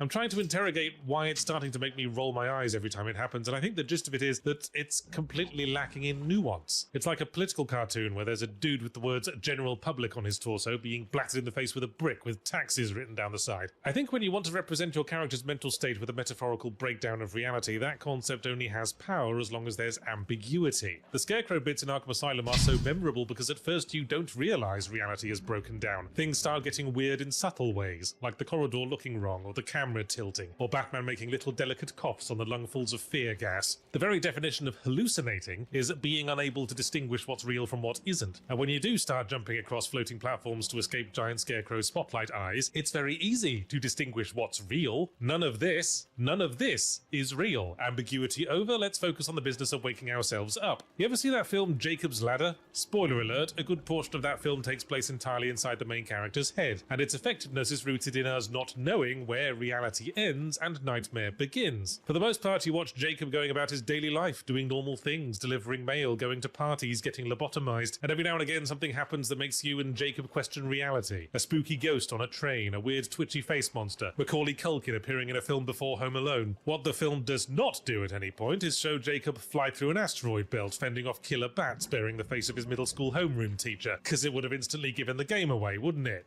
Hey, wait a minute. Isn't there a relatively well-known video game franchise that openly cites Jacob's Ladder as a direct influence? Oh, that's right. Silent fucking Hill. Yes, I've tricked you into hearing me bang on about Silent Hill 2 again. It's another great example of a delusional nightmare world where things stay ambiguous. Silent Hill is a physical town that exists, but the malevolent forces within overlay a sort of extra level of reality informed by James Sunderland's subconscious. Sometimes we glimpse things reflecting the suppressed feelings and memories of the characters. Sometimes we just see the abandoned burger restaurant that's actually there, and there's no telling where the separation lies. That's why it's creepy. Hell, the Otherworld version of the environments in Silent Hill 2 just looked like dirty abandoned buildings. The fire-damaged, waterlogged Otherworld version of the hotel at the very end may well be the real hotel, and the nice clean version we were in earlier may have been the hallucination. We don't know. Compare that to the Otherworld sequences in, say, Silent Hill Downpour, where we're literally jumping across giant astral clock faces in the middle of an American McGee's Alice level, and there's no ambiguity whatsoever. I mean, the whole Jacob's Ladder thing where the fucked up shit appears over the top of what seems like surface reality, that too is what hallucinating things is actually like. If you're trying to envision something you're not sure about or can't quite remember, or which you're subconsciously suppressing, you don't imagine the bits you are sure about floating unsupported in void. Your mind is more likely to fill in the blanks with things you are familiar with. When I was a child, I once had a dream about a naked woman, but at that age, I'd never actually seen a naked woman before, so when the clothes came off, all I saw was a fairly non-committal torso and then what looked like a small boy's penis between their legs. Was that weird? Yes. Is it weird that I'm sharing it with you? Possibly more so. The point is, I had never seen a vagina, but my brain filled in the blank with something it had seen. It didn't just dream of a female head, arms and legs floating in the middle of a multicolored nebula. I would like to stress that this was when I was an extremely young child, like before the internet was a thing, and rest assured, now as a sexually experienced adult who has seen actual naked women, when I dream of vaginas, they're exactly how they're supposed to be. Monstrous, fanged, devouring mouths.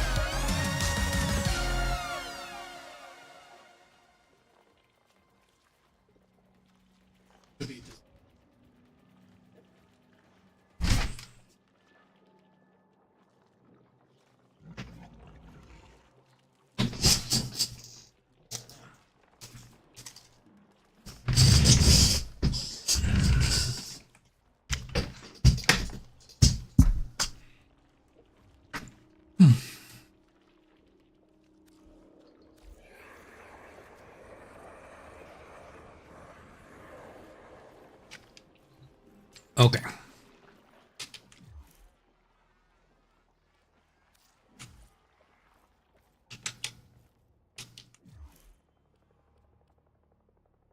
$30.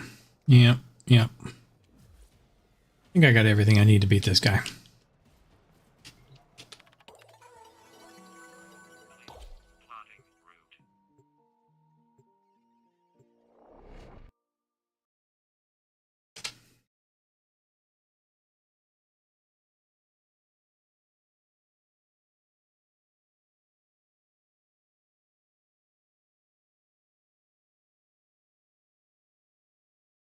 I'm gonna do 2 days old, but I want to see what he has to say about it. Hey everybody, how's it going? Hope you're having a lovely day. A lot of you have asked for me to comment on this Honey PayPal scam over here. This is you gotta watch the video. It's 23 minutes, but it's totally worth it. It's gotten almost 8 million views in a few days, and frankly, that's not enough. The TLDR of it is that Honey is a plugin for your browser that's supposed to find you the best deals on products by finding you coupon codes so that when you check out, it'll automatically insert the best coupon code for you rather than you having to scour the internet to find the best deal. That sounds like a great deal, right? Wrong.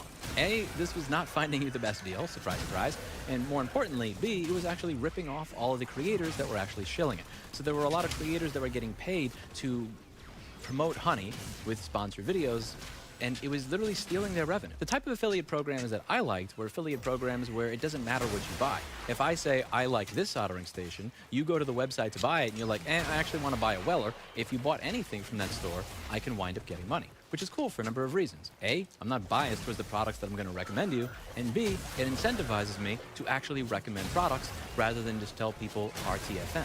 I created a very long blog post on my website back in 2015 detailing all of the equipment that I use, and nobody ever read it, even when I mentioned it in videos. They would constantly comment and email me saying, Lewis, what soldering iron do you use? Lewis, what hot air do you use? And I would lose my mind and say RTFM. And once I learned what the affiliate program is, then I realized I could convert this anger from people not reading or paying attention to what I said into money. Every single time you ask me what I use, I could send you an affiliate link, and even if you bought cat litter off of the website that I sent you to, without a soldering station, I would get a percentage of that cat litter. Once I learned about this, instead of getting aggravated or ignoring those comments, I actually went back through years of YouTube comments and answered every single question anybody had about equipment. I would provide you with tips, tricks, here's how you should work on this thing, so that there was some value added with me giving you that link. And even if you didn't wind up buying what I recommended, you could buy the exact opposite. You could have bought cat litter. I got a commission for it. So it provided me with an incentive structure to actually provide you with help, rather than me saying, fuck you, you should have read the blog post that I linked in the description of the video. It was a win-win. I got money, you got information. Like, it worked. And for a lot of small content creators, you may be at the point where you're making $10 a month in YouTube revenue, but you could make $300 or $500 or even $1,000 a month in affiliate revenue. If you're a small content creator, affiliate revenue will make you way more than any of YouTube's ad sharing bullshit. Until Honey came along. What Honey did is they did this manipulative shit where it would actually manipulate the fucking browser cookie in some technical way that they go over in this video, so that the person who was supposed to get the affiliate revenue doesn't, and it goes to Honey. So they would, like, if I tell you, buy this Hacko FX951 here, it's an awesome station, even if they did not find you a fucking coupon code, they would still redo the browser cookie so that they got the affiliate revenue rather than me, even though I was the one that referred you to the store.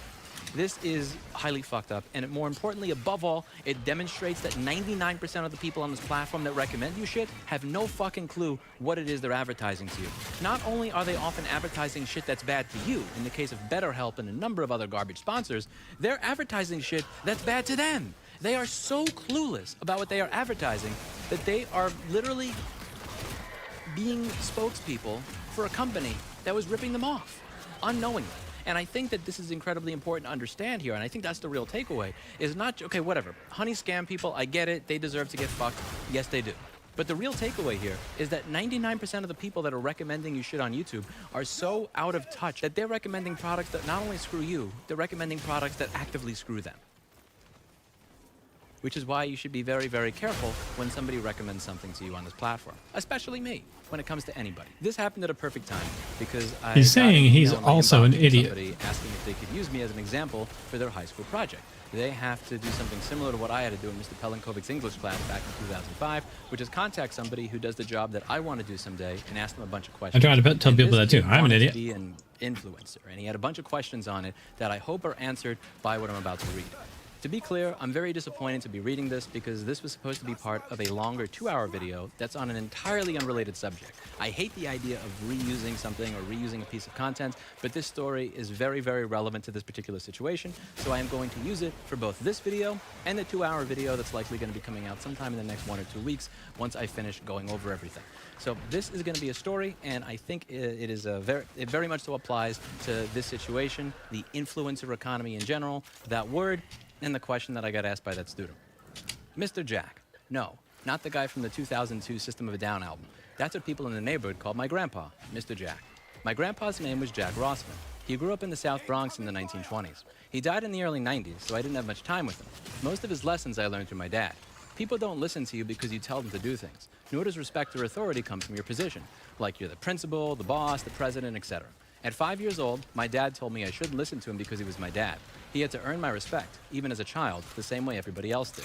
You can imagine how foreign this sounded to other parents in a culture that encouraged spanking, punishing, and barking demands at their offspring as if they were pets rather than people. His concept of talking to me at 6 years old like I was an equal came off as ignorant, idealism at best, and dangerous parenting at its worst. Jack was a professional machinist and an exceptional handyman in his spare time. In his 40s and 50s during the crack epidemic, he spent lots of time out of work. My grandma had fallen mentally ill during a time when there weren't many resources available for this. He spent most of his time taking care of her. Animals placated my grandma's moods better than early shit like Milton, Seconal, or a trip to a mental institution. Jack's hole-in-the-wall New York City apartment had over 10 cats and dogs in under 500 square feet. To keep himself sane, he walked through the street and checked out abandoned buildings that were deteriorating in the 1970s when landlords had abandoned their properties in large numbers. These buildings were usually occupied by teenagers cutting class, drinking 40s and smoking weed, and high and drunk at 11 a.m. on a Tuesday morning. These were society's throwaways. Their teachers and parents, if they even had any, adoption centers, or legal guardians had forfeited their responsibilities to guide them towards a productive life, with no consequences. Combine parental neglect with a crack era in New York City and the South Bronx, and you get fights in the street, robberies in the subway, and off the subway, and thousands of kids joining gangs and destroying their lives. My grandpa walked around parts of the South Bronx that sane people avoided in the 1970s. He couldn't work on a normal schedule because of his mentally ill wife, but he found purpose applying his restless energy to the buildings neglected and abandoned by the slumlords that had left the city. He got to work trying to fix his corner of the world. He brought his tools and started working on random buildings. He saw the decline of his neighborhood every time he took a walk, and he wanted to make things better. It was very obvious that he was out of place. This is a blue-collar man in his 50s walking through a gang-ridden area in work clothes with a hat that looked like it belonged in a photo from the Great Depression, dragging building materials left in an apartment's basement to work on shit that wasn't even his. Sometimes he talked with the kids in the building, even though it was obvious they were up to no good. I doubt they were expecting his input. I think they were confused and surprised by him walking past them and into these buildings, like he didn't have a care in the world. My grandpa was described like Andy Dufresne in Shawshank Redemption, going through a yard of hardened criminals picking up rocks as if he had no idea he was in a maximum security prison. Those kids probably wondered what the fuck he was doing there more than anything else. He wasn't looking to change their minds or get them to show up to school and pursue honor roll. He succeeded in planting a seed in a patch of grass that society had left behind, and showing these kids that there might be something else they could do with their time. People looked down their nose at Mr. Jack. He was broke, and he did not enjoy the family life of people whose spouses were mentally healthy. The 1950s through 1970s weren't like 2024. You didn't have BetterHelp or Prozac or options. You had mental institutions and Nembutal. It was a shitty time to be mentally ill, or shittier, I should say. It's never a fun time to be mentally ill. More importantly, Jack wasn't doing what he was supposed to do. During the school day when he saw kids cutting class, he should have been reporting them to truancy officers, getting them thrown in jail or taken back to school where a teacher would wrap their hands with a ruler, because that'll fix them, right? My grandpa was already poor, with a mentally ill wife and a small apartment with 10 animals. Now he's enabling the bad behavior of neighborhood hoodlums.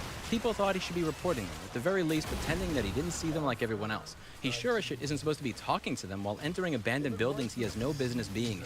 Not only was he committing the crime of speaking with neighborhood hoodlums, watching as they drank their 40s and smoked their weed, cutting class, his work on the dilapidated buildings made them inhabitable by the teenagers, and more amenable to what they were doing. Many of whom were gang members. That meant more places to smoke weed and drink liquor away from the eyes of society. They had places to avoid getting in trouble as they cut class to meet up. One day he took a detour through an area that you're really not supposed to walk through if you look like him in crack-era South Bronx. A group of people began walking towards him in a way that let him know that he's fucked. My grandpa used to carry this metal stick on him, the one you see in this other video, I'll put a screenshot if I don't forget, to deal with altercations like that. This is the closest thing that you get to a Second Amendment in New York City. Sometimes he won, sometimes he lost. 1 or 2 people, maybe. 5 people? No. He realized there was no chance here, and he accepted the beatdown or robbery that was coming to him. Before it started, one kid yelled out, "Wait, that's Mr. Jack. He cool." They talked amongst themselves and left him alone. That's probably the only reason he got to keep the few teeth he had left at that point. As time went on, the blocks where he worked in these houses became slightly less dangerous for normal people to walk down. He even had some of these kids helping him fix up the buildings. He was teaching them how to use tools, but more importantly, somehow watching him do what he did got some of them to want to do what he was doing. Still not the type of place you'd want to walk down after dark on a Friday night, but less shady than it was before. His neighbors saw my grandpa as someone who was providing young gangsters safe harbor to cut school, plan criminal activities, while avoiding police and truancy officers. But that was the surface level narrative. The reality? These kids would be cutting school, drinking liquor, and beating the fuck out of random passerbys in the street regardless of what my grandpa did. And he wasn't stupid enough to believe that the South Bronx in the 70s would turn into Toad Hill and Staten Island if he had simply left them alone. As time went on, these kids who were discarded as the dregs of society would come by to help him work on the buildings. They found it cool. He taught them the tools of the trade. Put aside for a moment that these kids were cutting school, in gangs, drinking illegally, and occupying somebody else's property. My grandpa's subtle implication to these kids was deafening. This is your place. If you're gonna hang out here, you might as well make it better along with me. In spite of their activity and circumstances, he got them to feel like these places were theirs. He got teenage gang members to work for free, fixing up buildings in their own neighborhood. He didn't yell at them, shame them, punish them, or threaten them. The internet wouldn't be available to average consumers. The internet wouldn't be available for average consumers for another 17 to 25 years, or social media as we know it for another 30. Yet here was my grandpa being an influencer. My grandpa's neighbors would falsely implicate him in the actions of these gangs via guilt by association, defaming him for providing them safe harbor, talking to them, and not reporting them. His neighbors missed the point. You can only be in one place at once. And kids fixing up plumbing in dilapidated buildings are kids off the street. He gained their ear by doing what my dad did with me and taught me to do as well. Above all, let's be real. Nothing his gossiping asshole neighbors were doing was changing their behavior anyway. Why would he take their approach? He didn't demand respect by virtue of positional authority. He didn't point to his name tag and say, "I'm an adult, you're a kid." He met people where they were. I believe that's why that gang didn't beat his ass halfway to death in the street that day. My grandpa was convinced that a few kids avoided going deep down the rabbit hole into a life of gang-related crime. Morning. Their escape started after asking him how to use his tools or if he needed any help. My grandpa wasn't deluded. New York City was still a crack epidemic mess in the 1970s and the 1980s. I am not deluded. 99% of my work with Right to Repair and Repair Education will fall flat and result in nothing of consequence. My grandpa won't be remembered for his life accomplishments, and he knew that. He wasn't famous, he wasn't mentioned in the news, and when he died, he left my father with a sum of money that's less than the sale of Clinton the Cat mouse pads for the month of November. I doubt anyone outside of a 5-block Yeah, you're radius talking about a site that I was like, I have D-list YouTube fame. probably but I'm won't not be all deluded that great, the same but way it's a hell of a lot of work. He wasn't Batman. For most, there wasn't a happy ending. Most of those kids didn't become valedictorians or PhDs, but that wasn't the point. Just because you can't fix it all doesn't mean you neglect tidying up your corner of the world when others have abdicated their responsibility to do so. He didn't care if there was no immediate financial or social benefit to him because that wasn't the point. He enjoyed the process of cleaning up his corner of the world. My grandpa wasn't an influential speaker. He's not Tony Robbins, Gary Vaynerchuk, Jordan Peterson, or Andrew Tate.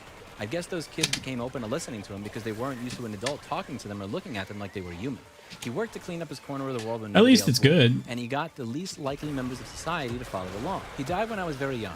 One memory etched in my head And you was still when he needed off, my the dad was asking things Joaquin for Phoenix, the "Hey, legendary my mother's side of the family crafting hated stuff my later dad, on. and So, were always criticizing you him know, for growing it's not jazz. work that's He was wasted. target as somebody broke with a mentally It's just ill a pain wife. in the ass. My grandpa responded with the line, "This is my corner of the world."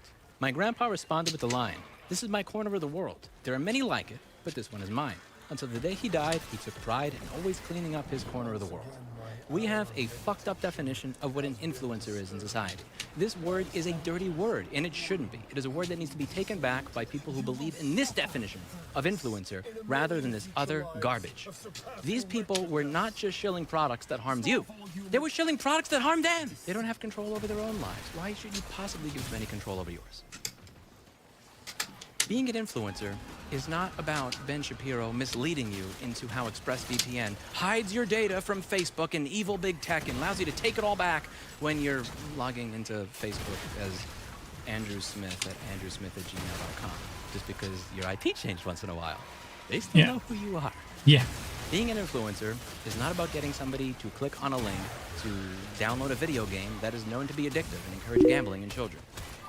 Being an influencer is not doing shill interviews with the executives of $3 trillion companies and then going 96 miles an hour where kids walk down the street. Being an influencer is about going into a corner of society where nobody else is helping, and not just helping, but getting other people to follow along, getting other people to say, you know what? I want to do what he's doing. Why am I sitting here doing nothing?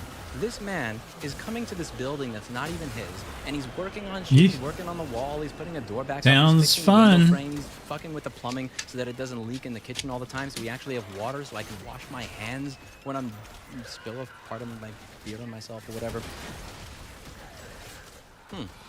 He's doing all that every day. Maybe I should do it too. Maybe I should ask how I can help. It makes it look kind of cool. And he treats me like I'm a human being. That's being an influencer. There was this guy that was on a St. Mark's Place. There was a store called Dr. Brendan. And one of my best friends, Sonny, he started a store called Simple Mac right across the street from Dr. Brendan. And many people quit because they were promised raises around the end of 2011 and 2012. And while he was posting to Facebook his escapades traveling all over the world and partying, he actually wound up offering some people pay cuts because he said his business wasn't making any money. Needless to say, many people decided to work elsewhere. My good friend Andrew started his own company. Sonny started his own company. Another one in Connecticut, in Greenwich, I forget the name of the guy. Lauren, he defected as well. Cool people.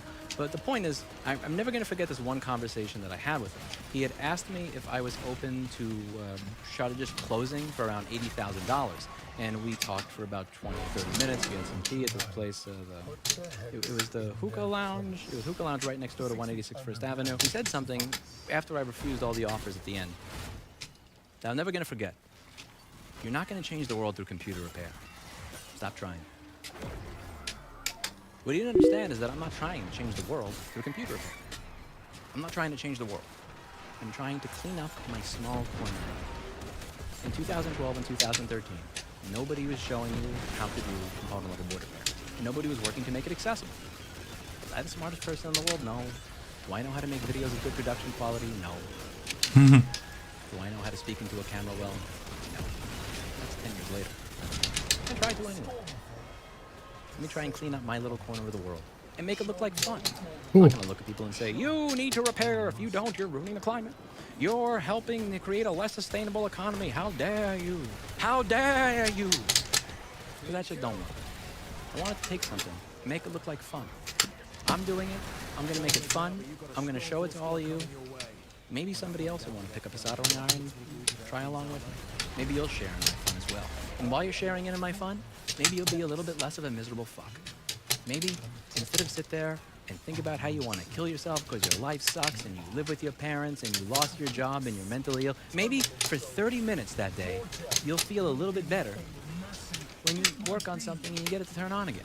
Or even if you can't get it to turn on again, if you take a chip off of something that turns on and you put it back, and it's not worse off than it was when it started. Trust me, there are times in my life where that's a cause for celebration. That needs to be the definition of influencer that wins. The weirdest part of that conversation was just how lost this person looked when asking me that question, as if there's no possible reward that can come from cleaning up your own corner of the world. I have an idea of what my grandpa must have felt like when that kid asked, what can I do to help? Or picked up one of his tools after he said what he said. I know that because, well, I've done less than 1% of what he's done with his life. I get stuff like this mailed to me every now and then. Going over how a donation this guy got. How are you and your wife? I didn't ask because I was pissed. Be rising. Oh. He got $200,000 of funding to try to I see the comment about where you're like, well, it's a pain in the ass. I'll read it all in a second as soon as I get this boss I killed. know that had to be one of the happiest It's okay. My rib is getting better. I've got a couple fractured ribs, when you get other people to follow suit, but you get to it's getting relive that better. happiness over and over and over again. Could I be know how worse. happy you felt that day. She's I feel like the same feeling when I read stuff like this show up on my desk, handwritten the day before Christmas. When somebody says the word influencer, She's okay at the moment. Because the word means this bullshit. The definition of influencer right now is so broken that it refers to people who are so clueless had that a they are power getting supply, scammed by the very products and services that they are recommending to you. The word influencer refers that, to people like Mr. Jack, and when he provided to those teenagers. Damn it. Bullshit That is the word that should apply to people that get paid to shill ExpressVPN and mislead you into believing that you are getting back at big tech for stealing your information when you are logging into Facebook with your real name and your email that's after your real name, alarmed? and you have your browser cookies That's the word I'm looking for. every single thing in. Magically somehow, Facebook's totally going to stop you sucking up your information because your IP address changed. And the alarm. I'm almost near. Here we go. That's a bullshitter. And we need to change Okay. the way we use these words. The boss is going These down words now. matter. We need to restore the proper meaning of these words. I was writing a page for my website today on a series of products that SanDisk made. Okay. They didn't take accountability or responsibility for them. It went downhill considerably after Western Digital purchased them. One of these is a solid-state drive that was So the alarm, randomly erased data that would have the chips that UPS just came battery off of backup words is and things behind my like that. couch. Dare I say it, worse than some of the Um, old model MacBook motherboards. and, you had people that were recommending these things in ways that just made me sick. So I'm leaning over the back of my couch, working on it. It's on the floor. I'm unplugging things, rerouting wires and shit. in society. But that's what it turned into. You take a look over here. And it says, this SanDisk 4 terabyte extreme portable SSD costs this. When you scroll down to this recommendation where'd he made go? by Cult of Mac, you'll see I haven't tested this, but I've used many SanDisk products over the decades. The company Okay. built a reputation for quality products. When I get up, AKA, they are I'm like, using oh, my affiliate side feels a little tender. I guess I must have bruised myself on the hard back of the couch. I thought it was just a surface bruise, but I actually like cracked some ribs. The wife think I coughed while I had my like 200 pounds of weight on my floating ribs, because you have two ribs that aren't attached to your sternum. Months after it was known that And I cracked the two floating ribs, so it'll take a couple months to heal. There's nothing you can do about it. Can't like put your chest in a cast or anything. You have to I breathe. can get a 4 terabyte SSD for a few $100s. Sign me up. And it was very easy to make affiliate revenue doing it. Many of the people I beat the boss here. knew it was faulty. Didn't know it was faulty because they didn't bother to do a single Google search. Yeah, I Or didn't even alternate. try the product themselves that they were telling Now that you I can to buy. take a breather, This is not the definition of influencer that I want to win. Mr. Jack I have a was chest strap always that I been wear. an influencer. so you can't use the low-level cast, but I have this.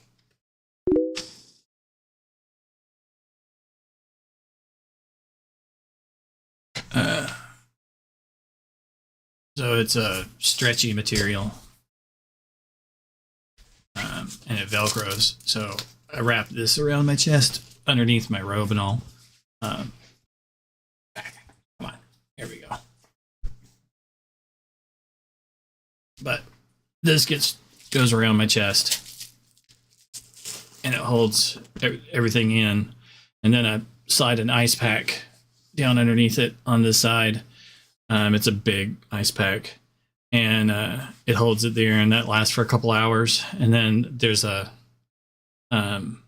heating pad in there that I go to after this, and I alternate between those. And I can't lay on my side, which is how I normally sleep. I have to like lay on my back, which is weird, because of the pain from it. Okay, enemies are coming.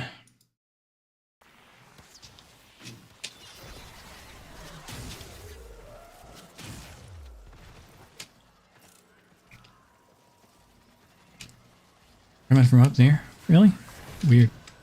I gotta go that way.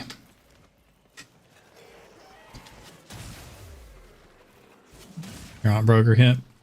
That's not fun. I've done that too. That was a long time ago though. Reason why I'm handicapped.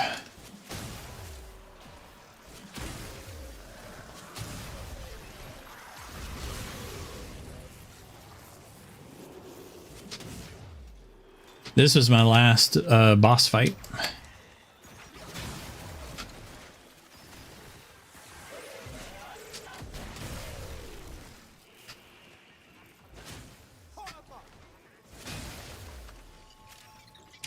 Hey, that's cool. That was the big secret boss.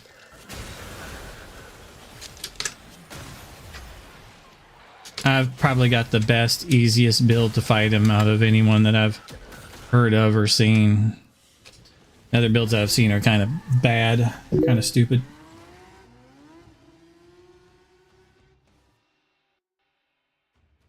Alright, it's a pain in the ass for the first time, but it gives easier in the power of my character gets higher and higher. Okay, that's cool. I finally did something since I converted. Shadow version, that's mine. Doesn't need a horse into a shadow version. Doesn't need food anymore. Ah, that's cool.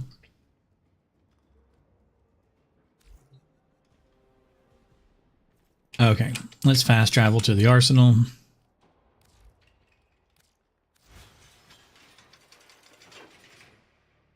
Okay, Sight, you are done. I don't need to work on you anymore. I'm game. Let's go to somebody pretty.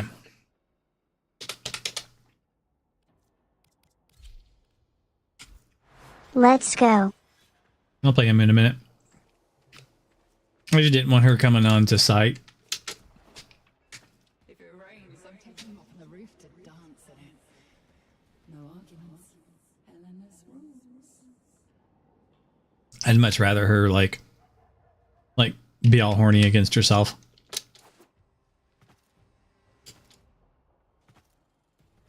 Okay.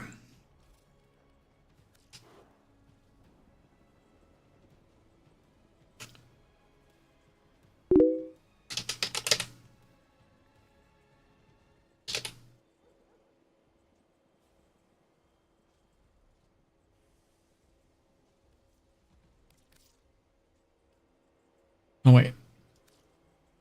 I'm out? 5. Oh, I need another one. Oh, you're right. There are 6 of them.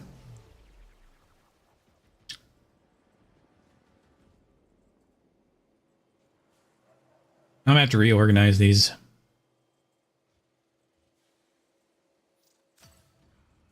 Okay, angry guy.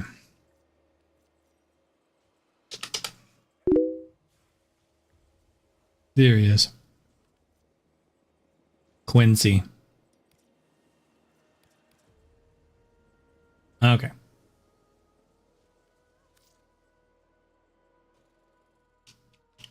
Mm-hmm.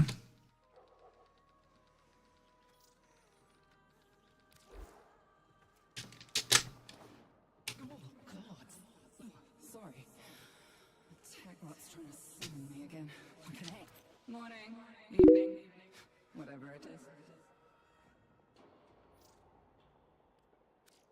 I know you worry sometimes about whether you're broken inside. I can probably do that. It's not my place, but I do know you are absolutely deserving of my love. Oh, how the ghost of you clings.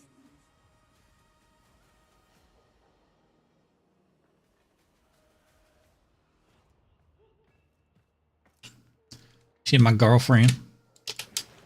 Happy trails. I made a little bed for us here to watch TV on.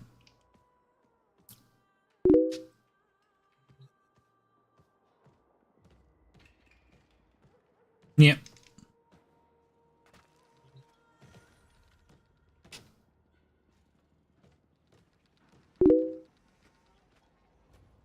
We can go so deep in so many ways.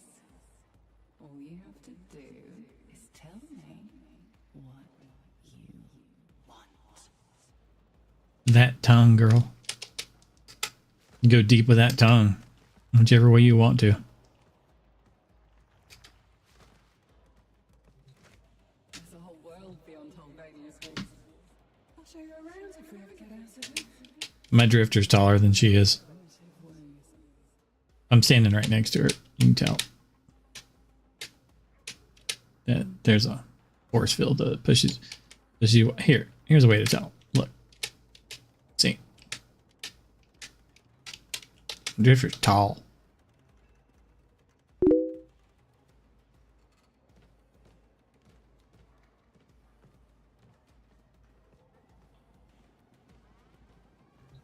Yeah, she is a little bit scary. Close my eyes and feel the city breathing. All our roughest stones are stained with lives and stories. But I like her.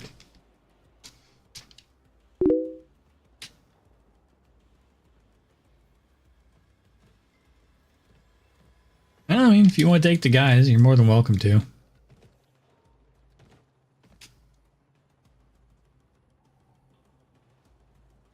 I think if you're into rough stuff, then Letty's pretty good. You want a sweet girl, then Owie's pretty good.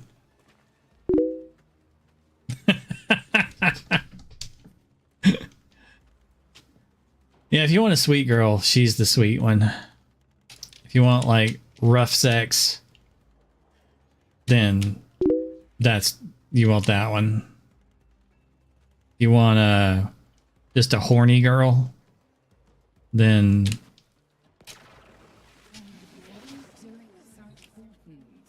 this is the one for you. She's the horny one. Stories are great.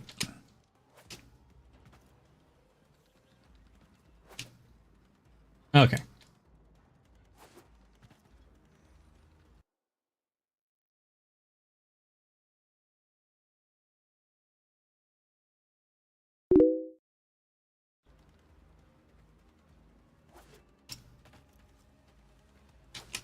Yeah, but she's just like horny, and then she fluctuates back and forth between the two, and then she's just sweet.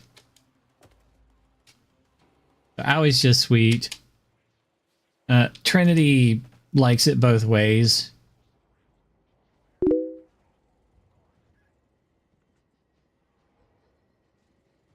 Yeah, Nyx is, Nyx is just horny. She just wants it. Trinity is like... Trinity likes it rough, and she'll give it and take it. Yeah, Mag. Yeah. Mag's just a sweet one. Trinity will, like, break your pelvis and then heal you and then break your pelvis again.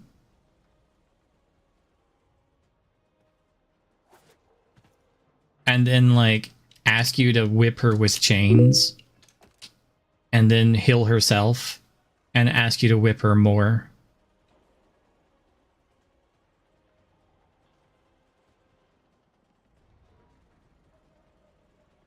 Yeah, you save Mag because, yeah, she gets stuck underneath a truck.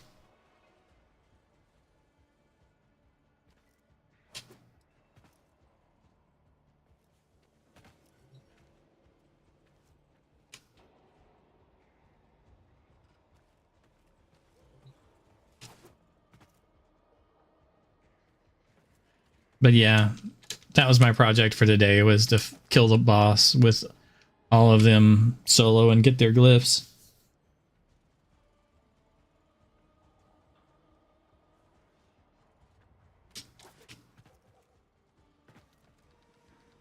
I'm hoping in the next version we'll be able to decorate this. This is just kind of dumb to have it standing here undecorated.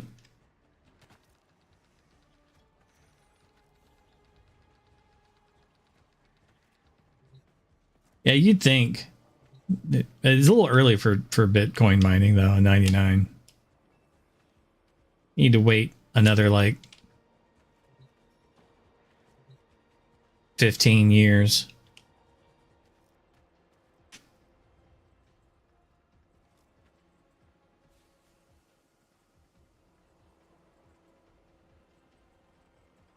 Where's this light coming from? There's no light source. Yeah. I mean, Bitcoin's been around for like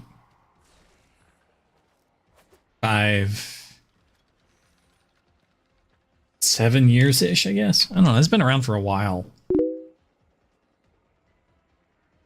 Do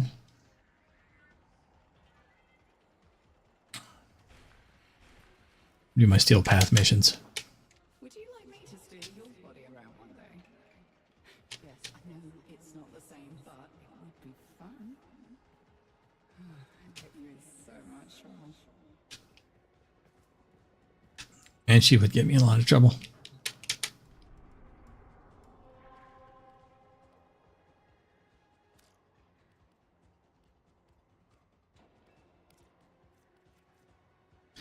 Capture, rescue, sabotage, ascension. Capture is going to be quick. You need to change anything? I don't think so.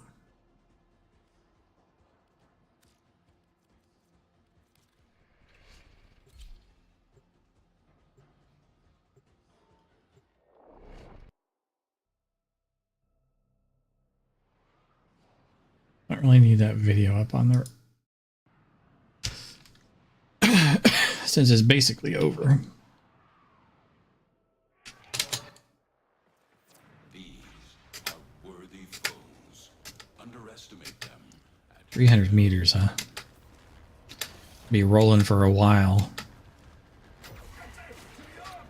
It would appear they've chosen violence. They can choose whatever they want. They won't be able to hurt me.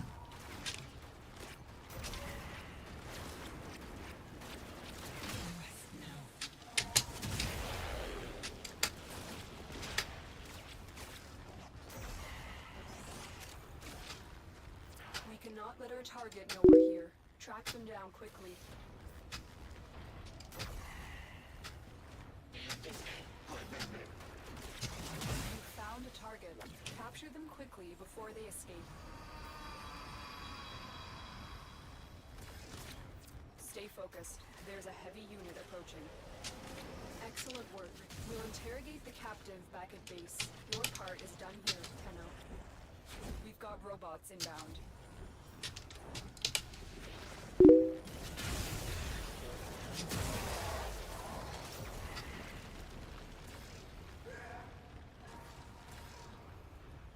Eventually. I'll be like this for a while. It's been a couple weeks and I'm already better, much better than I was. Still can't sleep like I want to, but it doesn't hurt to just move. And that's an improvement.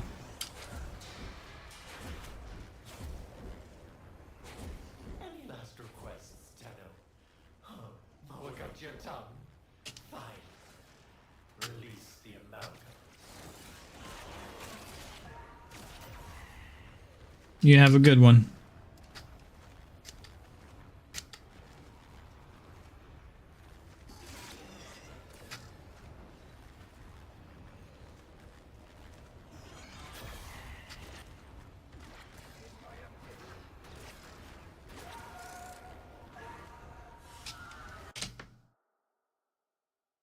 They are not the same. That's it for today. And as always, I hope you learned something. Merry Christmas. I'll see you in the next one.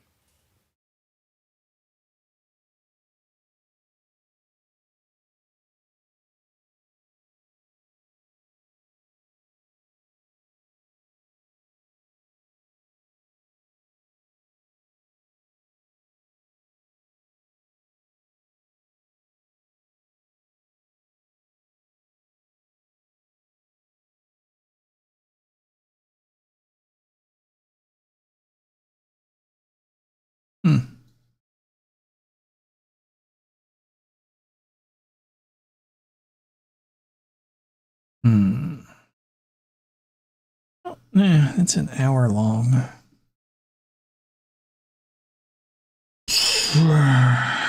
24 minutes long.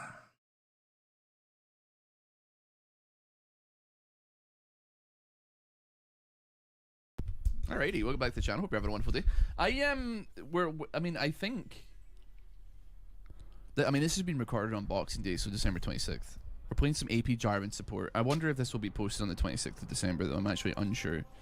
We recorded a bunch of Flex games, but they were a bit of, like, I don't think so, Ross. Granted, but they were a complete disaster. So we maybe just put them in the vault.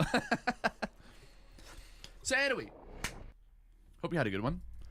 I should, like, I was trying to think of, like, tangents already for the Christmas period and how that went. I spent, like, I spent the early evening, I had dinner with my mum and my brother, which is cool.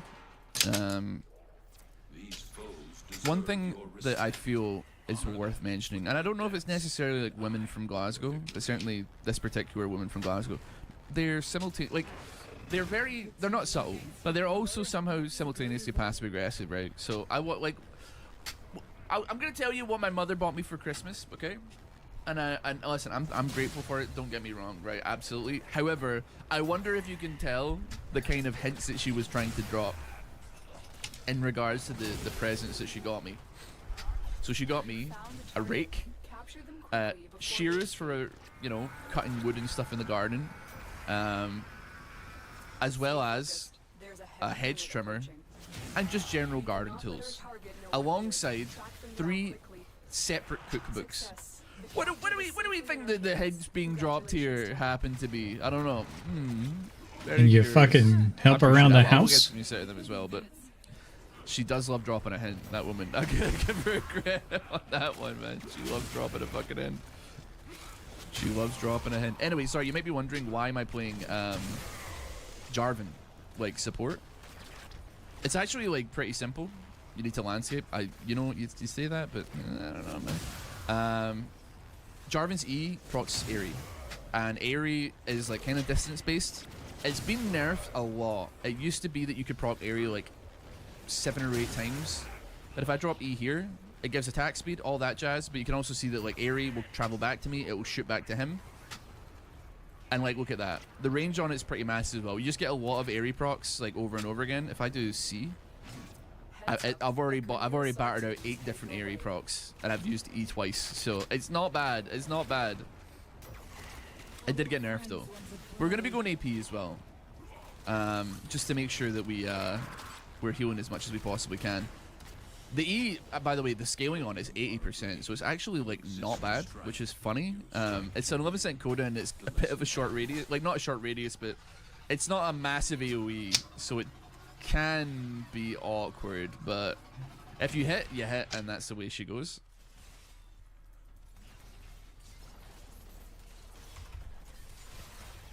Oh, I think we're chill here, man. I mean, honestly, like fucking.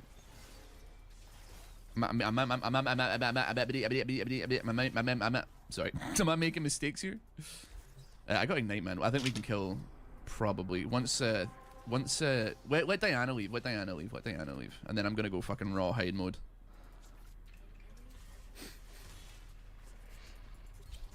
Give me a second, though. Give me 1 minute bitte. I fucked it.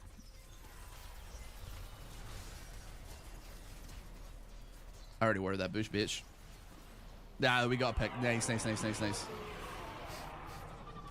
should have flashed to E, but I'm not going with the sauce right now. I just realized that my audio is like super duper low. I haven't played on any in a while. Oh no, Leona actually got the 1v1. Okay. What do I want to go if I'm support?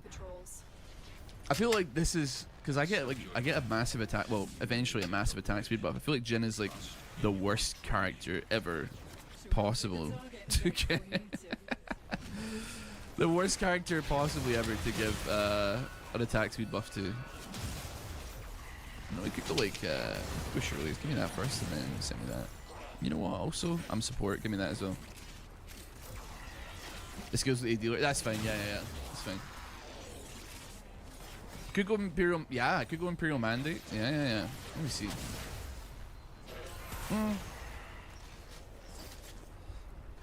Kind of relies on the CC though. I like the lock. Well, do I like the locket? I do not hate the locket. I actually, now that I mention it, I'm not a hater of the locket. I'm going in.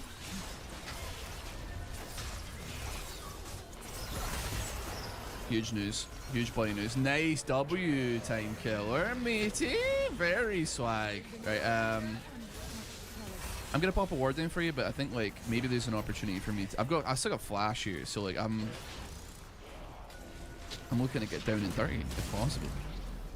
I appreciate it, man. I've had a lot of nice comments on the Christmas video. But while we're on the subject of Christmas, man, is there anybody out there that makes satirical played straight video essays? Just out of curiosity. Drop W in her and I'll flash it. Drop W. Drop W and I'll flash this bitch. Yeah, put it down. Get it down. Oh man. Oh, he got stunned.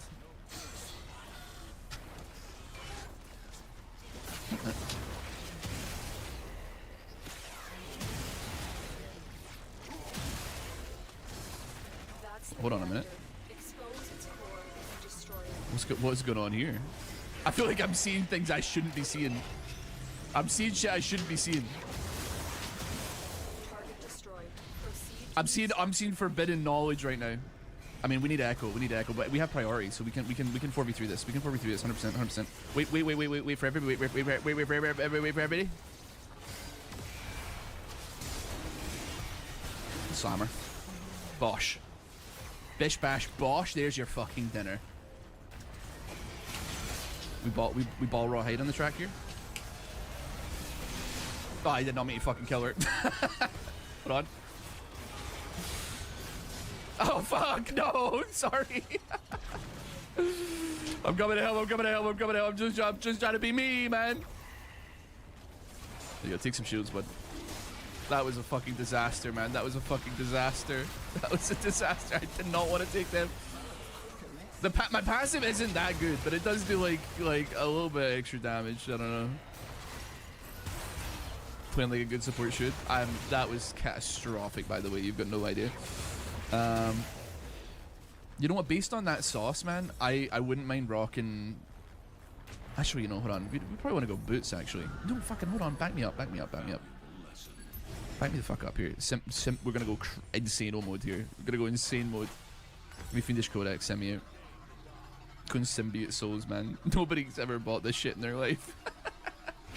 Nobody's ever bought this shit in their life. I want to see like a played straight, like, guy who does satirical video essays on YouTube that's talking about like the implications of the fact that Santa gives coal to the naughty list, which would imply that he has a sizable coal mine, and how it would be that he delegates elves to mine the coal, you know?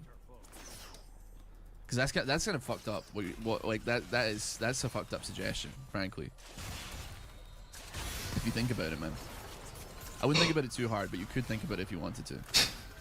Alright, let's see. You know what? Pump my damage. Good thing about this as well, it grants vision. We love that for us, don't we? I don't know if that's a pink word or not. It's probably a pink word. Yeah. Really don't remember what the hell Ascension is.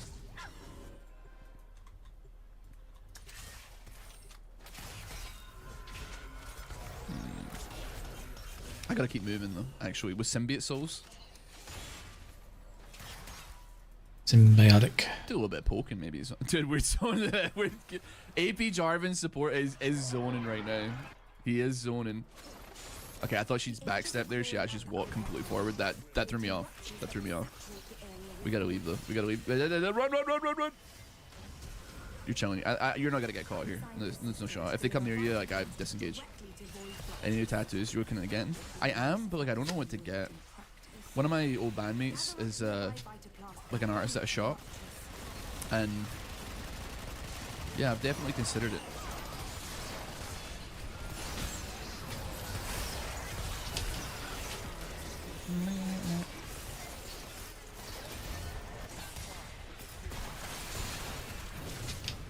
What's up, Phil? Oh, dude! I could actually win that fight. Hold on.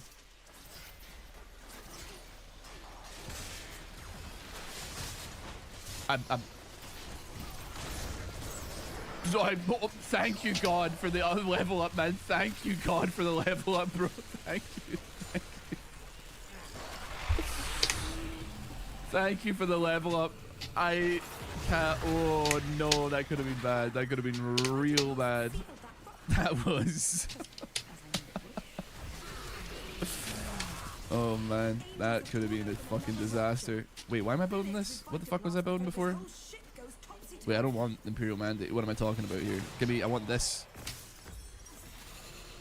Sell me that, buy me that.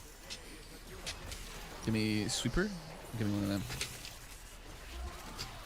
Dude, I think this where Symbiote Soul sucks ass, man. It gives less movement speed than like regular tier 2s. Until it gives more. And your recall is empowered. Mines, no? Oh, so it's totally fine to be like, oh yeah, elves are built for the mines, but it's totally unreasonable to say that children yearn for the mines, man. Fucked up world we live in, man, honestly. Fucked up world. What the fuck?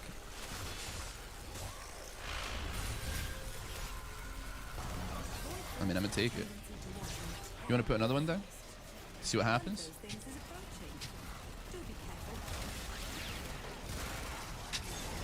Go ahead, Brev.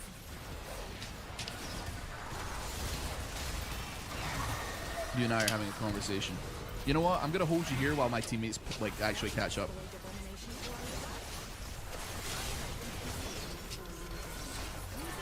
Could be good though. Could be good. Boom. You got this. You got it. She's fucking face tagging you, bro. Excellent, excellent, excellent. You stole a Krug? Did I steal a Krug? How the hell did I do that? It ain't a human being. We can subject it to anything we want. That is true. Very true, I guess. Wait, no, that's not true. Wait, that isn't, because we were talking about, like, I mean, no, hold on. It's fiction. It's fictional, is what we should say. We can subject it to anything we want, I guess. I mean, like, ethically, I guess it's fine. Morally, depends, I suppose, right? Like, that was quite an ominous message you posted in the chat, though, I will admit. A little bit more ominous than I was expecting. So, I'm gonna move on, try and tussle with grubs here. I'm traveling units right now, you see. Okay. There you go. I'll give you guys shields at the very least, or some attack speed buffs. I honestly reckon, I mean, they're not gonna take it, right? Because Diana just died, but we could do a little rotator Reno straight to Dragon, and I fear she would not be able to do a thing. Stream lagging? It shouldn't be. So lagging for anybody else? How are we doing? No lag? Excellent. Thank you. Thank you to the gamers.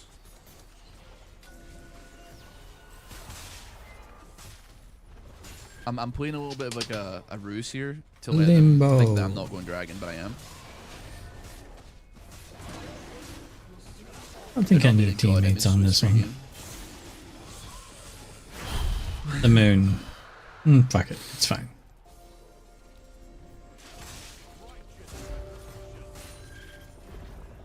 I mean, now that I think about it.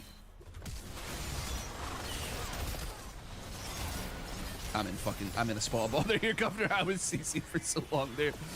I didn't think they should be able to ulti in that time. I thought, like, with I guess like she can do it during the W. Yeah, that's my bad. I thought we could maybe like layer CC and burst her before anything bad happened. Casey's great menace. Thank you for this sub. Appreciate it.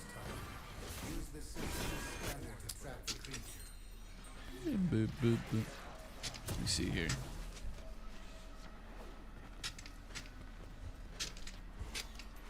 I like the locket. I just realized we said that we were going to go AP and we kind of haven't gone AP. I say kind of. I mean, we have actually. But does that give AP? It doesn't give AP. Maybe we could sack that into something that actually does give us AP. There's like plausible deniability with I mean, she's still there. She's like literally still there.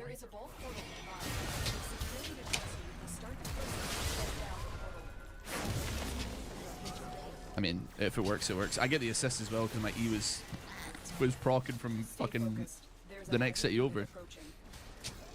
There are no laws for Santa Cells, Batman. Yeah, that's fucked up, man. Listen, I'm not like I watched the Wallace and Gromit movie last night on live British television at my mother's house, so I'm not paying for my TV license, motherfucker. You can't make me. I didn't really like the. Oh, they were gnomes actually. Sorry, they weren't elves. They were gnomes. Sorry. That's a bit of a social faux pas on my end. Apologies. That won't happen again. Bum bum bum. Fucking hell. They got some stuff going on here.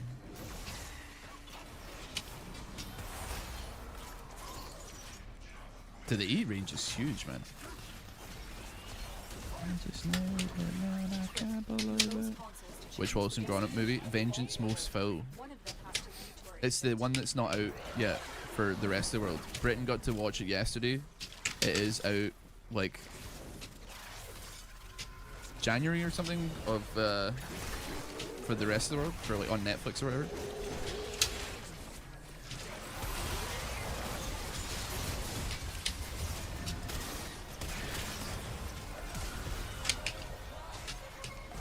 You're panicking, bro. You're panicking. Oh. Yosha. Have some of this, motherfucker.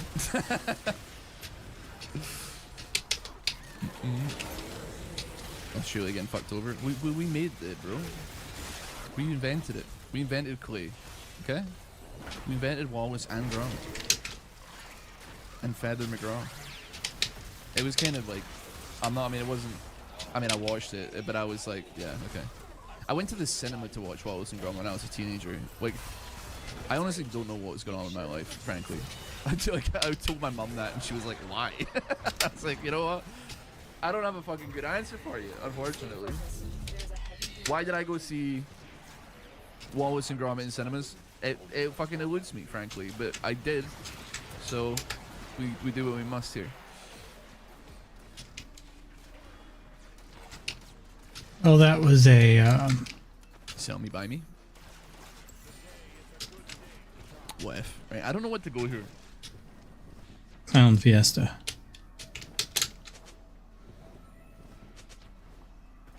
I actually think Dreammaker would go pretty raw. Yeah, let's go with Dreammaker. Something has happened here.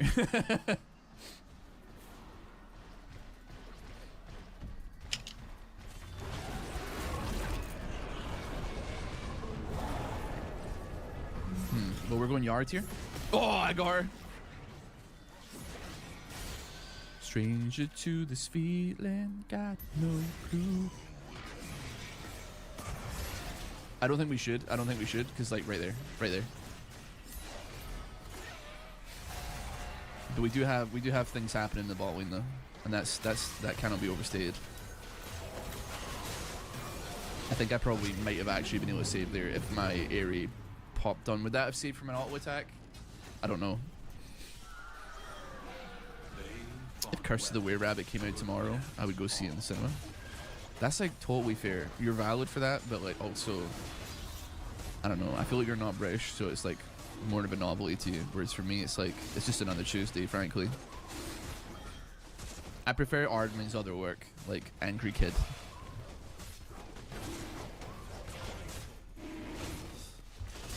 I love how 2 dive supports is really just the supports go for the other ADC and the ADCs have to run for their life. That's quite true, yeah.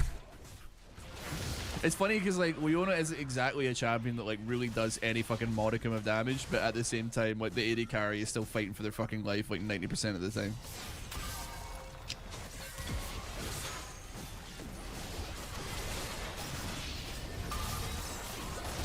That's awkward. Ascension. The fuck is that mission? Well, that works. Bosh. That works, doesn't it? Yes. All right. We're moving up, moving up, moving up. I've got my synchronized souls, so I get another 45% movement speed when I'm out of combat, which is saucy. Okay. Where they go? Hunt, find them, find them. Elevator. Who was it? Where the fuck did they go, man? Huh? I don't know where they went, man. Flying things are good for that one. Teleport. Jade. Get back that.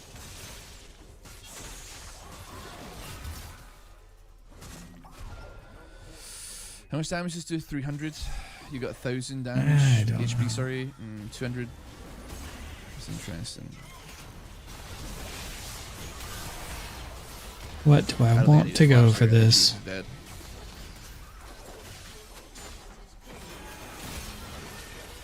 Oh shit, he's back in.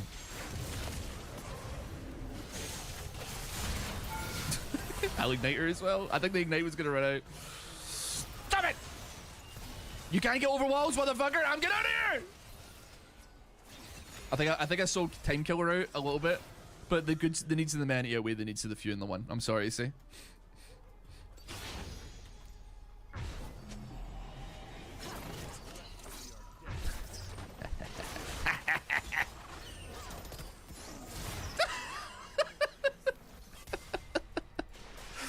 And he's fun, man. What the hell? I forgot that I'm playing on 150 ping, man. It's chilling. I'm a full any streamer now. True, dude. I feel like I could have gone anything that wasn't Rylai's and have been better, but we got Rylai's and here we are, man. Ooh, Electric Cowboy.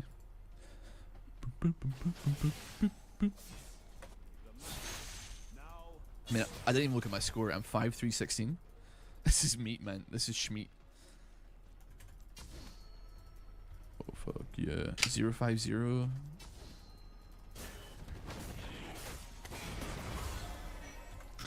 This should be fine.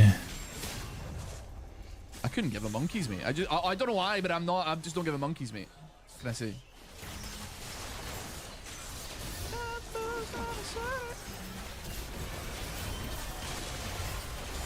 Bye bye. I've isolated Ambessa. She's no longer an issue. I'm getting attack speed. I'm getting shields down.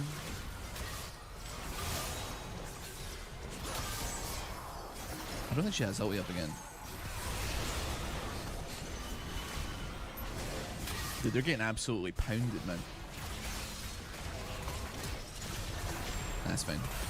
Well, it's not fine. Apparently, it's definitely not fine. Echo wants. Oh wait, I think I just got a donation, but wait on. I need to check on. Cause I haven't logged into the. They surrendered anyway. Mid chasm said that Diana. Not untrue, but still. My golly, my gosh, my golly. I mean, shit. I need to give it to somebody. I'll be honest. Okay, I'm only doing this because I didn't see much of Tam, but Tam also did do really well. Leviathan, $50. Merry Christmas. Used a better year. Thank you very much, mate. I appreciate it greatly. Could definitely use it, mate. I appreciate it. Thank you, man. Thank you. Thank you. Thank you. Thank you. Oh, S rank on Jarvan support. Glorious. To be fair, Diana, you gave both our lanes gold early on. Echo counters Syndrome. She should have waved through it and roamed. Who is the one true Shen?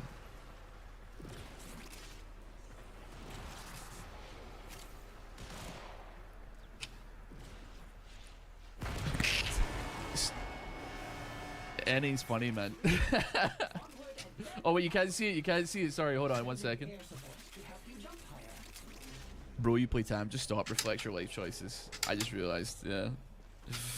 Whoopsie doopsie. Annie was fun, man. I had a great time. Anyway, thank you so much for watching. Hope you have a wonderful rest of your day. Take care. I'll see you next time. Bye.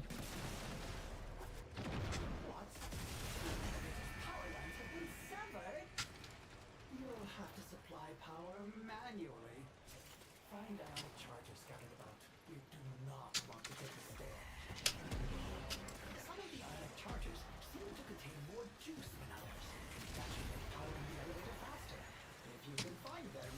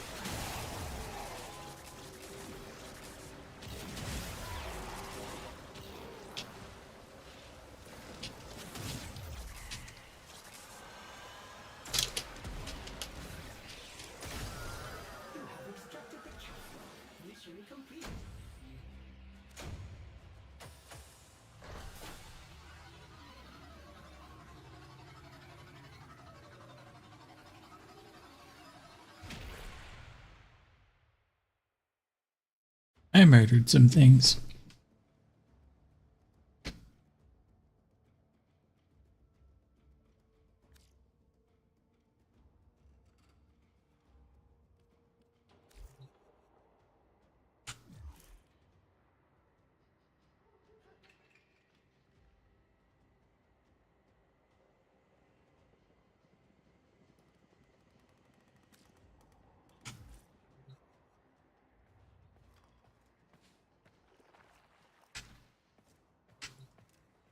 I miss pubs. Don't suppose you've ever been in a pub? This place I have. is too new to pizza. Too new to pizza.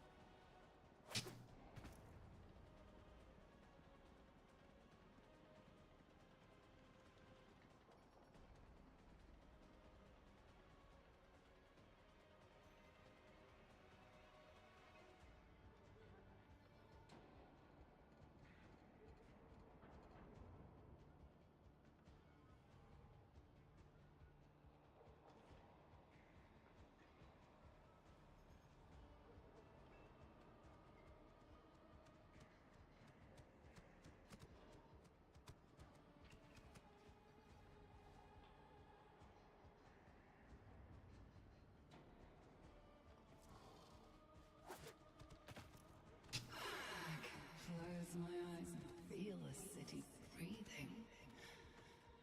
All the roughest stones are stained with lives and stories.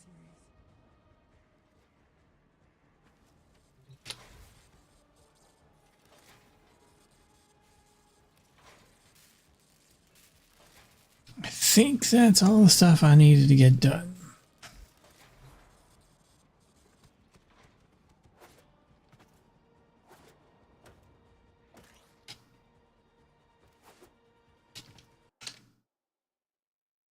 Let's see, check on one more thing.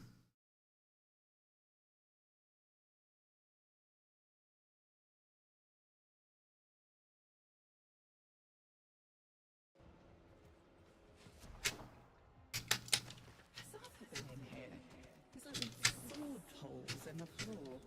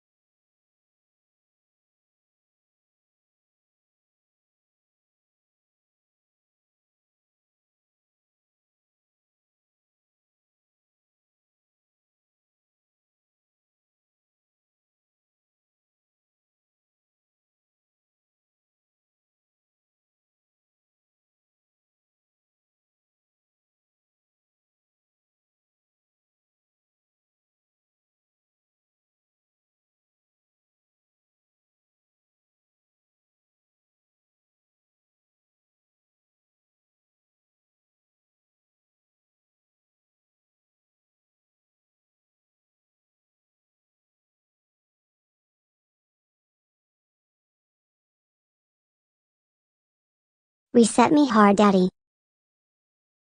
Hey, old man. Can do.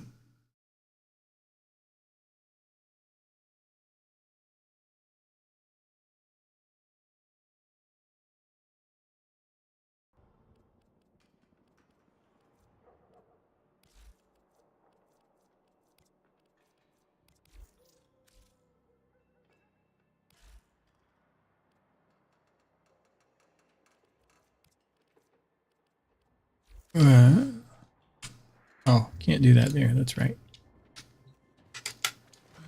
Like to have the kind of fun view that nobody has even imagined before. Except maybe a medieval peasant on a bad mushroom trip. I haven't heard that one before.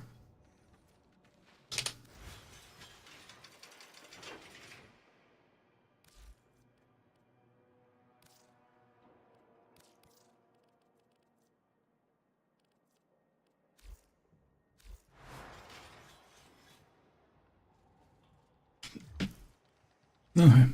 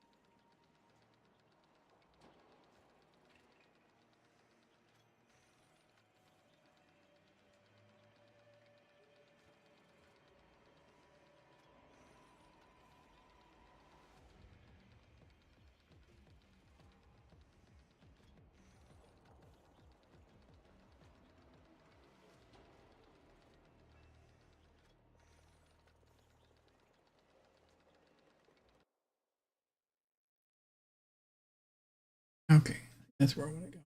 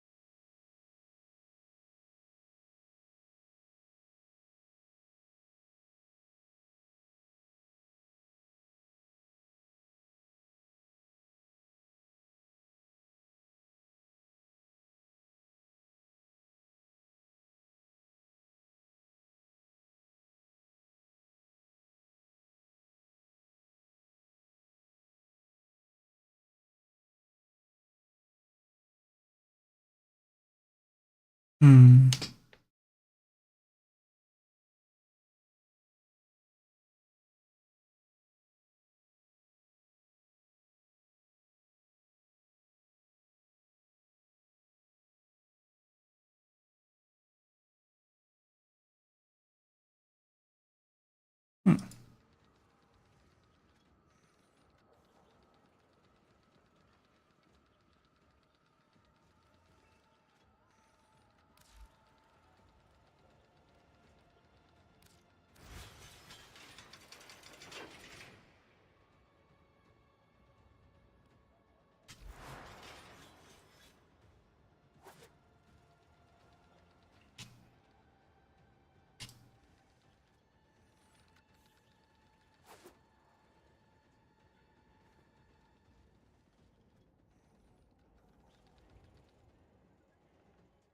Mirage.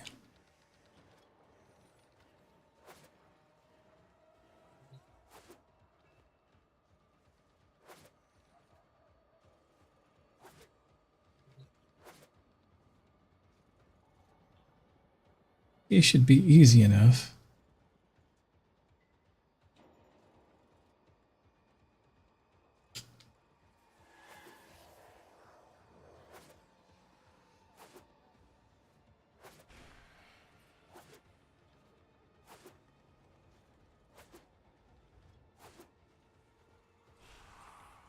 You go do a mission. I want to paint on myself.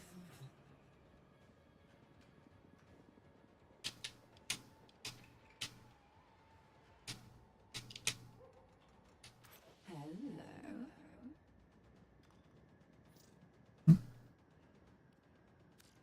I miss my piercings. Casualty of our enhanced healing faculties, alas. You seem to have earrings on.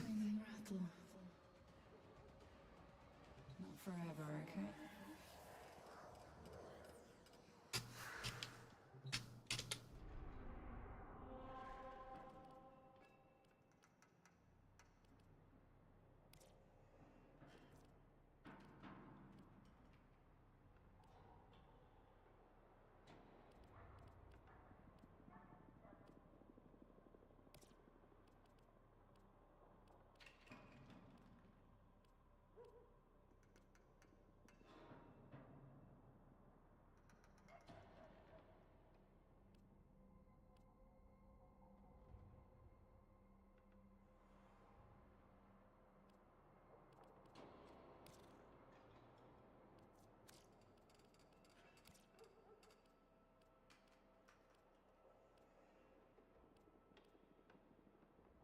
That'll work.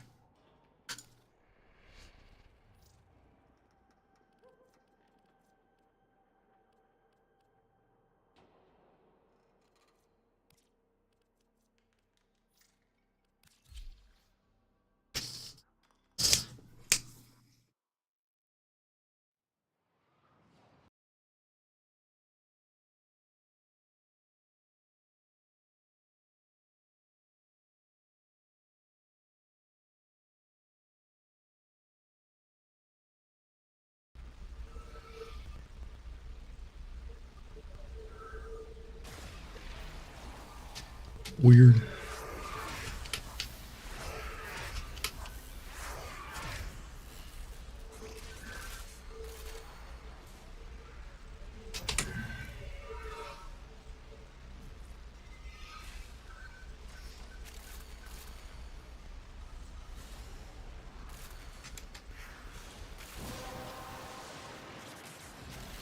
Well done, Tenno. Your relic is open. Stay focused. There's a heavy unit approaching. Hmm.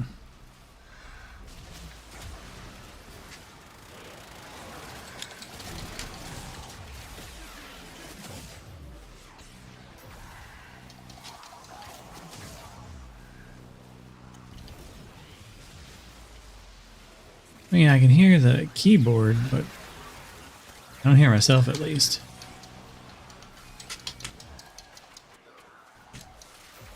And C-Dub, your Mic is on.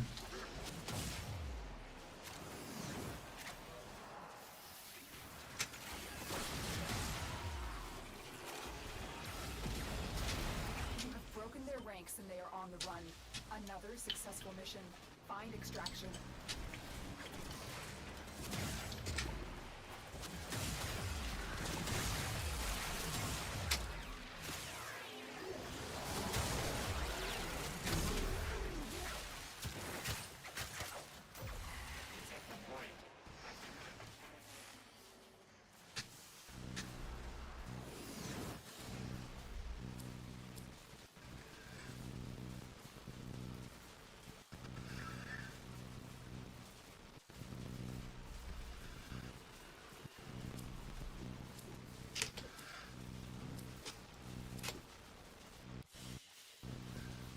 Another job well executed.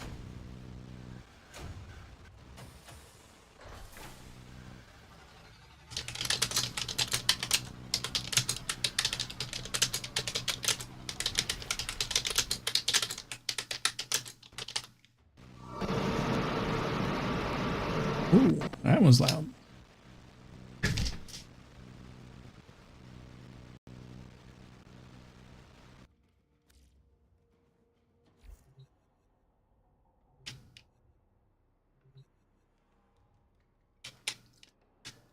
Let's see. That one's good. Fair warning, if you do ever die, I'm coming after you. So help me, I will march into the hooded woman's judgment hall and make her give you back.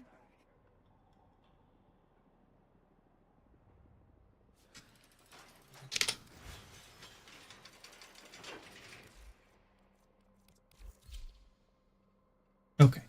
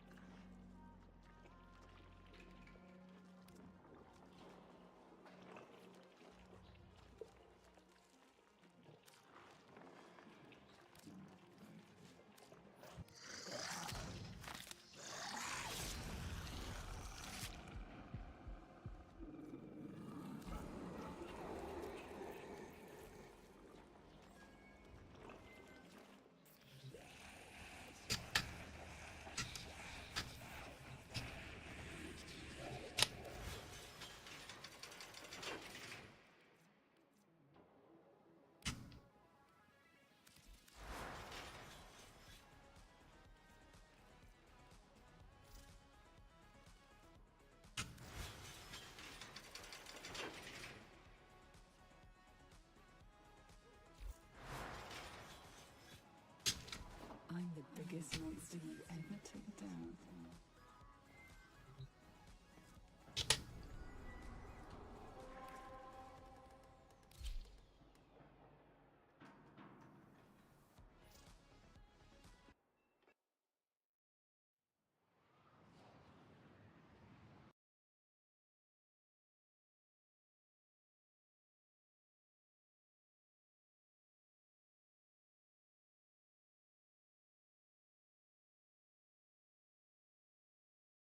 Level 11, and level 11 spike is huge. Yeah, I see him, but give me a second.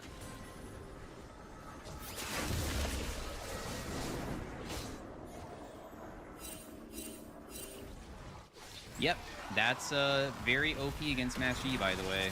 Hey everybody, Merry Christmas and Happy Holidays. Today we are playing some Teemo top lane with the, what is it called? Happy Elf Teemo. I was hoping to get mid lane, but, you know, when you queue mid and top, you might get to top lane. We are playing versus a Vladimir. I do believe that this matchup is not an easy one. I think that Teemo is good against champions that aren't normally casters, because you want to be normally against melee picks, and also your blind is very useful versus many different champions in League.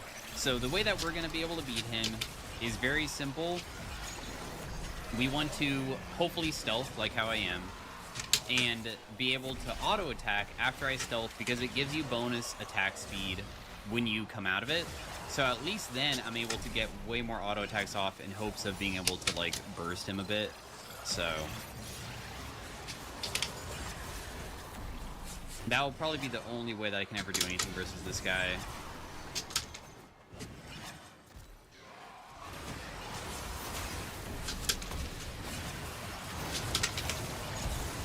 Okay, cool, I got his flash, so he's like extremely in a weird spot now. I'm just gonna stand still for a second, just to get the attack speed up again. But he will reach 3 here. I guess actually this is a weird spot for me to be in more than him, because he can at least heal back and I can't, but I have flash advantage though. So it's kind of strange of a spot to be in. I might be able to shove faster than him, maybe.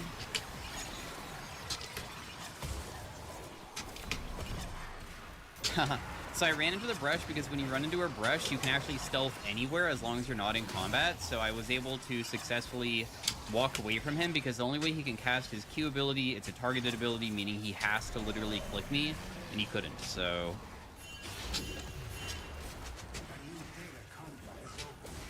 Bel'Veth might gank. Never mind, she's bot lane. Rengar dies. We're just going to be continuing to farm. Quite scared of his all-in, but remember that he has no sums, so technically it should not be that easy for him to do.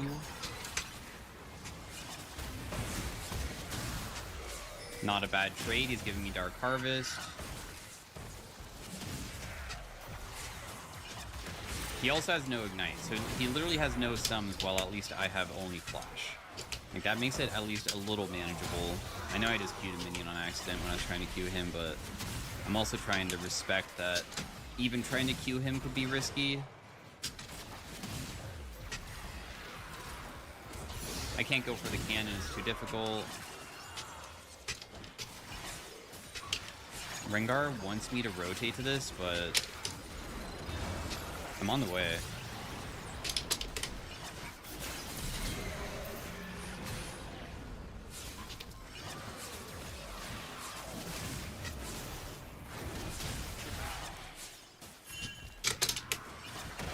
I don't think he would be able to kill me if he tries to fight on this angle, but I did miss some minions because of that, so...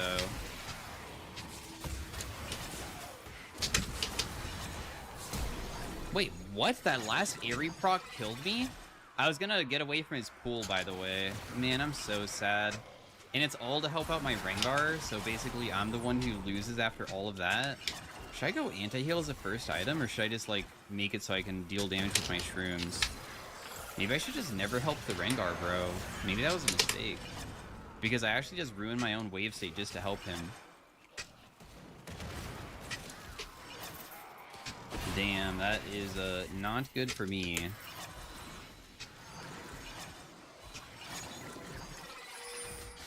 How is my Oblivion Orb already reduced healing when I just bought it? That doesn't make any sense either. Anyways, Teemo is so damn good at scaling. So, especially for Shroom Teemo. In fact, Shroom Teemo basically only scales.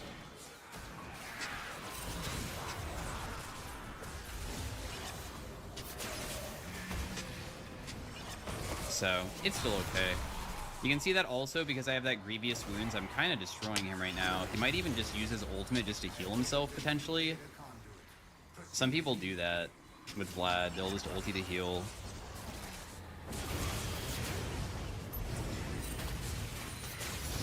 I leveled up, but unfortunately it wasn't enough. But I'll still take a 1-for-1. I'm pretty sure the wave also is fixed, so it will come back towards me because these minions are pretty unhealthy, so they're going to die pretty fast, which means that these are going to group up, so it will finally come back to me and I can start having a little bit of an easier laning phase. But yeah, Shroom Teemo, it scales well because it feels pretty easy to stall games if you just make it to 2 items, and that's still pretty early game. Because eventually what you can do is you can just shroom waves. Hopefully if they don't have Baron. If they have Baron, it's actually pretty difficult. But if they don't have Baron, 1 shroom at level 11 normally clears an entire wave, and you have 4 of them. So whenever they get into sieging scenarios to try to beat you and win the game, they just can't do it. So that's why Teemo scales so well.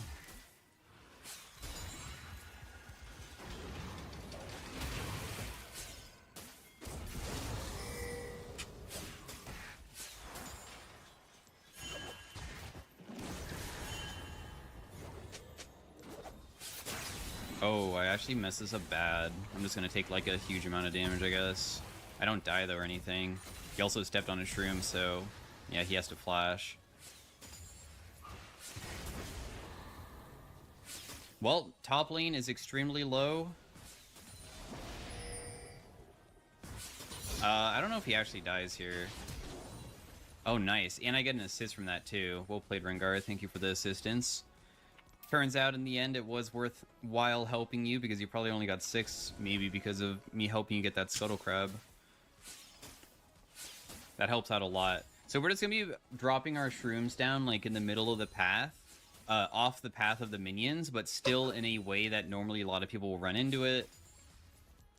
I think this ought to work. Here. I don't think I should go for a plate. I'd rather just have a faster tempo to get back in the lane. The decision is either Liandry's or Malignance first. In my opinion, Liandry's is always best, even though it does feel pretty bad that you have like very little ultimate CDR, because obviously this gives way more. It's just that this does way more damage, and it's just a way better item than Malignance. So I normally go for Liandry's Rush if I actually want to win lane. Already hit him with another Shroom, very nice. Our Oblivion Orb has denied 350 health so far.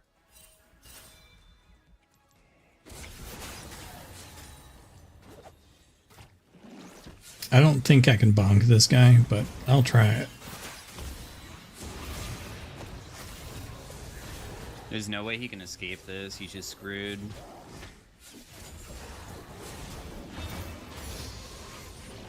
If he accused me again, it's pretty bad, so I'm trying to respect him. Surprisingly, he almost killed my teammate. I'm honestly extremely shocked that my teammate almost died when... Can I push this? Let's I try waited this. a very long time in hopes that Swain did go back mid lane. And then I'm going to try to push very quickly with the Shroom so it crashes. Anyways, my teammate almost didn't kill him even though I got him so low. That was kind of wild that Vladimir could heal that much. That's ridiculous. But we were successful, so it's chill. Let's just buy boots. I don't like how he's much faster than me. I'm also going to put more points into my W to make it so I can keep up with him rather than a blind. Because sometimes being able to auto-attack more is more beneficial than just having higher DPS on this. But we're feeling pretty confident now. Bot lane's also doing good. They have also not that crazy of a team comp. The worst team comps to go against are actually either like extreme enchanters like Seraphine, Sona, Lulu, rather than a Senna. Senna, in my opinion, is not that extreme of an enchanter. I'm gonna blind him just so he can't hit it, but I'm gonna take damage from that.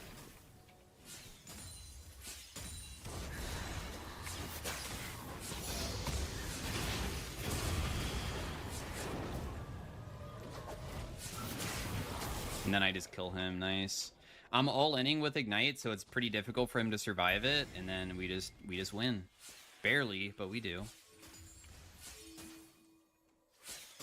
With Vladimir, the best time to all-in him is always at full HP, and that's when I was at full HP, because if he's low and I'm low, he'll normally win with his healing.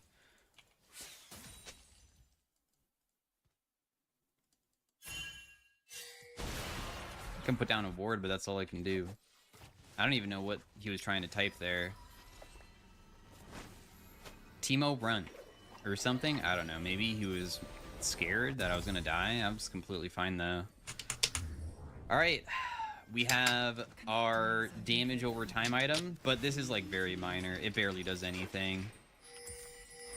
Liandry's is what we're trying to aim for. That's the true spike. That will significantly increase our damage. We have a decent chunk of Dark Harvest as well. 8 stacks already. See what I mean about the shrooms though? I only have 1 saved and I haven't used shrooms in forever. It just takes so long to get back your CDR.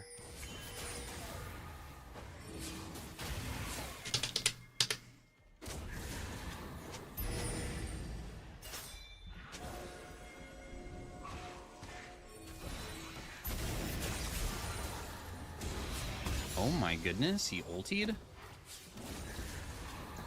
My team wants me to like help find this Bel'Veth, but oh, she's just chilling there.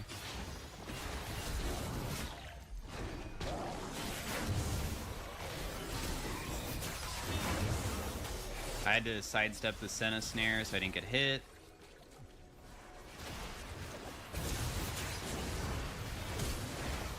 I'm definitely dead here no matter what. I hope she can kill. I put down a shroom, so I think I deal a little bit of damage. Nice. This Swain is pretty fed, so it's kind of difficult to play against him once he joined in. Not to mention, we didn't have Nautilus there, so what happened is that we were fighting without our support. Yeah, the Rengar is going so hard for their jungler. It is quite true, but I mean, it didn't end up that bad for us at least, right? That was okay. In fact, I'm gonna honestly sell my Dorans just to buy this. I think that the value of having this item is so high to the point that it just not even having a Doran's ring is fine. It's not like Teemo really uses too much mana anyways, in my opinion. Because your E is automatic, it doesn't cost anything.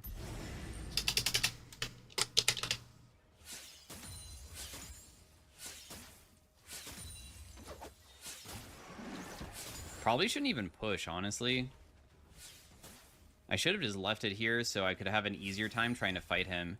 Now, one big thing about Liandry's that you need to know is that your Liandry's... Oh, that's a fully complete item too? Interesting. So his damage hurts. Your E does not proc Liandry's. You actually have to like hit him with a Q or a Shroom. Otherwise you don't deal damage. So just be aware that your damage is not high.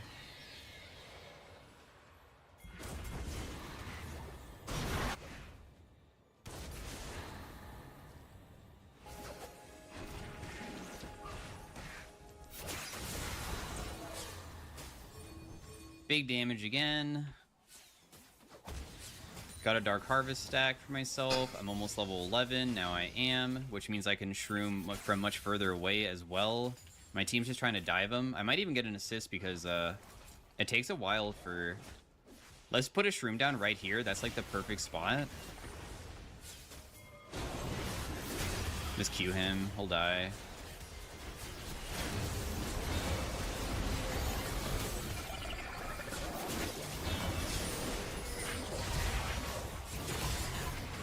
Dude, I'm gonna get snared with you. I need to just go for him. I like literally have to commit, otherwise I'm gonna die regardless, so I might as well try it. Dude, there's a shroom right there, but she's not going to step on it. There'd be no reason to. The guy had... Wait, why is she not killing my shroom? Interesting. Anyways, that fight was strange when Bel'Veth joined. I didn't even want to continue going after Bel'Veth died, but everybody keeps on like going really deep, so I'm just gonna follow them up. See how much damage that one single shroom did? If he steps on 2 more, he's basically dead. The damage that we have already done with our item is kind of insane too. 430. Oh, there's another shroom. He's gonna step on it. Oh my. That's some hefty damage too. I'm going mid lane, I guess. Cinder wants to go bot lane. Really thought that she would want to be the one mid lane and me side lane, but you know, whatever, I guess. I'll just move on to somewhere else, I suppose. I really want to shroom this wave just to shove it because I absolutely despise pushing on Teemo without shrooms, but I don't have any CDR yet, so I probably shouldn't. Once again, just putting them in spots like in the middle of the lane, but not so much that it's ever going to get hit by a minion though, so really good positioning. We can even throw it a little bit deeper.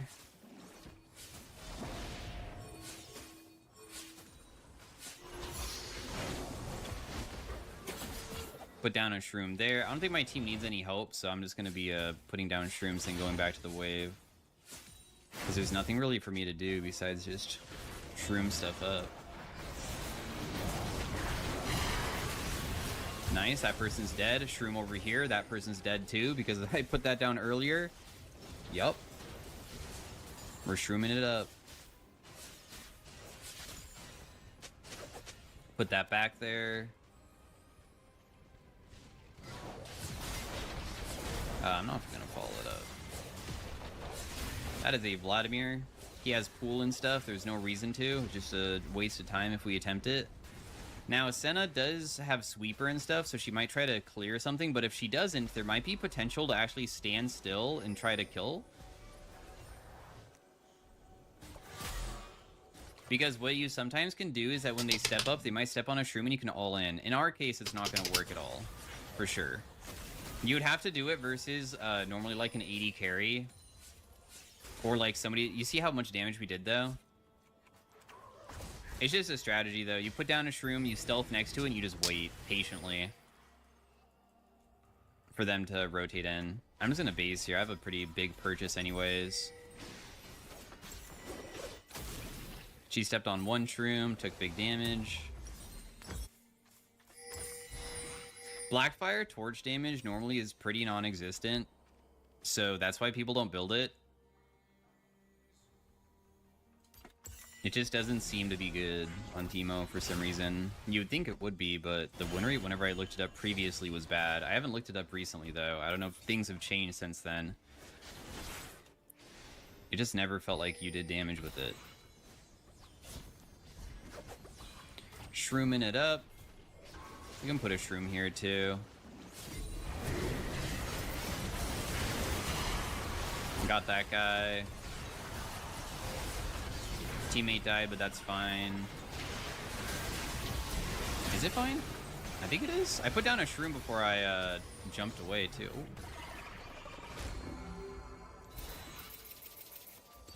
It was not fine.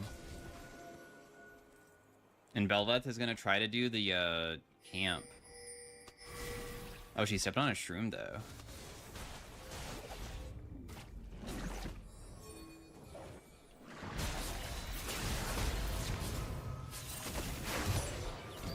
I think that I would have won if Senna didn't ult.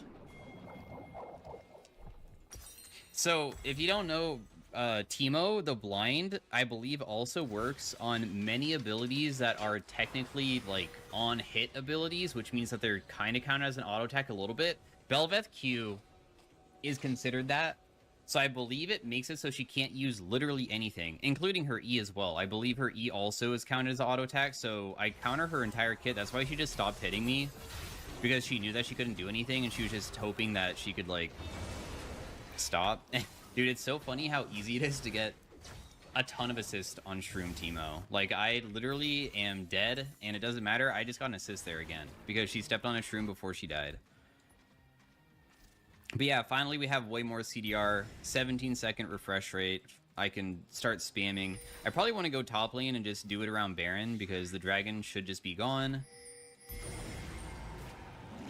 We can put down Shrooms also by, like, bouncing them.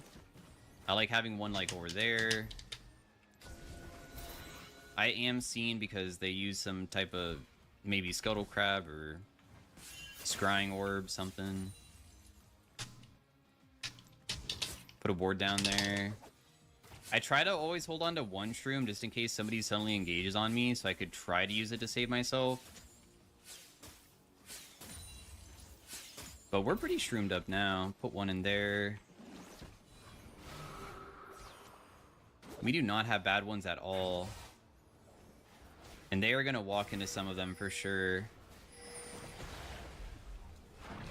That did some pretty tremendous damage. Putting them down inside of flank positions behind them is also incredibly strong. Did Rengar just go in? Wow, that guy's playing kind of like a psycho. That's absolutely crazy that he thought that that would be a good play. Dang, I can't get to him in time. Can we, like, do their blue buff, maybe?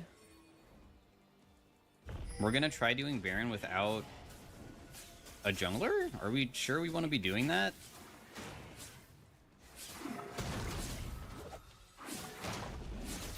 You can just blind jungle camps because the blind lasts 2 times longer on them, so you actually, like, just don't take damage, really.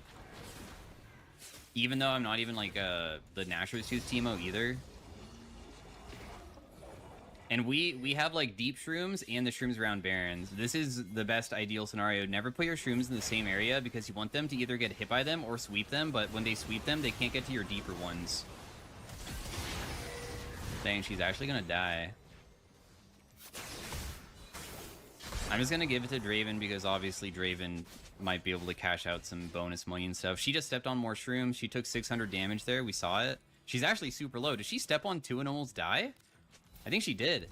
Also, it sucks that we're not going for this guy top. I feel like this is definitely the person that we should be going for. There's shrooms everywhere too, so you can actually kite. So if he tries to fight me here, the idea is just to put them down in hopefully areas that he will have to walk into. And even if he, like, just continues running at me, we're just all... Oh, what? You walked into him. Why? It's fine. He'll probably still die, but he's just dead. I kind of dodged everything too. You want to have the Swain thing time out before going in. I don't know why you did that. So yeah, we're at our power spike. This is one power spike. Obviously, you can get to even bigger power spikes as the game continues, but this is truly when Shroom Teemo is online. I'll help them with it, I guess. Looks like they already have it, though. So the next item will normally be Shadow Flame, in my opinion, because then you have all of your damage over time and just magic damage, etc. It's going to be critting, so that's, like, ridiculously strong. I could imagine Blackfire Torch at this point is not bad, but I believe this is better.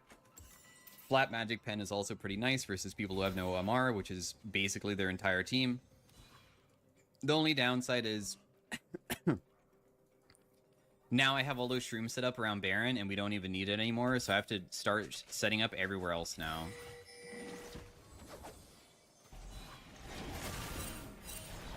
Another shroom on her. She was basing. So we just go back to storing up our shrooms and just waiting for us to be able to do it bot side.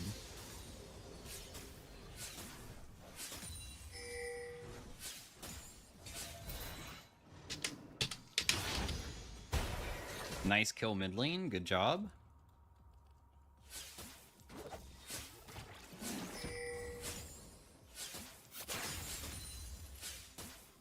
I'm not really gonna look at mid. It looks like no fight's gonna be even happening anyways, so. Oh.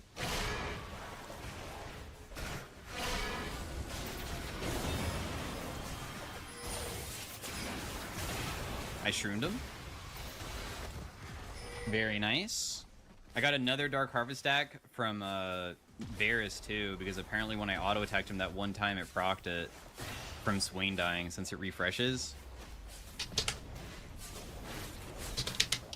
3.5k damage on Landry's this early on, in my opinion, is insane.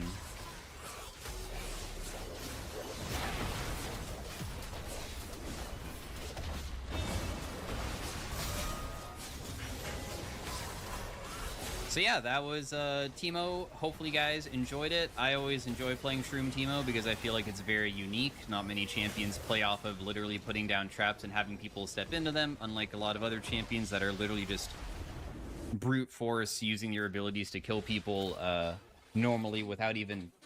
You'd like need to be in the area. Meanwhile, I could be across the map and stuff. So that was game one. Hopefully we can do another one. Maybe I'll get... Maybe I'll be able... I should have honored the Nihilus, not the Rengar accident. Maybe I can get another video of it, and maybe it'll be mid lane, is what I was going to say. So, most damage dealt, actually very common on Teemo. Whenever you do good, you normally will top chart, because similar to like Karthus, just one Shroom inside of a team fight, just like Karthus ultimate in a team fight, will just deal so much to everybody that you just will always be number one. Doesn't even matter if you're 6,000 behind gold, right? Than Draven. So anyways, thanks for watching again. Stay tuned for game 2 if you want to see another. See you guys later. Bye. Hey everybody, welcome to game 2. Dang, I got first blood. Cool.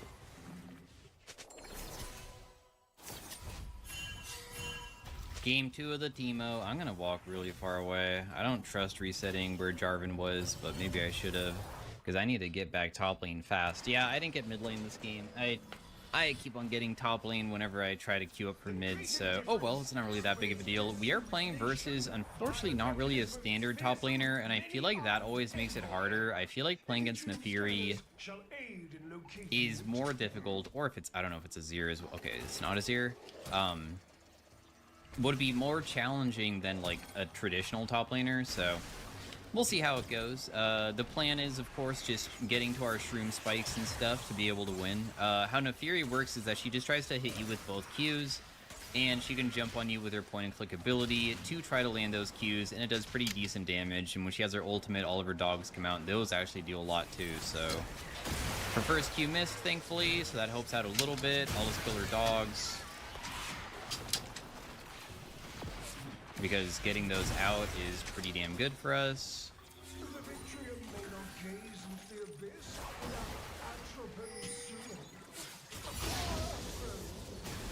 I do not like the way that I have to trade versus her, because my auto attack range is kind of short, but her Q range is too, and I believe that if she just hits a Q on me, I would actually just get out traded.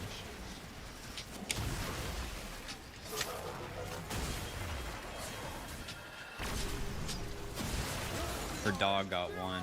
I'm definitely gonna get hit by that. I'll just have to try to kill these quickly. As you can see, that one Q did like 90 damage, so it's kind of like an auto attack, but that was only one part of it. So if I get hit by like another one, then it would deal even more. I'm quite fast now though, so at least I have that going for me. She does have Resolve Tree, so I just blinded her in hopes of seeing if she had bone plating, and she doesn't. At least she's only hitting me with one Q at a time.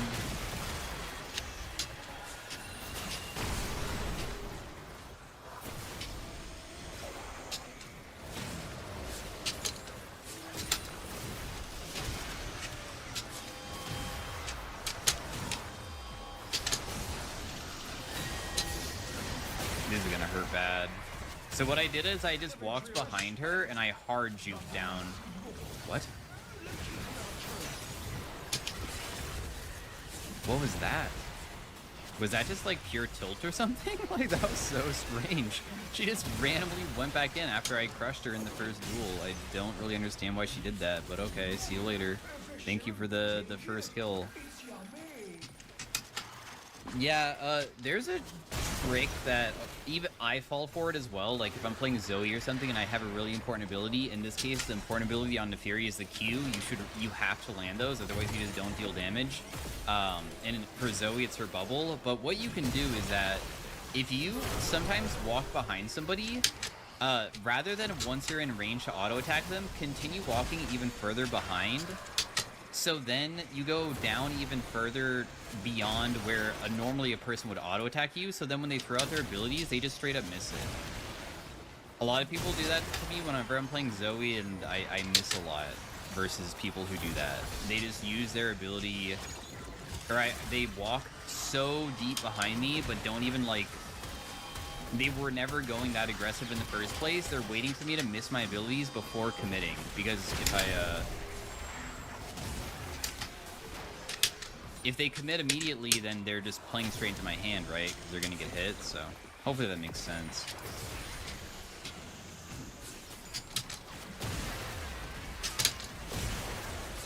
As you can see, I got hit by like 2 Qs, lost a bunch of my HP. Just because we got an early game kill freebie doesn't mean that it necessarily means that we're just gonna like win now.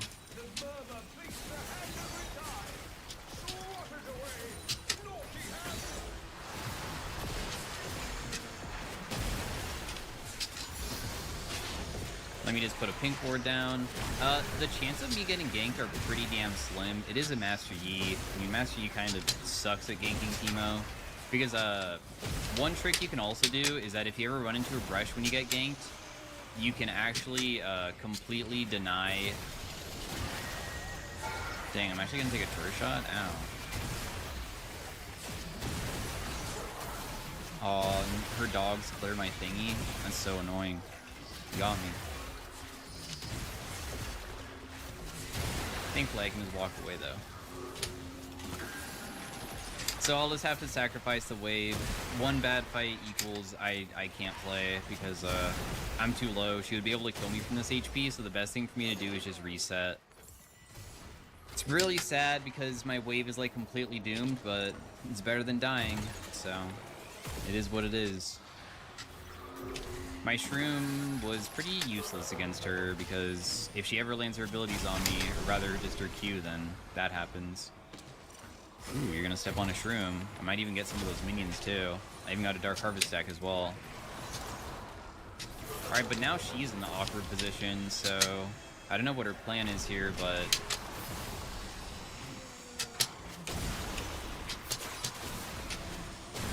The thing is that I should just freeze this now. Just to deny a bunch of minions rather than even shove it, in my opinion.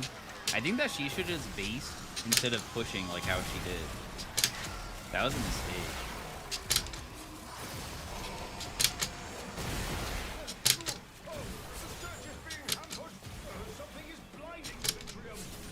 So we'll just be last hitting, so when she comes back, she hopefully misses 3 melees, and hopefully, if it pushes fast enough, she might even miss cannon. That'd be really awesome. Yeah, she will miss cannon. Big denying of gold.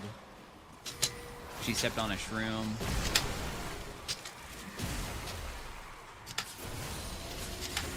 Stepped on another Shroom. Sidestep. Sidestep.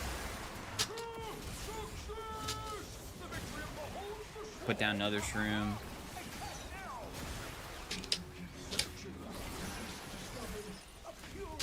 Make her feel uncomfortable until we find a better angle to all-in her. Because otherwise she's just going to be farming from far away with Q, but that's pretty chill for us in my opinion.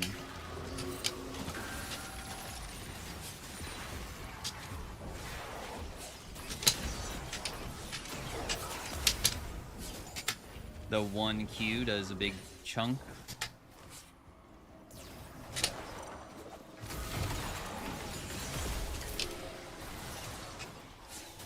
Good chunk again.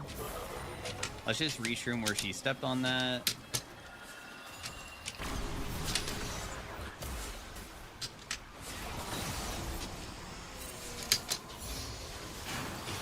It's very spooky being this low. She does more damage the lower you get, by the way, for Q, so...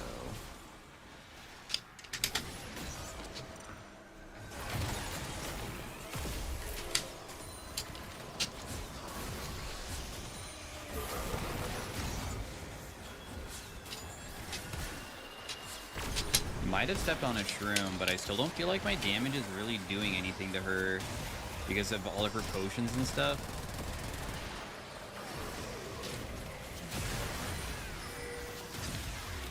Like, she's like full HP, even though she's been stepping on like 4 of them. It's crazy.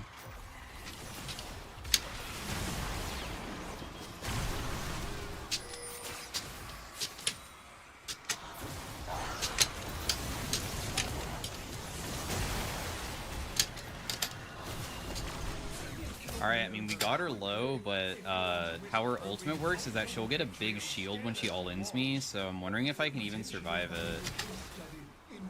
It might just be too much. I'm about to level up, though.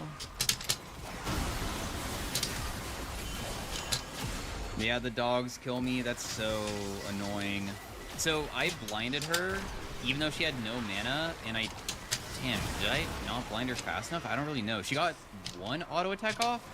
Unless that was just her dogs. I don't really know, but I was almost able to get her. And then when she gets a kill, it refreshes her shield. So she almost lived. Anyways, it was a 1-for-1. My wave is bad, but I do have a full Liandry's now, which is like a pretty big power spike. So I don't think it's that big of a deal the way that I died. Just because at least now, when she actually steps on my shrooms, it will deal damage because the other item just sucks. This item does literally, it does 5 damage every second for 3 seconds. 5 damage. It's like how much Dorn Shield heals you for.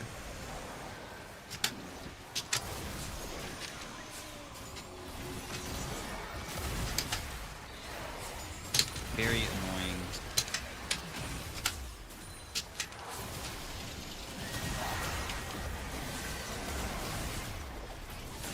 I think I might win this. Alright, I'm pretty annoying too, huh? So if she goes in and all-ins me, if she steps on a shroom, and I'm just putting them down everywhere, so it's pretty difficult to run away from them because I'm obviously going to be able to have her dogs walk into them and stuff. Then we'll just win because, I mean, finally we have an item that actually does something. If I had Malignance there, I don't think I would have won as easily too. Like, the Liandry spike is just so much better.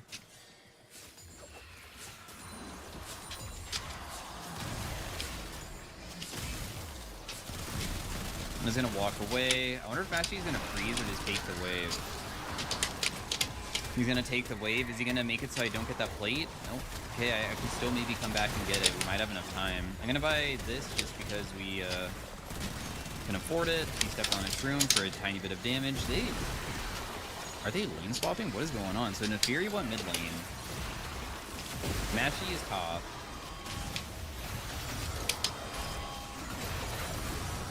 Oh my god, she missed her Q. And he still died. Wow, that's crazy that she messed up and still was unsuccessful. My blind is on such a low CD. If he turned around and tried to fight me, I would still be able to win. You can, if you put more points into your blind, it lasts long enough that normally you can just spam it. There's really no issue of using it even to poke.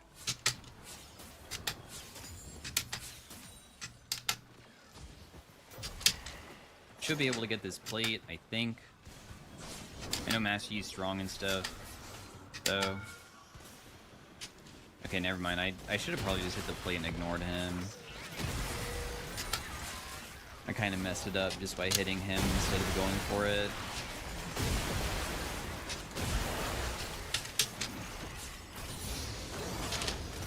That really hit me, man. That was some pretty far range, bro.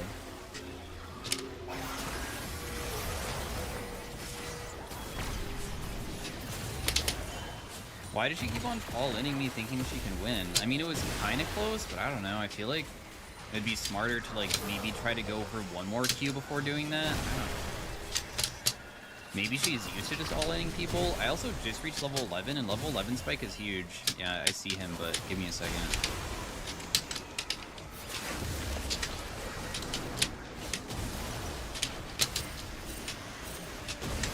Yep. That's very OP against Master Yi, by the way. He actually has no way to do anything versus you. It's a trick that can actually be used versus so many different auto attackers in the entire game. I believe you only need 2 points in the ability to escape, But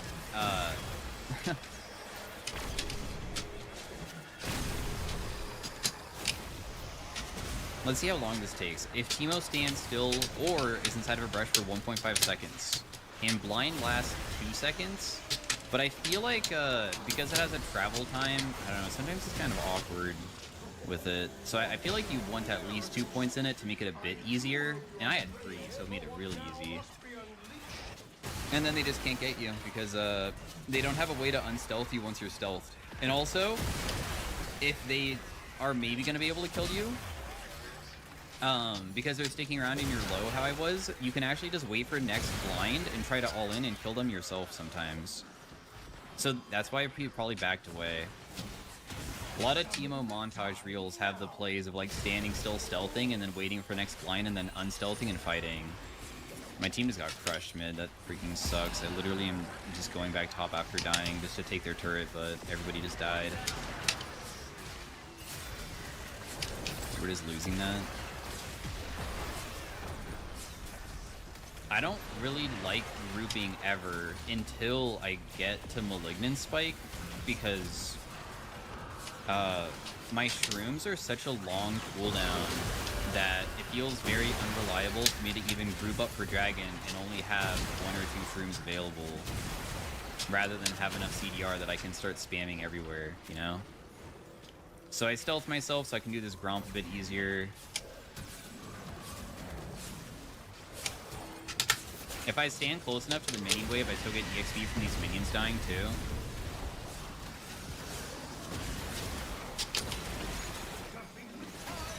Nefiri might walk in somewhere for me to fight, potentially. Yeah, the dogs stepped on it, and she's gonna walk into another one too. Oh wait, maybe not. Wow, she isn't. Dang, she's probably maybe out then. It's kind of difficult to chase her down. She might step on another shroom here, and then Jarvan goes kill. Jarvan, go over the wall and kill her, bro. Free kill for you, literally. It's all yours.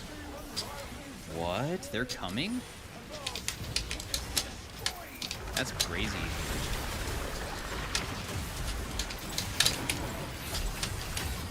I don't die yet.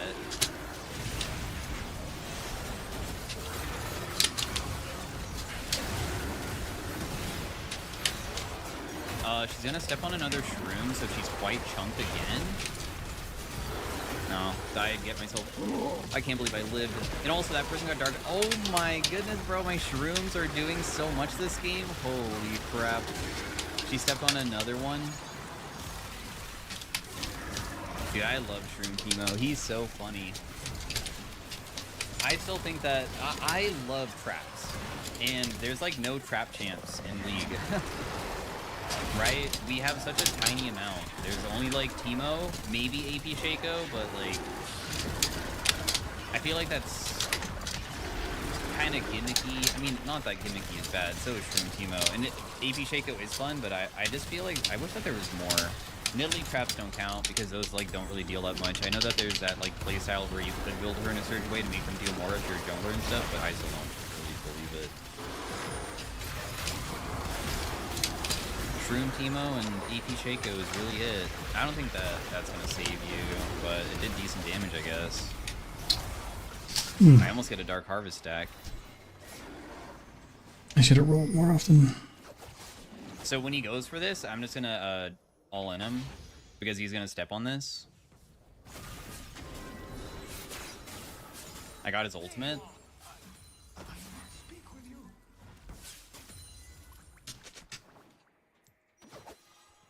Yeah, if you ever want to pick people, the best way to do it is you put down shrooms.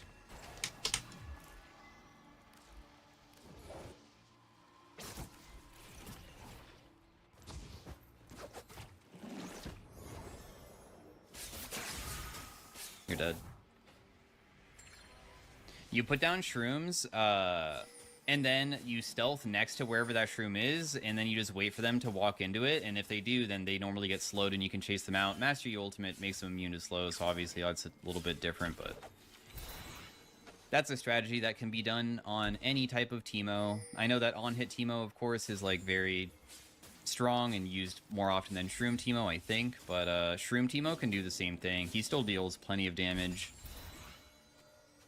even going mostly a build path to just buff your R, you still deal plenty with your other abilities.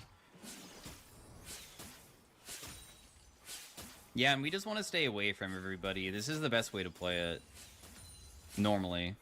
Sometimes you might enjoy grouping if your team really desperately needs it, like to stop objectives and stuff, but in this case, my team's just sieging a turret, so it's like, not really something I can do to help them. This is just overextension upon overextension over and over again by my own team, so I can't really do anything to solve that. Looks like I didn't have any shrooms top lane either, so unfortunately that also means that I got no assist or anything. So obviously the thing that we want to do is hopefully shroom up the Baron eventually. And when we shroom up the Baron, that will make it quite easy for us to have a team fight around it.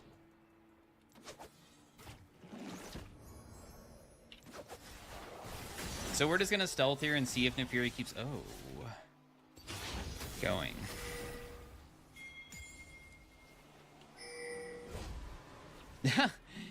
They all got so chunked already.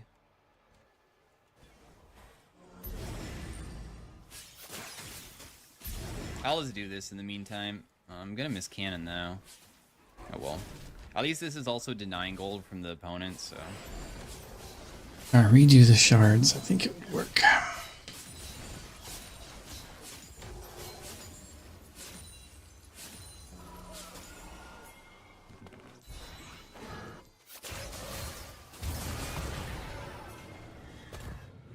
Nautilus might be able to kill him. I'm just gonna imagine. Yeah, just take the kill. I don't even care that I don't get it. Oh, they have Master Yi, so that's probably just gone.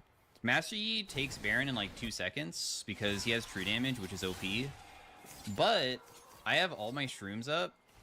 Like, I have the charges, so we might be able to honestly start sieging. And one of the best ways to play it would be like, when we have all these shrooms down, they try to stop us, and then Alright, I think that's it for tonight.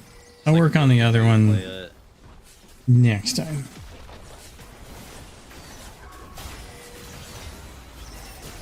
For now, peace, take care, stay safe. I'm gonna finish watching my dude playing League. So, thanks for stopping by. You can do